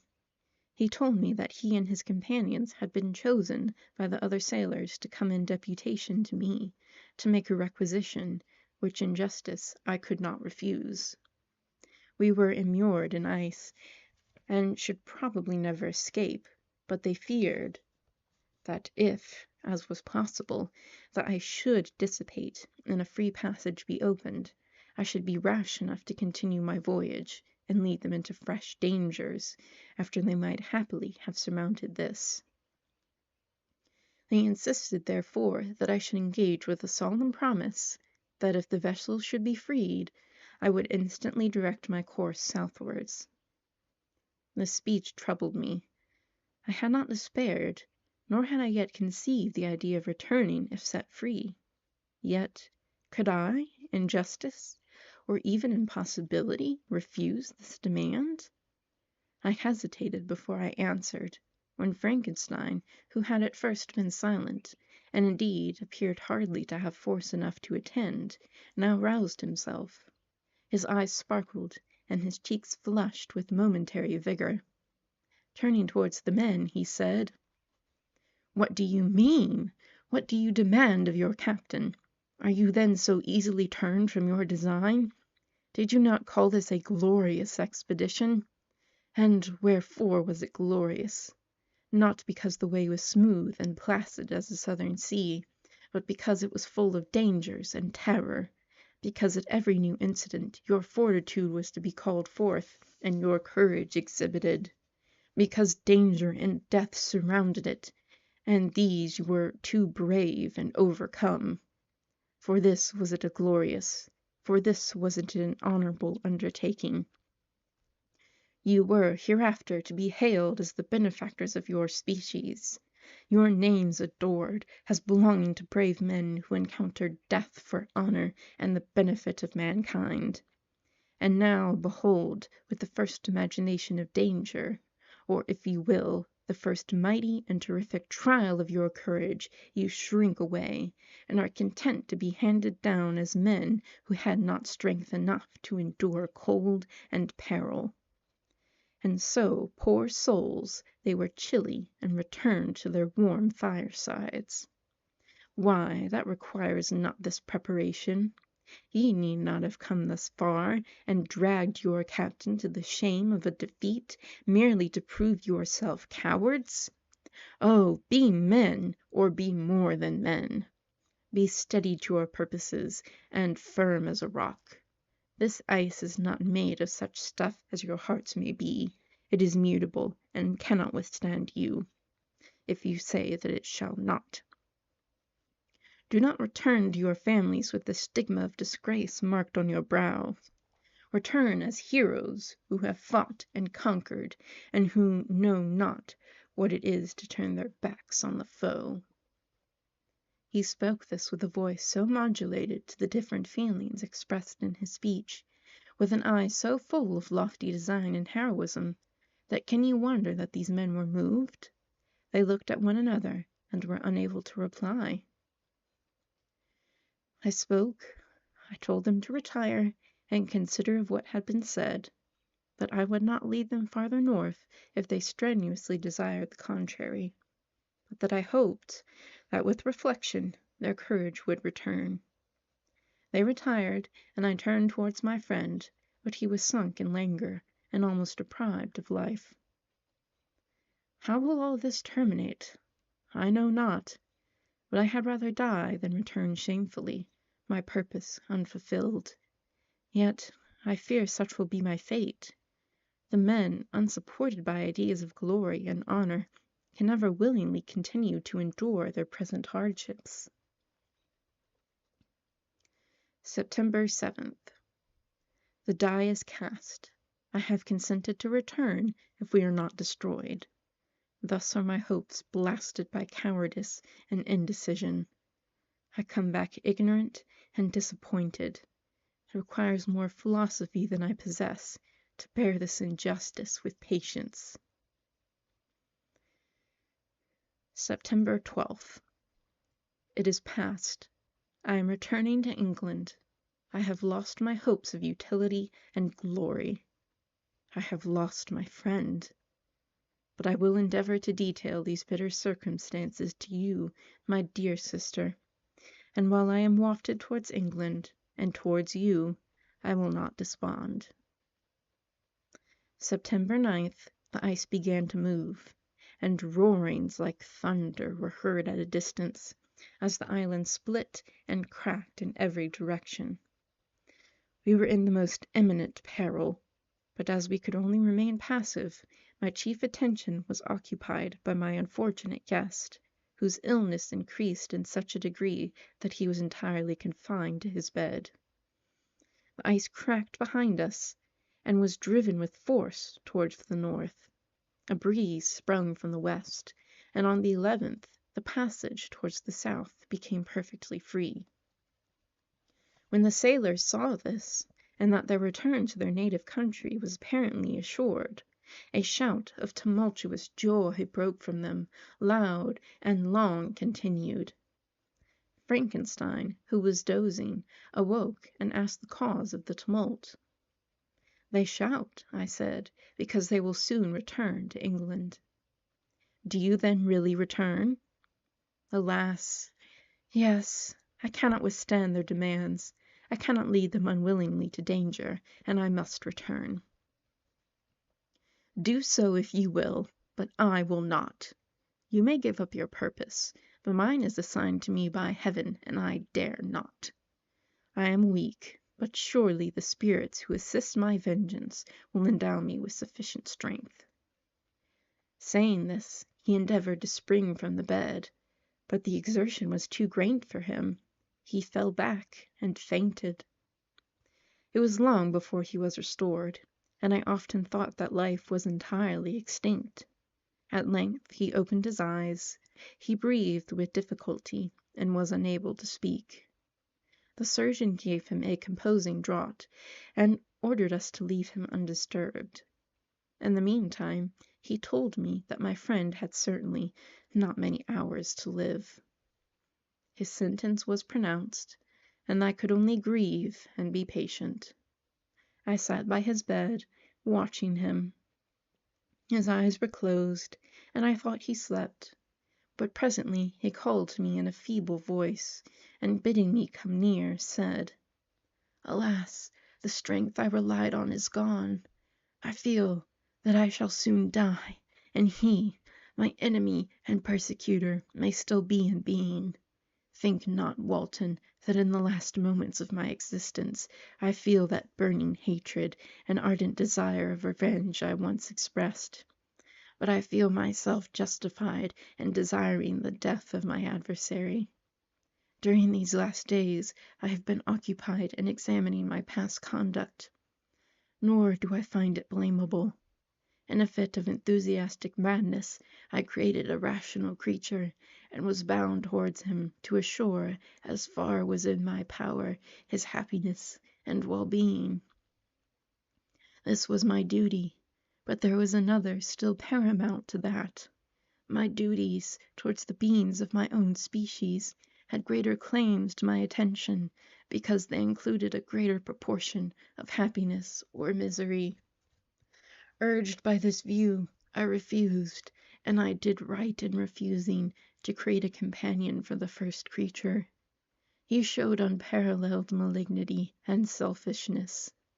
In evil, he destroyed my friends.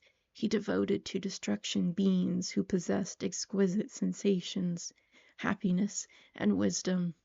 Nor do I know where this thirst for vengeance may end. Miserable himself, that he may render no other wretched, he ought to die. The task of his destruction was mine, but I have failed. When actuated by selfish and vicious motives, I asked you to undertake my unfinished work, and I renew this request now, when I am only induced by reason and virtue. Yet I cannot ask you to renounce your country and friends to fulfill this task, and now that you are returning to England, you will have little chance of meeting with him. For the consideration of these points, and the well-balancing of what you may esteem your duties, I leave to you. My judgment and ideas are already disturbed by the near approach of death. I dare not ask you to do what I think right, for I may still be misled by passion. That he should live to be an instrument of mischief disturbs me. In other respects, this hour, when I momentarily expect my release, is the only happy one which I have enjoyed for several years. The forms of the beloved dead flit before me, and I hasten to their arms. Farewell, Walton. Seek happiness and tranquillity, and avoid ambition, even it be only the apparently innocent one of distinguishing yourself in science and discoveries. Yet, why do I say this? I have myself been blasted in these hopes, yet another may succeed. His voice became faint as he spoke, and at length, exhausted by his effort, he sunk into silence. About half an hour afterwards he attempted again to speak, but was unable. He pressed my hand feebly, and his eyes closed forever, while the irradiation of a gentle smile passed away from his lips. Margaret, what comment can I make on the untimely extinction of this glorious spirit? What can I say that will enable you to understand the depth of my sorrow? All that I should express would be inadequate and feeble. My tears flow. My mind is overshadowed by a cloud of disappointment, but I journey towards England, and I may there find consolation. I am interrupted. What do these sounds portend? It is midnight. The breeze blows fairly, and the watch on deck scarcely stir. Again, there is a sound as of human voice, but hoarser. It comes from the cabin where the remains of Frankenstein still lie. I must arise and examine. Good night, my sister. Great God, what a scene has just taken place! I am dizzy with the remembrance of it. I hardly know whether I shall have the power to detail it. Yet the tale which I have recorded would be incomplete without this final and wonderful catastrophe. I entered the cabin where lay the remains of my ill-fated and admirable friend. Over him hung a form which I cannot find words to describe. Gigantic in stature, yet uncouth and distorted in its proportions. As he hung over the coffin, his face was concealed by long locks of ragged hair, but one vast hand was extended in colour and apparent texture like that of a mummy. When he heard the sound of my approach, he ceased to utter exclamations of grief and horror, and sprung towards the window. Never did I behold a vision so horrible as his face, of such loathsome yet appalling hideousness. I shut my eyes involuntarily, and endeavoured to recollect what were my duties with regard to this destroyer. I called on him to stay. He paused, looking on me with wonder, and again, turning towards the lifeless form of his creator, he seemed to forget my presence, and every feature and gesture seemed instigated by the wildest rage of some uncontrollable passion. "That is also my victim," he exclaimed. "In his murder my crimes are consummated. The miserable series of my being is wound to its close. Oh, Frankenstein, generous and self-devoted being, what does it avail that I now ask thee to pardon me? I, who irrevocably destroyed these by destroying all thou loved. Alas, he is cold. He cannot answer me." His voice seemed suffocated, and my first impulses, which had suggested to me the duty of obeying the dying request of my friend and destroying his enemy, were now suspended by a mixture of curiosity and compassion. I approached this tremendous being. I dared not again raise my eyes to his face. There was something so scaring and unearthly in his ugliness. I attempted to speak, but the words died away on my lips. The monster continued to utter wild and incoherent self-reproaches. At length I gathered resolution to address him in a pause of the tempest of his passion. "Your repentance," I said, "is now superfluous. If you had listened to the voice of conscience, and heeded the stings of remorse, before you had urged your diabolical vengeance to this extremity, Frankenstein would yet have lived." "And do you dream?" said the Damon. "Do you think that I was then dead to agony and remorse? He continued, pointing to the corpse, "he suffered not in the consummation of the deed. Oh, not the 10,000th portion of the anguish that was mine during the lingering detail of its execution. A frightful selfishness hurried me on while my heart was poisoned with remorse. Think you that the groans of Clerval were music to my ears? My heart was fashioned to be susceptible of love and sympathy, and when wrenched by misery to vice and hatred, it did not endure the violence of the change without torture, such as you cannot even imagine. After the murder of Clerval, I returned to Switzerland, heartbroken and overcome. I pitied Frankenstein. My pity amounted to horror. I abhorred myself. But when I discovered that he, the author at once of my existence and of its unspeakable torments, dared to hope for happiness, that while he accumulated wretchedness and despair upon me, he sought his own enjoyment and feelings and passions from the indulgence of which I was forever barred, then impotent envy and bitter indignation filled me with an insatiable thirst for vengeance. I recollected my threat, and resolved that it should be accomplished. I knew that I was preparing myself a deadly torture, but I was the slave, not the master of an impulse which I detested, yet could not disobey. Yet when she died, nay, then I was not miserable. I had cast off all feeling, subdued all anguish to riot in the excess of my despair. Evil thenceforth became my good. Urged thus far, I had no choice but to adapt my nature to an element which I had willingly chosen.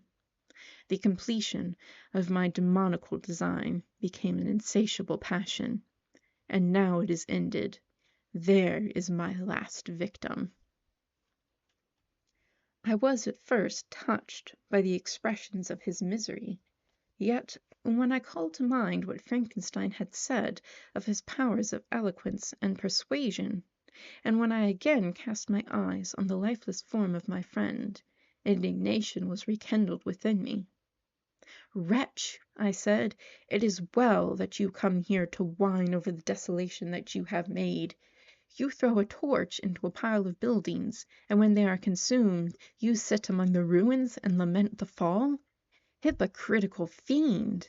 If he whom you mourn still lived, still would he be the object, again would he become the prey, of your accursed vengeance. It is not pity you feel. You lament only because the victim of your malignity is withdrawn from your power." "Oh, it is not thus, not thus," interrupted the being. "Yet such must be the impression conveyed to you by what appears to be the purport of my actions.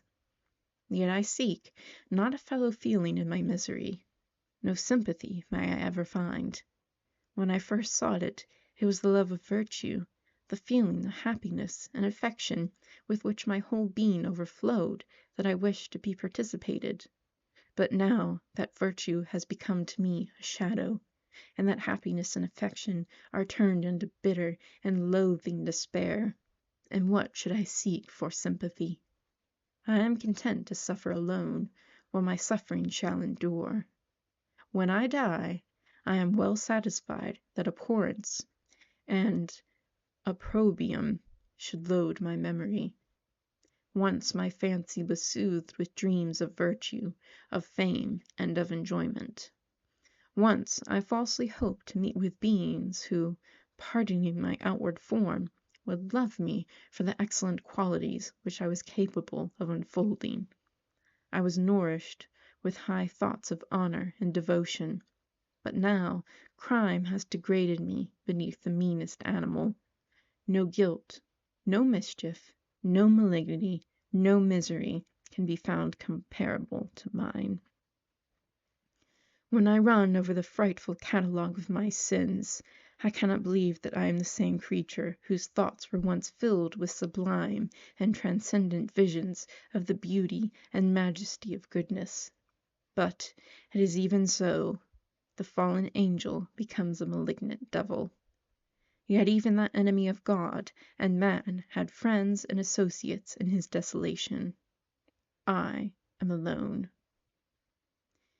You, who call Frankenstein your friend, seem to have a knowledge of my crimes and his misfortunes, but in the detail which he gave you of them, he could not sum up the hours and months of misery which I endured, wasting in impotent passions. For while I destroyed his hopes, I did not satisfy my own desires. They were forever ardent and craving. Still I desired love and fellowship, and I was still spurned. Was there no injustice in this? Am I to be thought the only criminal when all humankind sinned against me? Why do you not hate Felix, who drove his friend from the door with contumely? Why do you not execrate the rustic who sought to destroy the Saviour of his child? Nay, these are virtuous and immaculate beings. I am the miserable and the abandoned, am an abortion, to be spurned at, and kicked, and trampled on. Even now my blood boils at the recollection of this injustice. But it is true that I am a wretch. I have murdered the lovely and the helpless. I have strangled the innocent as they slept, and grasped to death the throat who never injured me or any other living thing. I have devoted my Creator the select specimen of all that is worthy of love and admiration among men, to misery. I have pursued him even to that irredeemable ruin. There he lies, white and cold in death. You hate me, but your abhorrence cannot equal that with which I regard myself. I look on the hands which executed the deed. I think on the heart in which the imagination of it was conceived, and long for the moment when these hands will meet my eyes, when that imagination will haunt my thoughts no more. Fear not that I shall be the instrument of future mischief. My work is nearly complete. Neither yours nor any man's death is needed to consummate the series of my being and accomplish that which must be done, but it requires my own. Do not think that I shall be slow to perform this sacrifice. I shall quit your vessel on the ice raft which brought me thither, and shall seek the most northern extremity of the globe. I shall collect my funeral pile and consume to ashes this miserable frame, that its remains may afford no light to any curious and unhallowed wretch who would create such another as I have been. I shall die. I shall no longer feel the agonies which now consume me, or be the prey of feelings unsatisfied, yet unquenched. He is dead who called me into being, and when I shall be no more, the very remembrance of us both will speedily vanish. I shall no longer see the sun, or stars, or feel the winds play on my cheeks. Light, feeling, and sense will pass away, and in this condition must I find my happiness. Some years ago, when the images which this world affords first opened upon me, when I felt the cheering warmth of summer, and heard the rustling of the leaves, and the warbling of the birds, and these were all to me, I should have wept to die. Now it is my only consolation. Polluted by crimes, and torn by the bitterest remorse, where can I find rest but in death? Farewell. I leave you, and in you the last of humankind whom these eyes will ever behold. Farewell, Frankenstein. If thou wert yet alive, and yet cherished a desire of revenge against me, it would be better satiated in my life than in my destruction. But it was not so. Thou didn't seek my extinction, that I might not cause greater wretchedness. And if yet in some mode unknown to me thou hast not ceased to think and feel, thou would not desire against me a vengeance greater than that which I feel. Blasted as thou wert, my agony was still superior to thine, for the bitter sting of remorse will not cease to rankle in my wounds until death shall close them forever. But soon, he cried with sad and solemn enthusiasm, I shall die, and what I now feel be no longer felt. Soon these burning miseries will be extinct. I shall ascend my funeral pile triumphantly and exult in the agony of the torturing flames. The light of that conflagration will fade away. My ashes will be swept into the sea by the winds, and my spirit will sleep in peace, or if it thinks, it will not surely think thus. Farewell. He sprung from the cabin window, as he said this, upon the ice raft which lay close to the vessel. He was soon borne away by the waves, and lost in the darkness and distance. The end.